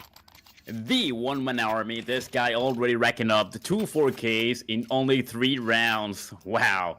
That is just going to give a lot of advantage to Flamengo. And also, it's going to inflict a lot of fear on Yawara's team. So that also needs to be taken into consideration. Because right now, they're going to start trembling a little bit more and making more mistakes probably. Now, of course, they opt for the Tech 9. As they don't really have anything left to actually fight with. You got to save up a little bit. Get their firepower up on the next one. Also, the amazing nade. Pretty much the equalizer. Oh my! The previous round. Oh, the same thing happens. One of them actually goes down. Gutsmer's claiming that with the HE, but look at that, how fast they fall. That is 1, 2, 3, 4 players down, and now Lacerda with only 2 HP. Of course, only tries to push forward, but there isn't really much he can do against the one before. And BSM just seals it off and takes the round. Flamengo is up for quite the advantage already. So far, this isn't even anything all that crazy from Flamengo. This is like default, very basic strats with utility. That's just a basic nade down Banana when you see any sort of presence. And look at what it does. It's 1 nade and 1 molly. And even though that trade comes onto the sandbags player, you just see Dinoco set up so well off of the remainder of the utility. And it's hard because everywhere you look, everybody's doing well in their own way. Even though they don't necessarily have more than 1 player farming right now. VSM's on 11 kills, and he wasn't even the focal point of that force round. We jump into round number 5. A little bit of damage has been dealt. Putting stacks into the 74 HP. Still, the tourist team actually racks up on Banana as well. Just patiently waiting, of course, the bomb all the way behind. Look at man. Seems we have... those nades are landing perfectly. But look at that, the advance comes in, and Joe claims Misfit's head. That's the first blood spilled. That's a problem. Miscommunication for Flamengo's just pretty much let them into the B site uncontested, but this is awkward. The bomb still needs to be retrieved, so whilst they have all this space, while they have all of this, the only word you can use is advantage. They still have to go and get the bomb, then path up into the B site. And all in the meanwhile, look at what's happened. They've used up every smoke but 1. They'll have every smoke for CT if they want it, but they realize there's this gap right now. Dinoco's not even looking at pool. That's a big trade. You know this is still coming into B. You can start sending the players over here to stack. They even have an HE as well if they want to try and get frisky above this smoke. Nah, Revolts. Who's ready for that one? Not going to sneak away with that. VSM, you'll have to think a little harder. And because of it, I think Flamengo are going to topple over in their first round. Well, we got Gutsmer's actually trying it out from the church, from what used to be construction.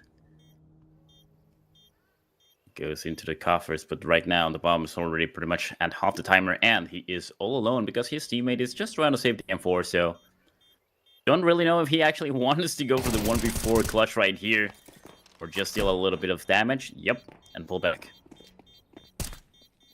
Good to grab. Money's really not all that great from Yawara, even though they come away with this round. But Delboni has no interest in going anywhere near this round. And this is interesting, right? Because it feels like a big misplay over there on B from Misfit, because you see that 4-man A stack. It's not atypical to see a 4-1 split, but typically that one guy on B is playing very, very info heavy. We're talking about long corner, we're talking about car, we're talking about CT spawn.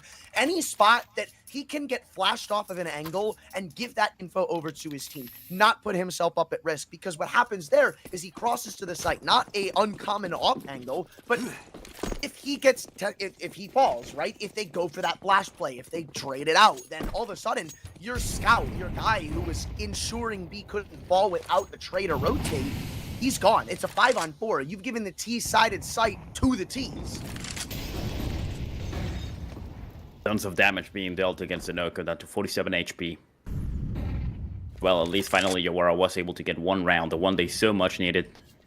But now that they have the AK-47s as well, they should be able to do something, but Delboni puts an end to that opportunity with an AK-47 of his own. Now, of course, the T's, some fear on their eyes, they actually start pulling back instead.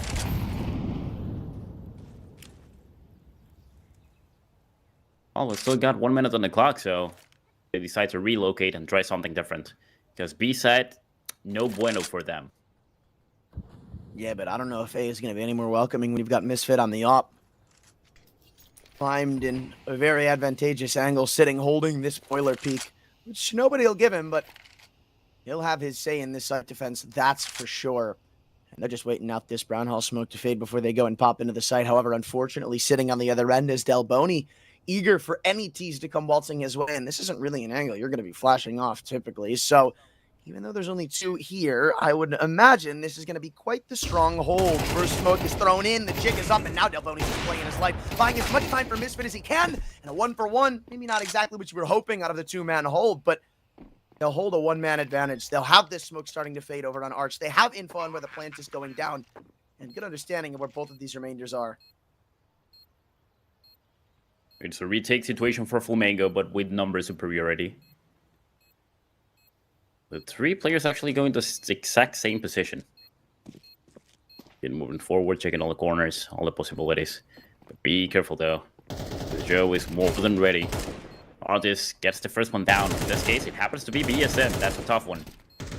Another kill.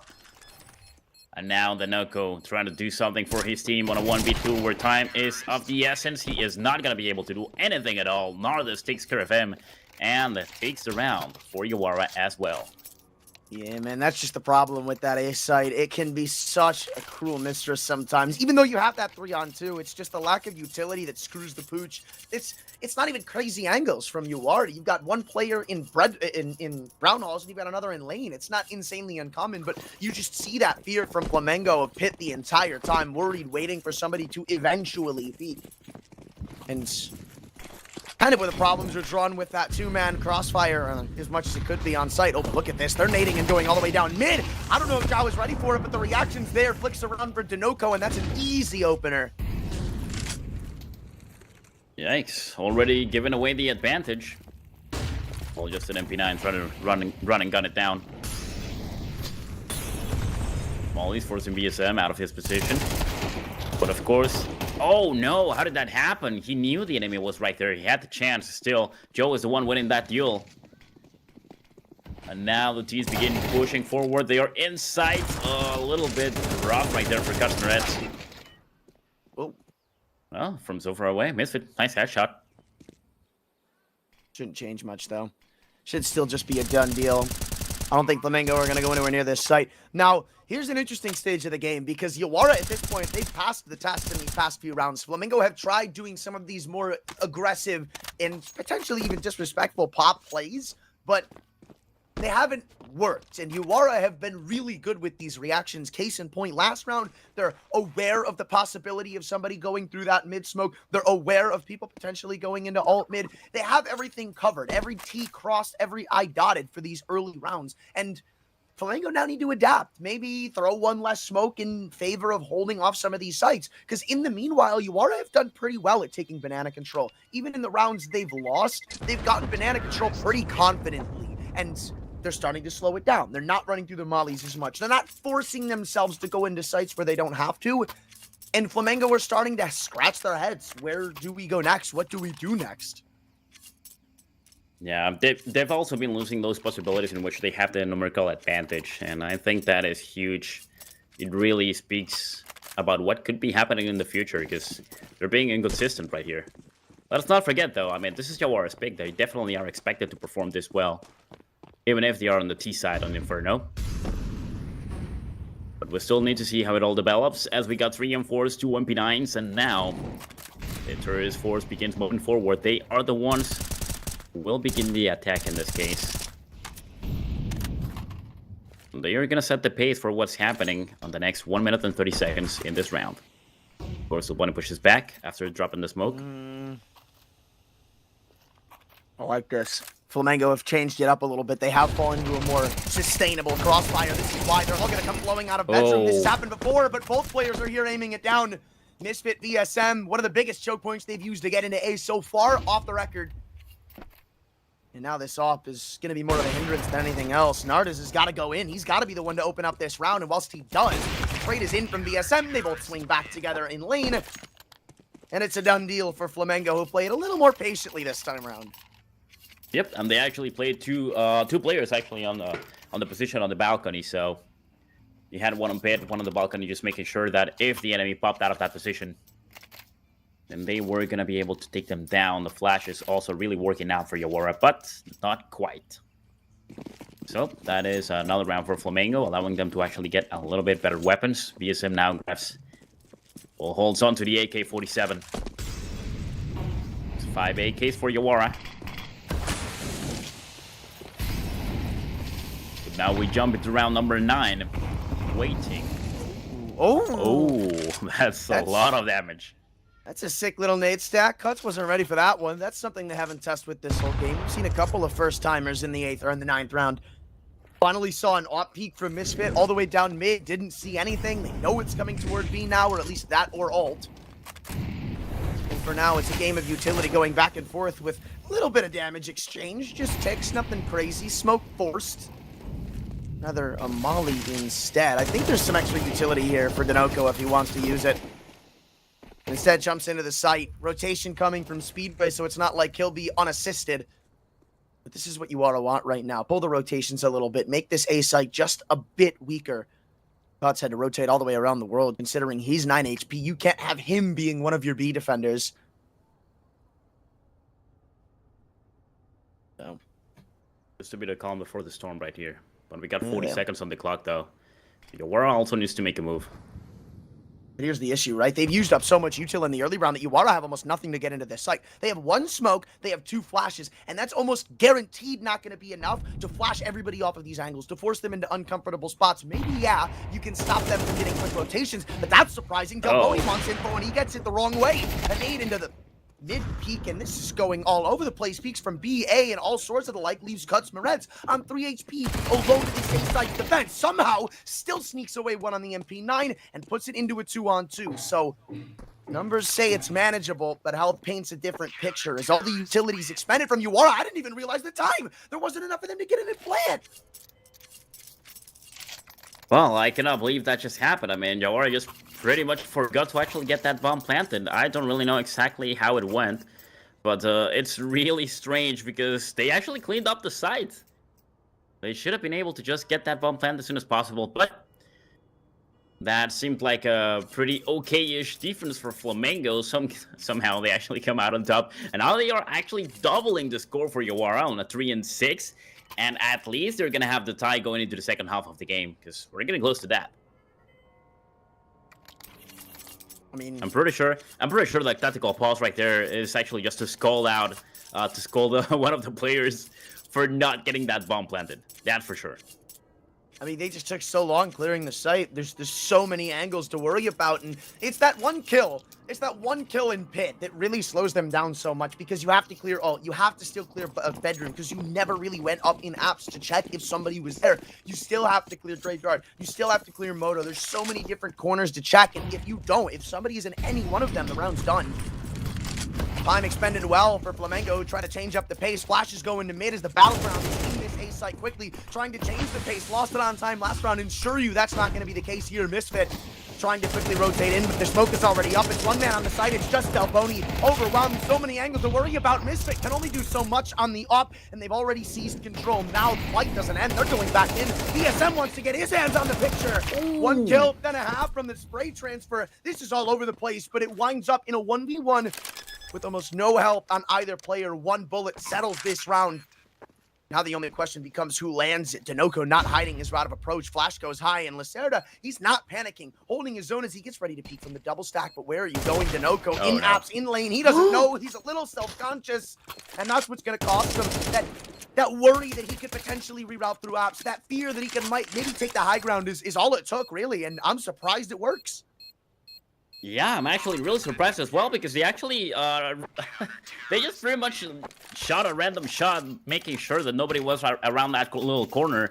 But the thing is that they gave away the position, so in theory, Yawara should have won that, but it does not happen. Faster trigger on the M4, and just like that, that round goes for Flamengo. We still are on the first round of the game, first half of the game, round number 11, but Flamengo is going up to the next with advantage. 7-3. This is a buy. Yawara have invested. They said we're going to try to put it all on the table right now. This is a big deal. If you drop this as Yawara right now, you're going into the next round with table scraps. And I think they know that as they go back to what's worked for them so well before, a strong suit of Banana with a double nade on the corner. Puts Sunoco to 42, but look at VSM. Still Mr. Worldwide going everywhere he's needed, but in the cost of now giving up an advantage back toward A. And it's just Delboni. They're not going to try to slow this down. They're going to speed it up. Even though there's so many angles he could be playing from, he'll take the off angle around the Porsche. Pit, I guarantee you, is going to be their first clear, but this is giving time for these rotations. Oh, jumping in. Delboni's done exactly what he's needed. 2 kills, back to its 1-2. Weird trades we are seeing right here. That one player was really believing that his teammate was going to get that kill. Does not happen, so it allows a lot of damage to fall in as well. The bomb was planted on side. Of course, random shots right on the smoke, making sure there's nobody on that position. But Cutsmerets also driving some of the attention to him.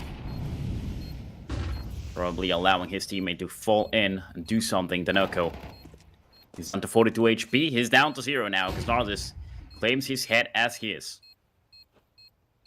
They don't even know. Cuts doesn't even know somebody's sitting on site right now. That job from Nerdist, that 1 kill, I'm sorry, it was Nerdist. Yeah. That 1 kill is entirely turned that around. Cuts had a 1v1 on site, but he was never going to check that. When your other teammate is all the way in outs, you're thinking pit, you're thinking lane, you're thinking double up. You're not thinking somebody's in the corner on site.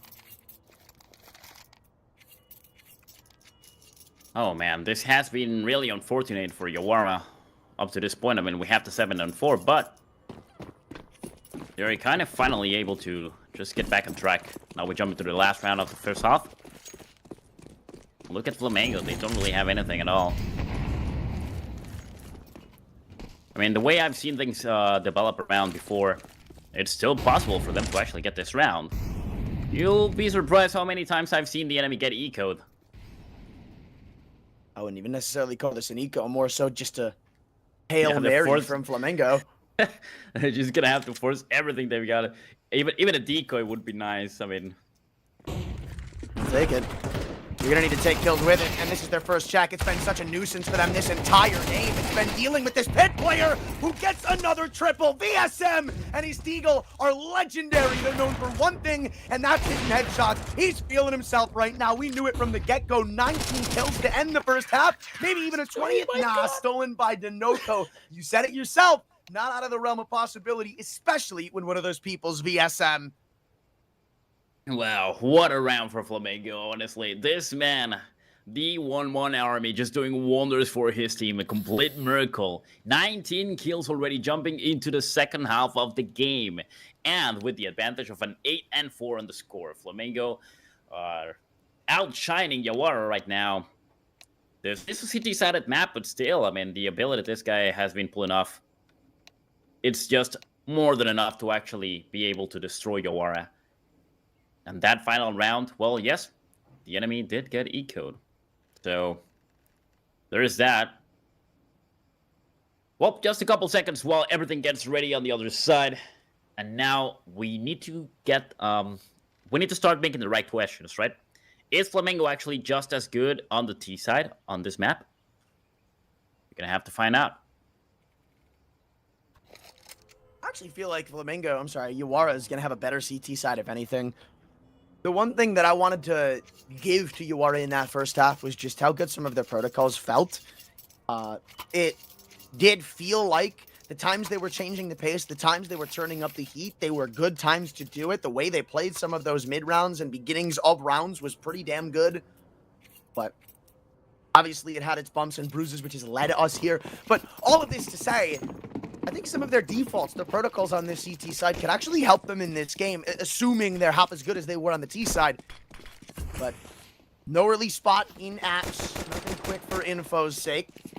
And Flamengo are going to use that to their advantage, going quickly over into Arch. This is interesting. Not something you see too common, but Nardus is the first to respond, and the only response they'll give is, I've been headshot. They're overwhelming this A site right now, and it's only Lacerda and Pit to stop them. That's not going to work. Oh, wow. They just got completely annihilated. No casualties, no bullets actually landing against Flamengo right now. The bomb, of course, is going to get planted as well as the last 2 kills falling in. So that's an incredibly clean round for Flamengo. And these guys just read Yawara like a book. They went for the A side, while, of course, they stacked B side with 3 players instead of Banana. Works out their way. Now Flamengo's going to be able to afford the AK-47 and the MAC-10 in the hands of Kotsmerits. I have a feeling that Mr. Guts is just going to run it down and try to get a kill. I don't know why. Look, man, sometimes you got the soul read and sometimes you got that feeling. Right now, they're going to be feeling that AG. A crazy amount of damage as they also running into the AKs. Quickly getting this round over with and a double put on the board for Flamengo. Where now we're going to see if those CT protocols come into play, but it's going to be a weakened CT buy regardless. You got your rifles, but utility will be lacking. I'd honestly be surprised if we even see 1 kit. You do, on stacks. He goes down to the MP9 for it. But, I mean, this isn't exactly a map known for retaking, so it's not shocking to see the lack of them. Well, we got the double digits as well right now in score for Flamengo, so 4 and 10, that's... that is certainly a huge advantage. Nades falling in, dealing quite a bit of damage. Then it goes down to 49 HP. But now the CTs do have their weapons. With the M4s and FMS in hand, they should be able to defend. 1 minute, 25 seconds. And we just wait. Flamengo, they don't really have much going for them right now beyond some basic map control. I'd almost argue the opposite, because Zhao is still in sandbags, and as this round ticks later and later, it feels like you're less and less going to expect an angle like this. They're lucky that he even rattles off the shot there, so they'll get info of 2 on B, but the others on A is still unknown. A double porch could be read for. That little bit of info could give it all away as Lacerda drops down and tries to take the fight onto his own terms, maybe even going through a smoke for it. There's Nardus, and they're still wondering where the second player is. What is going on? There's Lacerda through the smoke. He was toying with that the entire time, but they never dropped that second player on balcony. They never got rid of him, so he's still in lane, and they know it. The paranoia irks in as the bomb is still in the laps of the CTs. There's Nardus again, starting from Orch, dropping the lane, going all over the place, but really just to set up a pawn in the game of what could be Yawara's first round. They saw the last man creep back into the apartments, and he's still not recovered the bomb. Well, that's only 20 seconds left, and right now the one with only 31 HP. What is he gonna do? He actually falls, right into the enemy's teeth, and he actually ends up dealing a lot of damage. But with that jump, he pretty much signs his death sentence, and it's Joe getting the last kill. Something couldn't happen if he had actually picked out for the kill instead, but nope, he just decides to give it away. Still, pretty good round for both teams, I guess. But the advantage is still right there. It's double, 5 and 10. Now Flamengo with the AK-47s should be able to do something forward. Honestly, the way I see it, they kind of had the chance. I mean, they had the upper hand on A side, and only 2 players were able to pretty much stop them down. Yeah, beautiful shot from BSM. Sit down. Jesus. Good old-fashioned one-tap dirt nap.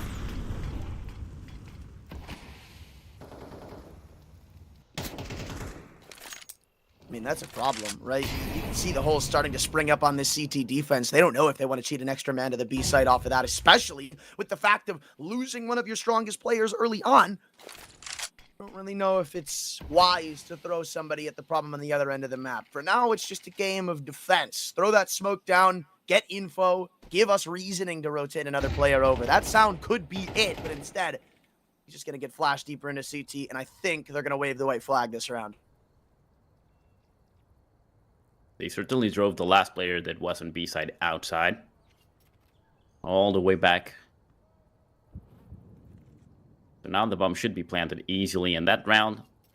It feels like it's going to go for Flamengo, apparently. They just want to give it away. Just need to get that bomb planted. Of course, they first need to make sure that there's nobody around the corners. Bomb's going to get planted right now.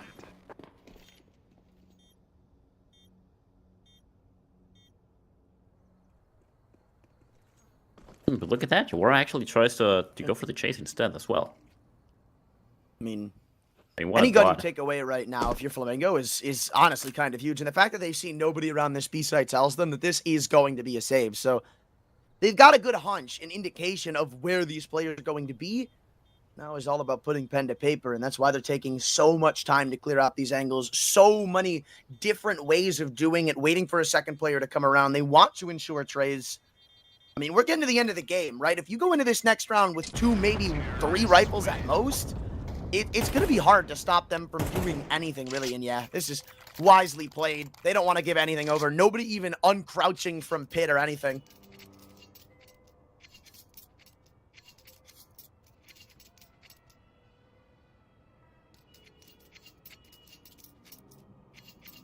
Bit of a tactical pause falling in as Flamengo was actually able to get just pretty much a free round in the previous one.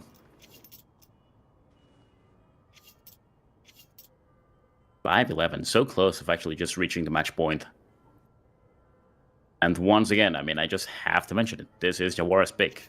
The fact that they are doing so poorly on their own pick is just not a good sign. No. Now that they finally are actually in the CT side as well. At their shots, they missed. What's most alarming about it is that they're letting the individuals roam free of Flamengo, and that torch is only going to get carried further into the next map. Again, Inferno, it's not against being individually talented, but Mirage is going to be amplified in that department. Oh, and this Molly is such a problem. They know Zhao has taken so much damage to it. Close enough to hear the info, and they even want to finish their food, but a headshot's now given, and what could have been a 3-on-5 has switched hands to an even Steven 4-on-4.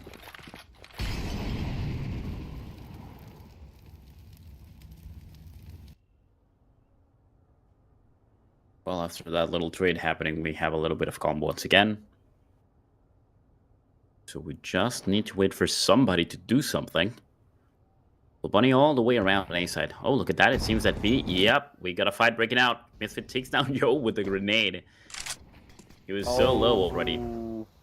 That's just gonna allow. Wow. It actually worked out perfectly for Flamengo. They just did everything they needed to do. Like that one player lurking out, takes out the other ones. The nade deals a lot of damage, gets the kill. Now the bomb just gets planted. Yep, easy round for them. And I think that we can already tell who is gonna win this first map. Yeah, this round is played so well from Flamengo. Just extending 1 kill into what's practically the entire round. Sure, they might have overstepped their welcome at some point when they go for that trade in car, when they try to take down Zhao and give him that opportunity at first. But beyond that, it's really just textbook. It's Flamengo saying, okay, you have to rotate over. You have to try and address this issue. You see that disassembled boost over at A. And it's really just written in the stars from that point forward, isn't it? So a 7-round advantage appears in front of Flamengo, and all of which will lead to Mirage if one more thing goes their way. Terrorists win.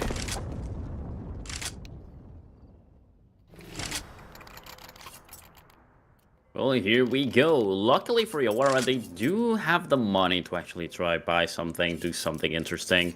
But this is their last chance, and all they can fight for is the overtime. So I wonder if they might actually have that flicker of hope still left inside of them.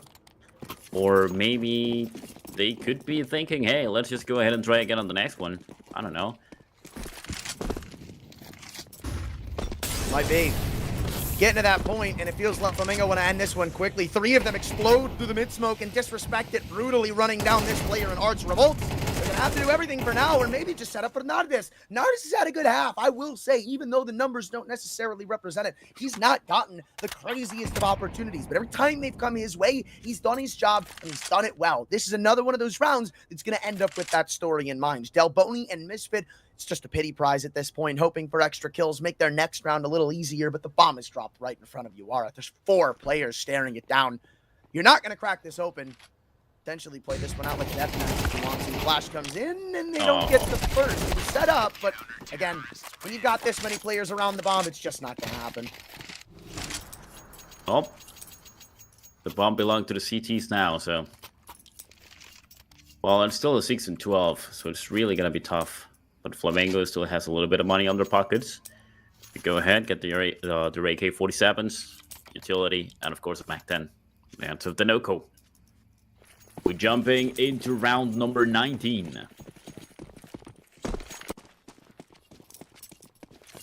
And they're still buying. Even without that bomb plant, Flamengo say, let's get this over with quicker rather than later.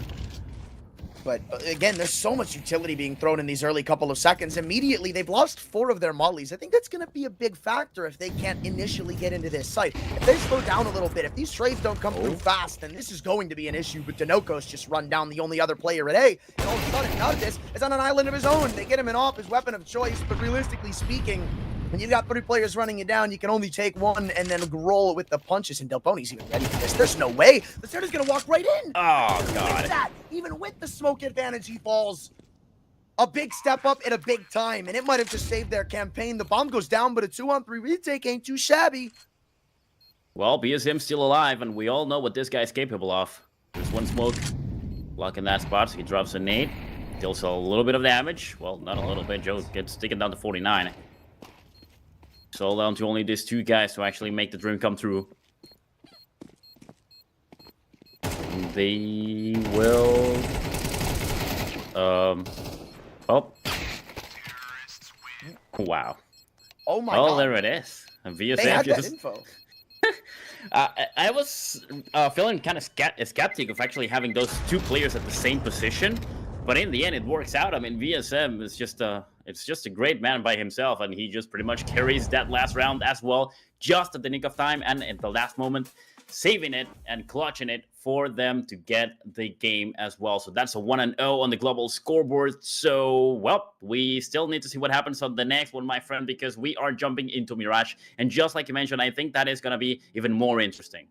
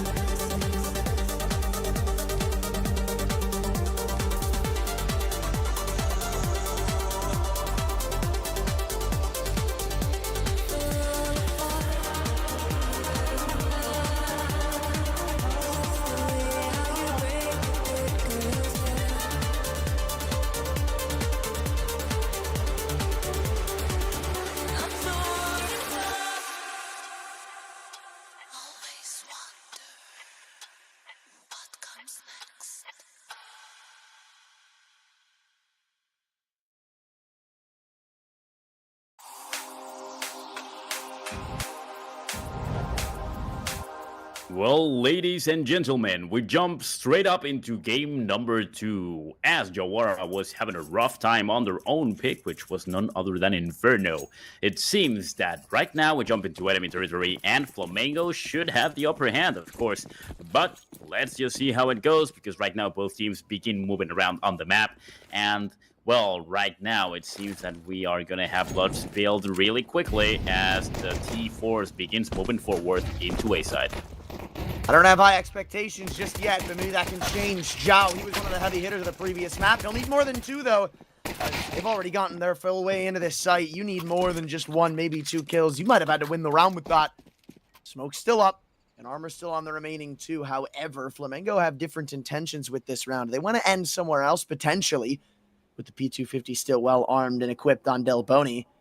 You're going to see Stax and Lacerda get a little info hungry. What's going on? The noise has been cut for a suspiciously long amount of time, and now maybe even caught as their rotation back over into the B site, but just a bit too late. And guess who's stuck around? Del Boni is still here, getting all this info, getting all the little pitter-patters sprinting around him, both going up cat, and he's going to call it. He knows what's going on, so even though he drops and makes a little bit of noise himself, they're well armed when it comes to knowing what's going on. So the timing peak comes from Van. Cuts Moretz gets another, and it's Lacerda now. No more anonymity as he crawls up through catwalk. Now needs to break apart the crossfire. And it won't even be one if Cuts just swings out and deals the final kill before the second can trade. It's a quick pistol, but one that Flamengo win. Yeah, really great round for Flamengo, honestly. The initial kills falling in. It's a great moment in which they actually get the position, get the A side. And then, I mean, the last player's alive. They take the right decision. They actually take their time. They pull back and go into the B side. And after making that rotation, it just allows them to free plant. And of course, puts Yawara in a tough spot in which they don't really know anything about the enemy. So, yep, really well played. They end up dying as well at the end. So Flamengo claims the first round of this map, and also now superior firepower on the AK-47. We are hoping that they can make it a second. However, look at that. Yawara actually opts for the MP9s and the Scout in the hands of Narthis. Yeah, control early gained. And Yawara have invested into this one. The last time they lost the pistol, they decided to take the passive approach. This time round, a little bit different, but that early scout shot, that warning is all it is on catwalk, rather on stairs. They decide to take the other route through catwalk, finding 2 kills and opening up the B site pretty much scot-free. They've taken a trade-in reimbursement, but here's Denoco snuck into the window room. I don't really think there's going to be another way back into this. If you're Yawara, you might just call this off. Yep, that's another really good round for this, guys. As they're going to get that bomb planted for B, of course, with oh wow, superior firepower, I was going to say, and also superior numbers, of course. It's going to be pretty simple for them. Rack up the second round as well. Now, Yawara, of course, surviving with the MP9 and the Scout. I think that's more than enough for them. We got 2 players with Kevlars and helmet, so let's just bring it forward for the next round. Have another shot. Just want to survive right here. I'll wait out the bomb.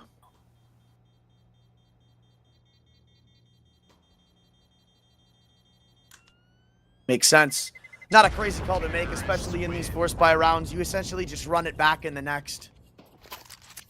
You've got pretty much the exact same buy and weakened weaponry on Flamengo. You had to force a couple of reinvestments, yada yada. You get the picture. But doesn't really help the fact that early on Flamengo are sticking it to you, and Yawara haven't really answered just yet. That Scout did its job. Again, I want to applaud Narthis because he's done his job almost every time tested on this CT side, even his back is Inferno. But it feels like the trades around him haven't necessarily been as stellar in some of these rounds, or maybe even the movements to play around him. I want to see them play around people like him more. Well, here we go into the next one. Some damage has been dealt. Reballs is the first one losing his life. Of the turret force, of the turret force, of course, Joe goes down as well as Scott Morales claims his life. Narthis, once again with the Scout, gets a beautiful kill right on the enemy's head. But once again, superiority is allowing Flamengo to get that bomb planted as soon as possible. There we go. Now, of course, Yawara against the wall. They are forced to move out of there and probably just play for the picks. if they're lucky to have Flamengo actually rotating into their positions. But of course, once again, well, that's another round in which Flamengo goes in, gets that bomb planted, gets a couple kills, and Yawara just can't do nothing at all. To be expected, to be fair, but still, the good news is Yawara do have some of their heavy hitters still hitting coming into this map, and that's one thing I wanted to highlight on was they had players shooting back. They had Zhao, they had Nardes, both looking pretty good, but it's what they did to support those players. It's what they did to set them up that felt a little lackluster, and I want to see that step up coming into this map because obviously you still have that 2-2 stage. It's not like this is the end of the world if you go and drop Mirage, give it up 2-0, yada yada, but this could be a testing grounds for what Yawara's future is, and I think playing around those two people in specific could be what the future is. And Nardes on the off has already shown good presence. He's already shown he can maybe hang. So now it's time to add on top of that, which right now it doesn't look anything too chaotic. It's a 1-2-2 split, which right now they're forcing these individuals off. That lurk on B is going to do nothing. They're going to have to rotate players over, and look at the chaos emerging on the server already. The bomb's going A. This is all misdirection. Well, there we have it. Misfit claiming that live against Revolts. Of course, Joe is going to be right there taking point from Connector. See if he can actually get somebody out. That kill is everything, man. They deal with the one anchor of the site, and they say this site is about to be ours for the taking. They full on stick this bomb plant. Zhao spamming through the smoke, narrowly missing the head of the planter. There's Cuts Moretz on the flank, and they have so much info, but the kills not lining up. There's Nardes again, and look at where Cuts was. He's nowhere near this round. This is already done cause. Yeah, Just get that kill on the bomb, it's over. That was a weird one for Flamengo. I mean, after seeing them playing them really, really well at the beginning, it's like they just pretty much gave away this one. So it wouldn't surprise me if they actually call for a tactical pause right here just to make sure that they can re-communicate a little bit better. Well, 3-1 is still pretty good for Flamengo. Now they're going to be able to afford the AK-47s as well, but they allow Yawara to actually transfer one from the previous round. Let's hurt his hands. We got Revolts, Joe, and Stacks with the M4, dealing a lot of damage. Oh, that was my. A huge opener. Even a leg's big, though. That's the con cross taken care of. I'm interested to see maybe they try to speed it up in mid a little bit, get a little more aggressive, and try to force him out. Could be a open area for them. Instead, Delboni tries walking through a ramp smoke and falls first. Nope. We got a little bit of a lurk right here from the Nuko, but I really thought that second nade was going to deal it, but no. It's down to 26 HP, a third one as well, but of course he actually pushes back. Nice shot, though. DSM's cleared off Cat, and that's another area for them to exploit. They've done so much good work when it comes to taking mid and exploiting one of these sites off of it. They got that early leg on Zhao, who's the con player. They got this early kill on the Cat player. So Yawara kind of have to make a gamble in this situation. Not only have they lost full mid control, essentially, but they've given up those second points of attack, those extra steps to getting into a site, which right now you see them seizing. Lacerda, though. Nice shot to force them off for now. VSM feels like he's worth more than just one pick, but that's all it'll lie as until the nade flies in and they take site control back. I love to see their buddies like Ragdoll just going out with the nades.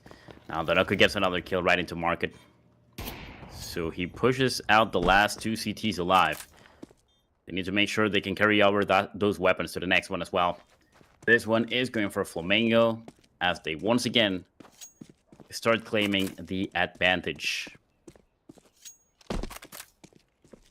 Now, of course, well, this map is CT-sided as well, so that's a pretty tough situation for Yawara, honestly. This map is team-sided, if you ask me. And Flamengo right now are jamming down their throats. They just won't give any room for Yawara to think, to breathe. You can look at these rounds and they're being broken down by Flamengo throwing misdirections in the works, trying to lurk out in very weird timings and spots and catch Yawara off guard. Now, credit where it's due, they were ready for Delboni this round. They were ready for what was maybe their ace in the hole in getting to the A site. But beyond that, there's just so many different things working for Flamengo at once that you can't really take time to think of what do we want to do? What do we want to retake as Yawara? And that might be the magic that Flamengo are going for. And hell, it looks like they might do it again. Well, here we go, round number 6. Also, I have to say, like, wasting 3 grenades on the Noko and not taking them down, I think that also had something to do. Well, Blast, no. though, they're retaking mid and don't clear bench. Dinoko's just stolen away too because of that. Their entire mid retake, their entire map control exploit was ruined by one lackluster clear. Another flash into Khan and another kill from Nice. Dinoko. It's just none of this. 2 kills on the off, 1 featured as a no-scope. The sight's there, as if he wanted to go for this, he needed that pick on the cat player. He needed to put this into a 1-on-2, and that's where he's looking to find his next piece of prey. Another nice shot. And maybe this one's on the cards. A 1v2 doesn't seem that unfeasible, but when you don't have a kit or any utility to help your cause beyond the smoke, it might be, and that's why he's calling it a save. He is the strongest player, actually, in Yawara right now. He wants to probably catch somebody right there on the cross. However, Flamengo does know that he is the one alive and that he's carrying... Oh, no. What? Why would you... Oh, well. Hey, try to I wrap was the going to off, why say... not? Yeah, I was going to say that the enemy definitely knew that he had an AWP. That's a really common spot. So I didn't really think he was just going to go straight up through connector like that. No. Well, it does happen. Probably That just could feeling be- a little bit too comfortable. I mean, that could be a problem for both reasons. I mean, you kind of mentioned it for the Flamengo side, but it goes both ways. You give a couple picks to Nardes in that round, he started flinging that. He started throwing that around. I mean, he was no-scoping in con, he was swinging mid, getting quick picks, but the next step might be setting him up for success. He is your clear knight in shining armor right now. Yes. Things aren't going your way, to put it blunt. This is a save round. It's not like you're expecting a ton in terms of winning the round, but if there is going to be a 1 round, it's off of what he does with that op. You got a couple ways you can play it. You can try to set him up and get the opening pick off of his op. You can try to maybe trade out some of these pistols, use them as a meat shield, but whatever it may be, they got to get the ball rolling soon, because even though this may be considered a tier CT side of map, whatever way you really want to call it, it's a 5-1 score. The side of the map isn't going to matter when momentum's starting to get out of hand this bad. Yeah, and the thing is that Nardes right now is pretty much sitting on 7 kills, just behind Godsmerits with 8, who is the top fragger of the game. So that just really tells you a little bit of what is happening right now. Yawara doesn't really have a lot of rounds either. The advantage is clearly for Flamengo, but if this guy actually starts popping off, it's going to be really hard for Flamengo to actually be even able to get into the side for the last rounds of the first half. So let's just hope that Nardes is going to be on the other side. The side that Flamengo decides not to push for. Oh, here's that off, though, around stairs. He's got the opportunity. This is what you wanted to do. You wanted to find the opener. That's a gun drop, but can't pick it up just yet. Still a 4-on-4, and Flamengo had fully committed to going for an A-side approach here. So it's not like they can go for a quick audible to the other side of the map. They've either got to stick with it or spend the time letting Yawara reset. That's the trade-off right now. Cuts Moretz up con.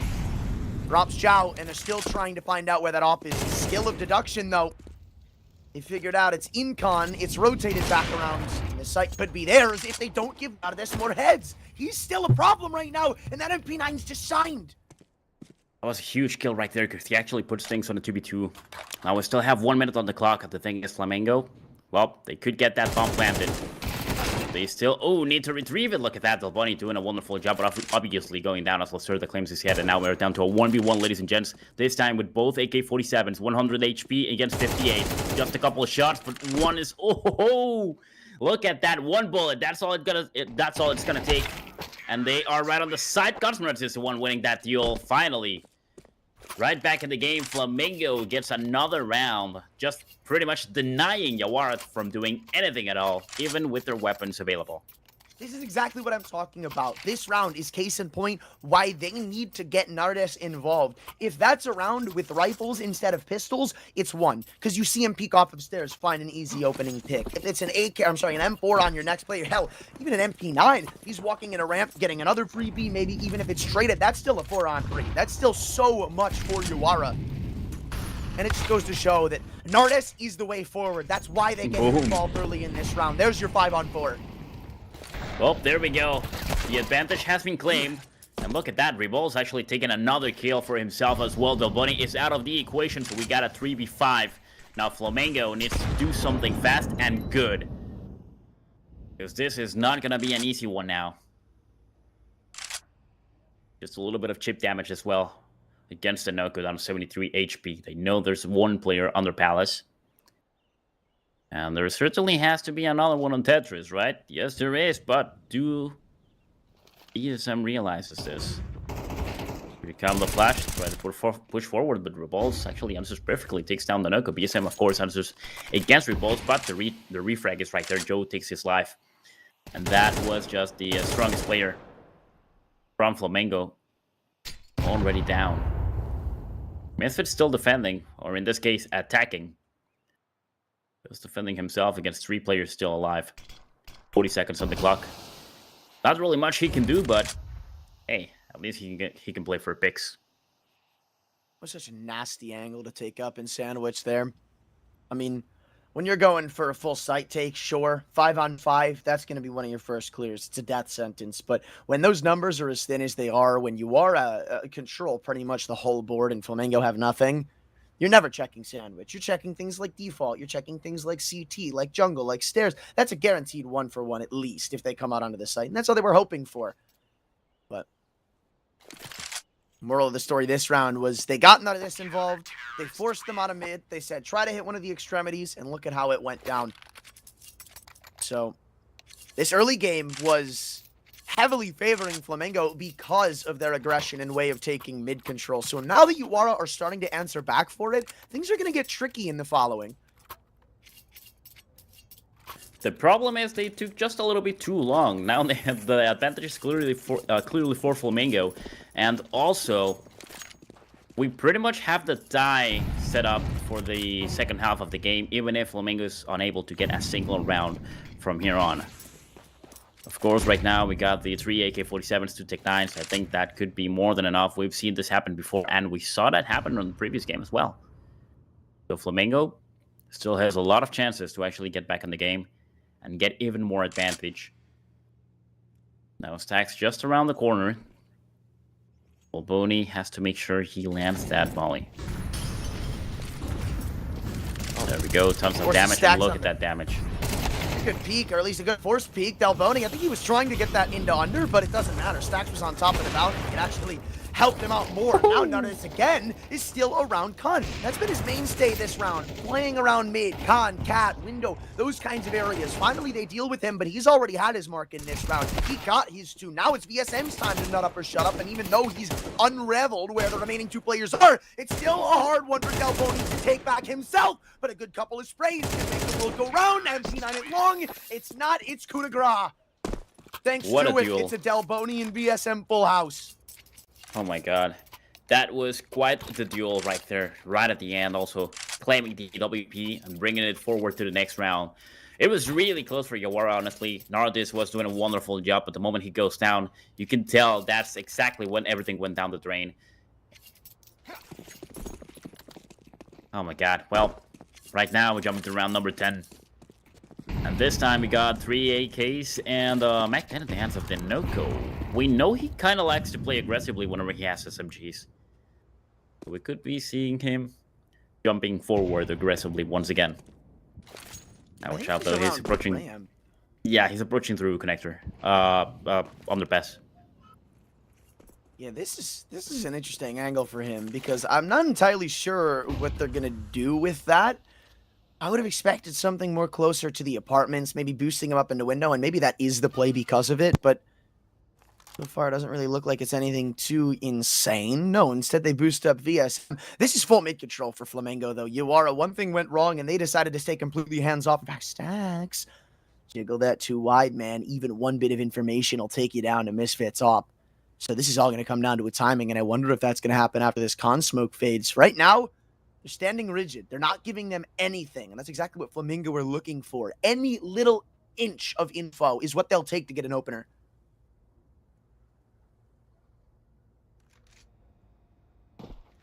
Oh, here it goes. We have the advance coming in from Flamengo right into connector, and the Joe is gonna be the one taking point. Takes one down, of course, Rebol's answers as well.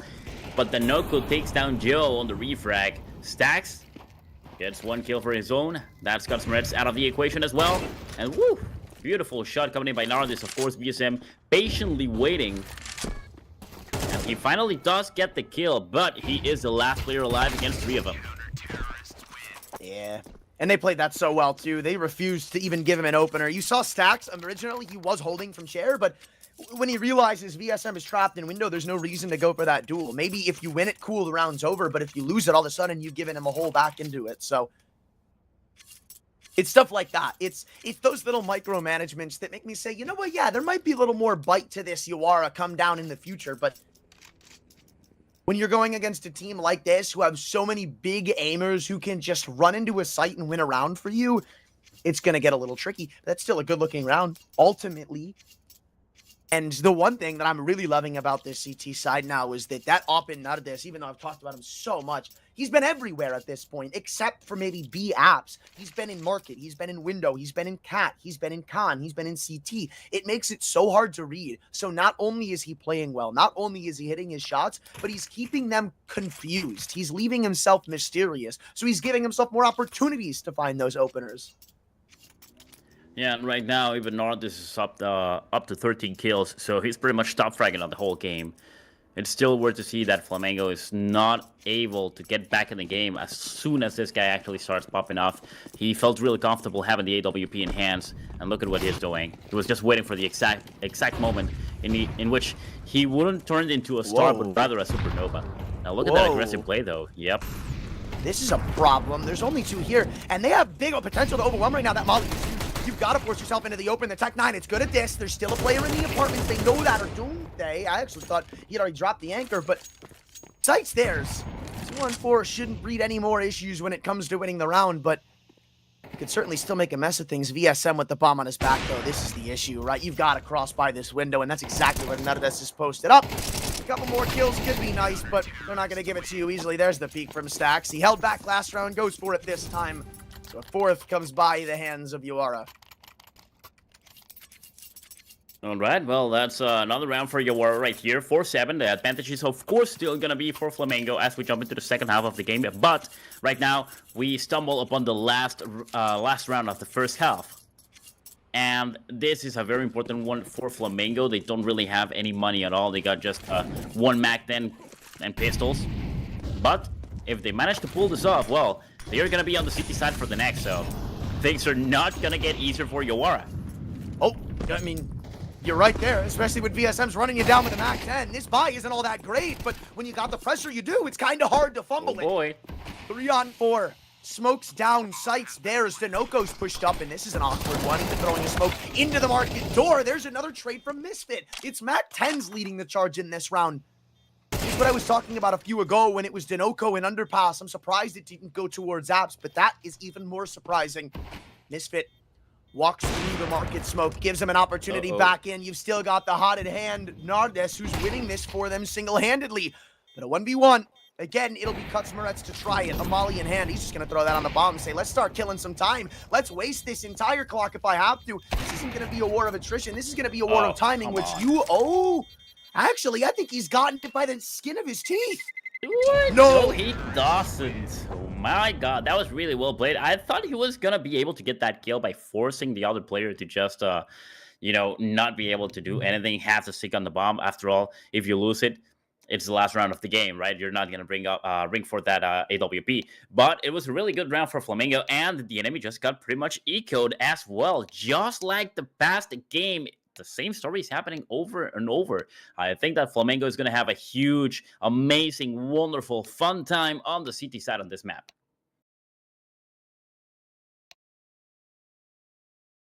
The irony is they find themselves in the same spot they were last, except this time around, they'll have to do it from the offensive perspective.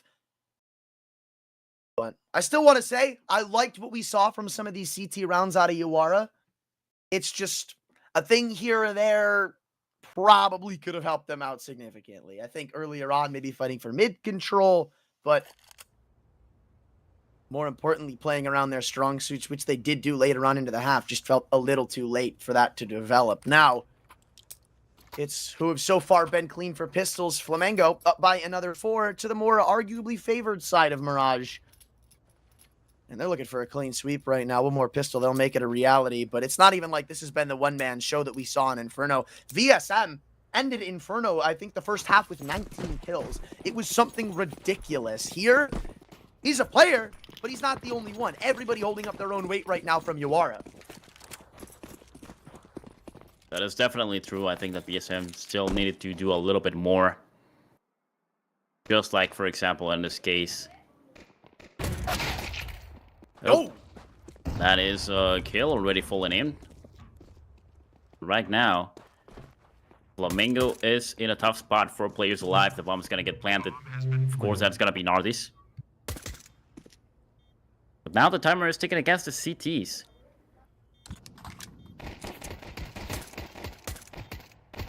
But if you give them the kills, the time isn't really going to matter. They've got some leverage here. They've got a 3 and 4. They've got you trapped into the site. Because what they don't have is cat control or market. But now it seems like things are going back their way. Or are they? They know Zhao is trapped into the E-box corner, and they're just going to run him down 2 for 1. Easy enough for Flamengo. You give a couple of pills over, or other kills. I'm sure we've all read the story. You give a mouse a cookie. Look what happens.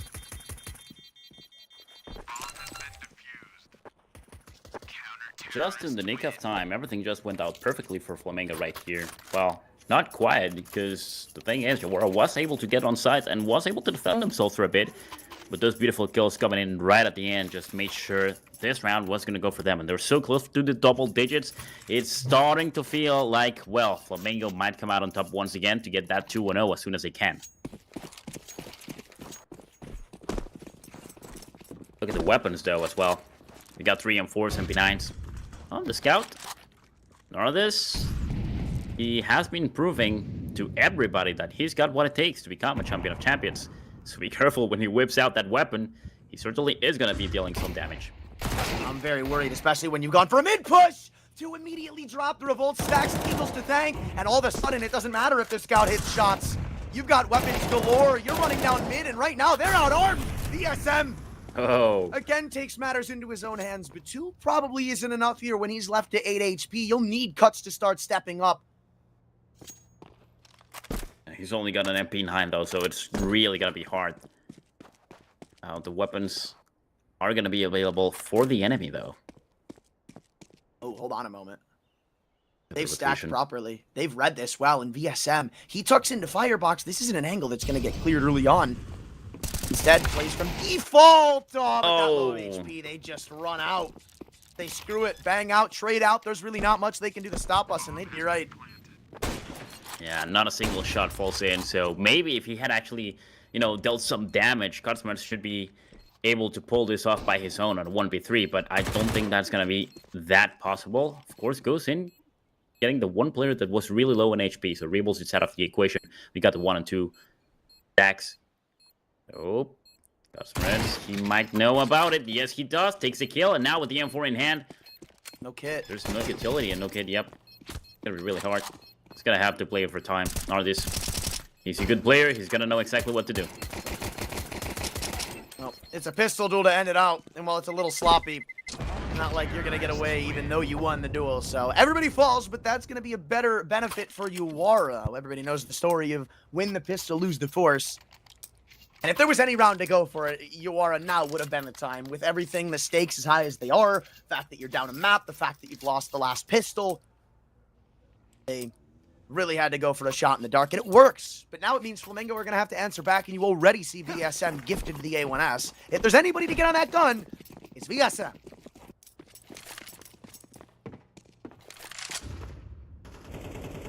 Yawara Knight now with weapons. They should be able to win this one.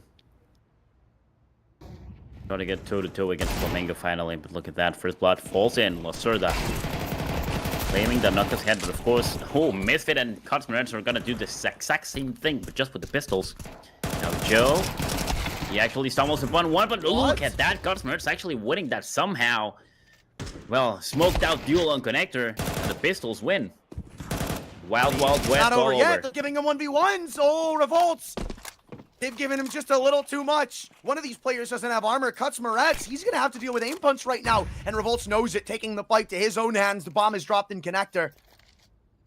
Walks it down, Smoke still aids his cause. He's just gonna pick it up and walk back in, not bother taking the time. And they'll reinvestigate as soon as it fades. Oh, but they take a step and they give away the info. Revolts knows where they're coming from. Cuts, I doubt he clears this corner. There's just no way, simply put. But do you ready for the second? No, he's absolutely not. Misfit! Oh. One shoulder's all he needs, though, and Revolts is turned it on his head. A 1v4, which should have been Flamengo's round. They overextend time after time. It is just a bit impressive to see him actually pull that off with just like a little. Of course, it's kind of expected because the enemy didn't really have armor nor the available weapons, but still. He did a great job and actually just single-handedly saved that round for his team pretty much. Now, of course, we need to see what happens because Flamengo, they also have no economy at all. They just opted for the FMAS. Oh my. Couple MP9s, but that's all. I mean, they're still going for these force buys, man. They're really trying to end this early, but if you ask me, they're kind of just letting Yawara back in. It's all going to be off a read, but again, it's VSM Stiegel. And here we go once more. You still really want to test B? I don't think so. You know what happened? I feel like the previous round was great for them because they didn't really invest too much on weapons and they almost got it as well. The only problem they saw was that nobody had armor or Kevlars or stuff. So they said like, hey, you know what, let's try the exact same thing, but this time let's just get our armor and we should be able to come out on top. Maybe that's what they're thinking. And it's kind of working out because they already rack up 2 kills. Now Lacerdo, of course, is going to answer as he pushes down into ban, but then Noko gets the kill against Nardis as well with the MP9, and we are down to a 3v2 situation. Nowhere far too this time. Not like you're going to get away with that one, and they've got Lacerda trapped in Van, but they've just given up a 1-on-4. Surely not a back-to-back clutch. Right now, might look like it. Lacerda, he may be trapped, but there's so many different ways to play this from. The paranoia is true and real. Misfit sits around bench, waits for him to make the first move, and finally locks it down. So the force buy ends. Well, it did work, just like I mentioned. The only thing that went wrong on the previous round was armor. So they do the exact same thing, but just make sure to get their Kevlars, and that's more than enough to bring the double digits into their pockets. Look at that, 10 and 6. Flamengo once again on top, and they should be able to afford now. They got Galils, they got the M4s, and still the MP9, but pretty much full utility as well.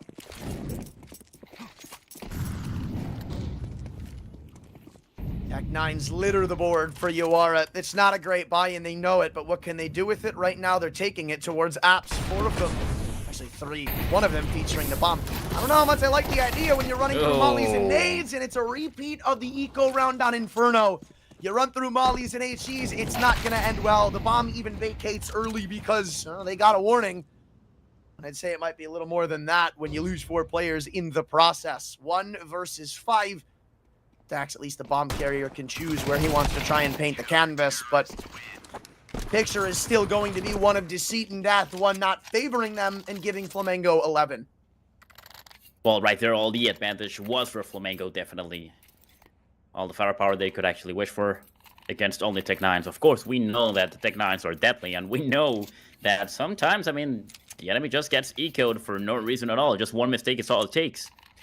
And this game is all about capitalizing on enemy mistakes. But that does not happen. Flamengo is the one winning that round, and probably this one as well, because we can see Yawara has nothing at all, just goes straight up. Blocks, no armor, no Kevlar, they have to save. Probably have a chance to go into overtime on the next one, because right now I don't think they're gonna be able to get this round either. Oh wow. Well, not gonna get far when your run boost is bombed like that. Yeah, this one's just gonna be a wash. It's really gonna come down to the next and what they can or can't do. You still got HCs to deal with the players in mid too, so look at VSM, man. He started to come alive once more. 20 kills.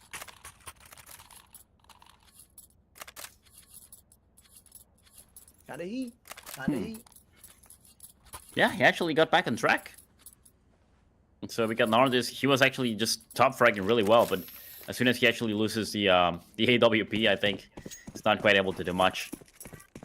It was obviously gonna be difficult without using his, stapled weapon. But well, at least now they can use the AK-47s. But if they do happen to fight, Yawara right now is fighting only for the overtime. And it's 6 rounds away, so I don't think that's gonna happen. What all starts here. And it's not off to a great one. Look at the utility invested. That's a bit different, though.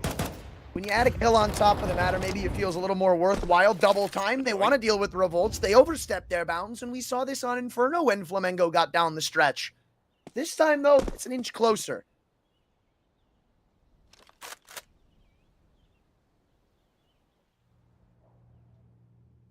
One step closer to the end. Look at that, revolts. Even though he's so low on HP, he actually takes down VSM. Not an easy MVP task. This run. But 2-on-5. Again, looking for consolation frags at this point. Oh, and they give up the gambit in CT. Anonymity be damned. Zhao and Co get a nice easy trade. Misfits up, is left on his own. But there's still money in the tank for a buy in the following if Flamengo want to take it. I'm sure if Misfit saves this up, they will. Big mistake from Flamengo to actually allow the enemy to even breathe when you have it on the chokehold. But still, the advantage is right there. I mean, that's a 5-round advantage that Flamengo is still going to have against Yawara. They need to make sure that they pay attention to their economy and, of course, to the mistakes they have been making right at the end of the game. Because everything is at stake right now. They have the overtime secured, so they can also feel really comfortable and start making a little bit more mistakes than usual. But it shouldn't be that way. It should be the other way around. Like, if you feel that confident, just go ahead, play aggressively, get those kills, and get the round. That's all you need. Well, 12-7, round number 20. We're really close to what could be the end, my friend. So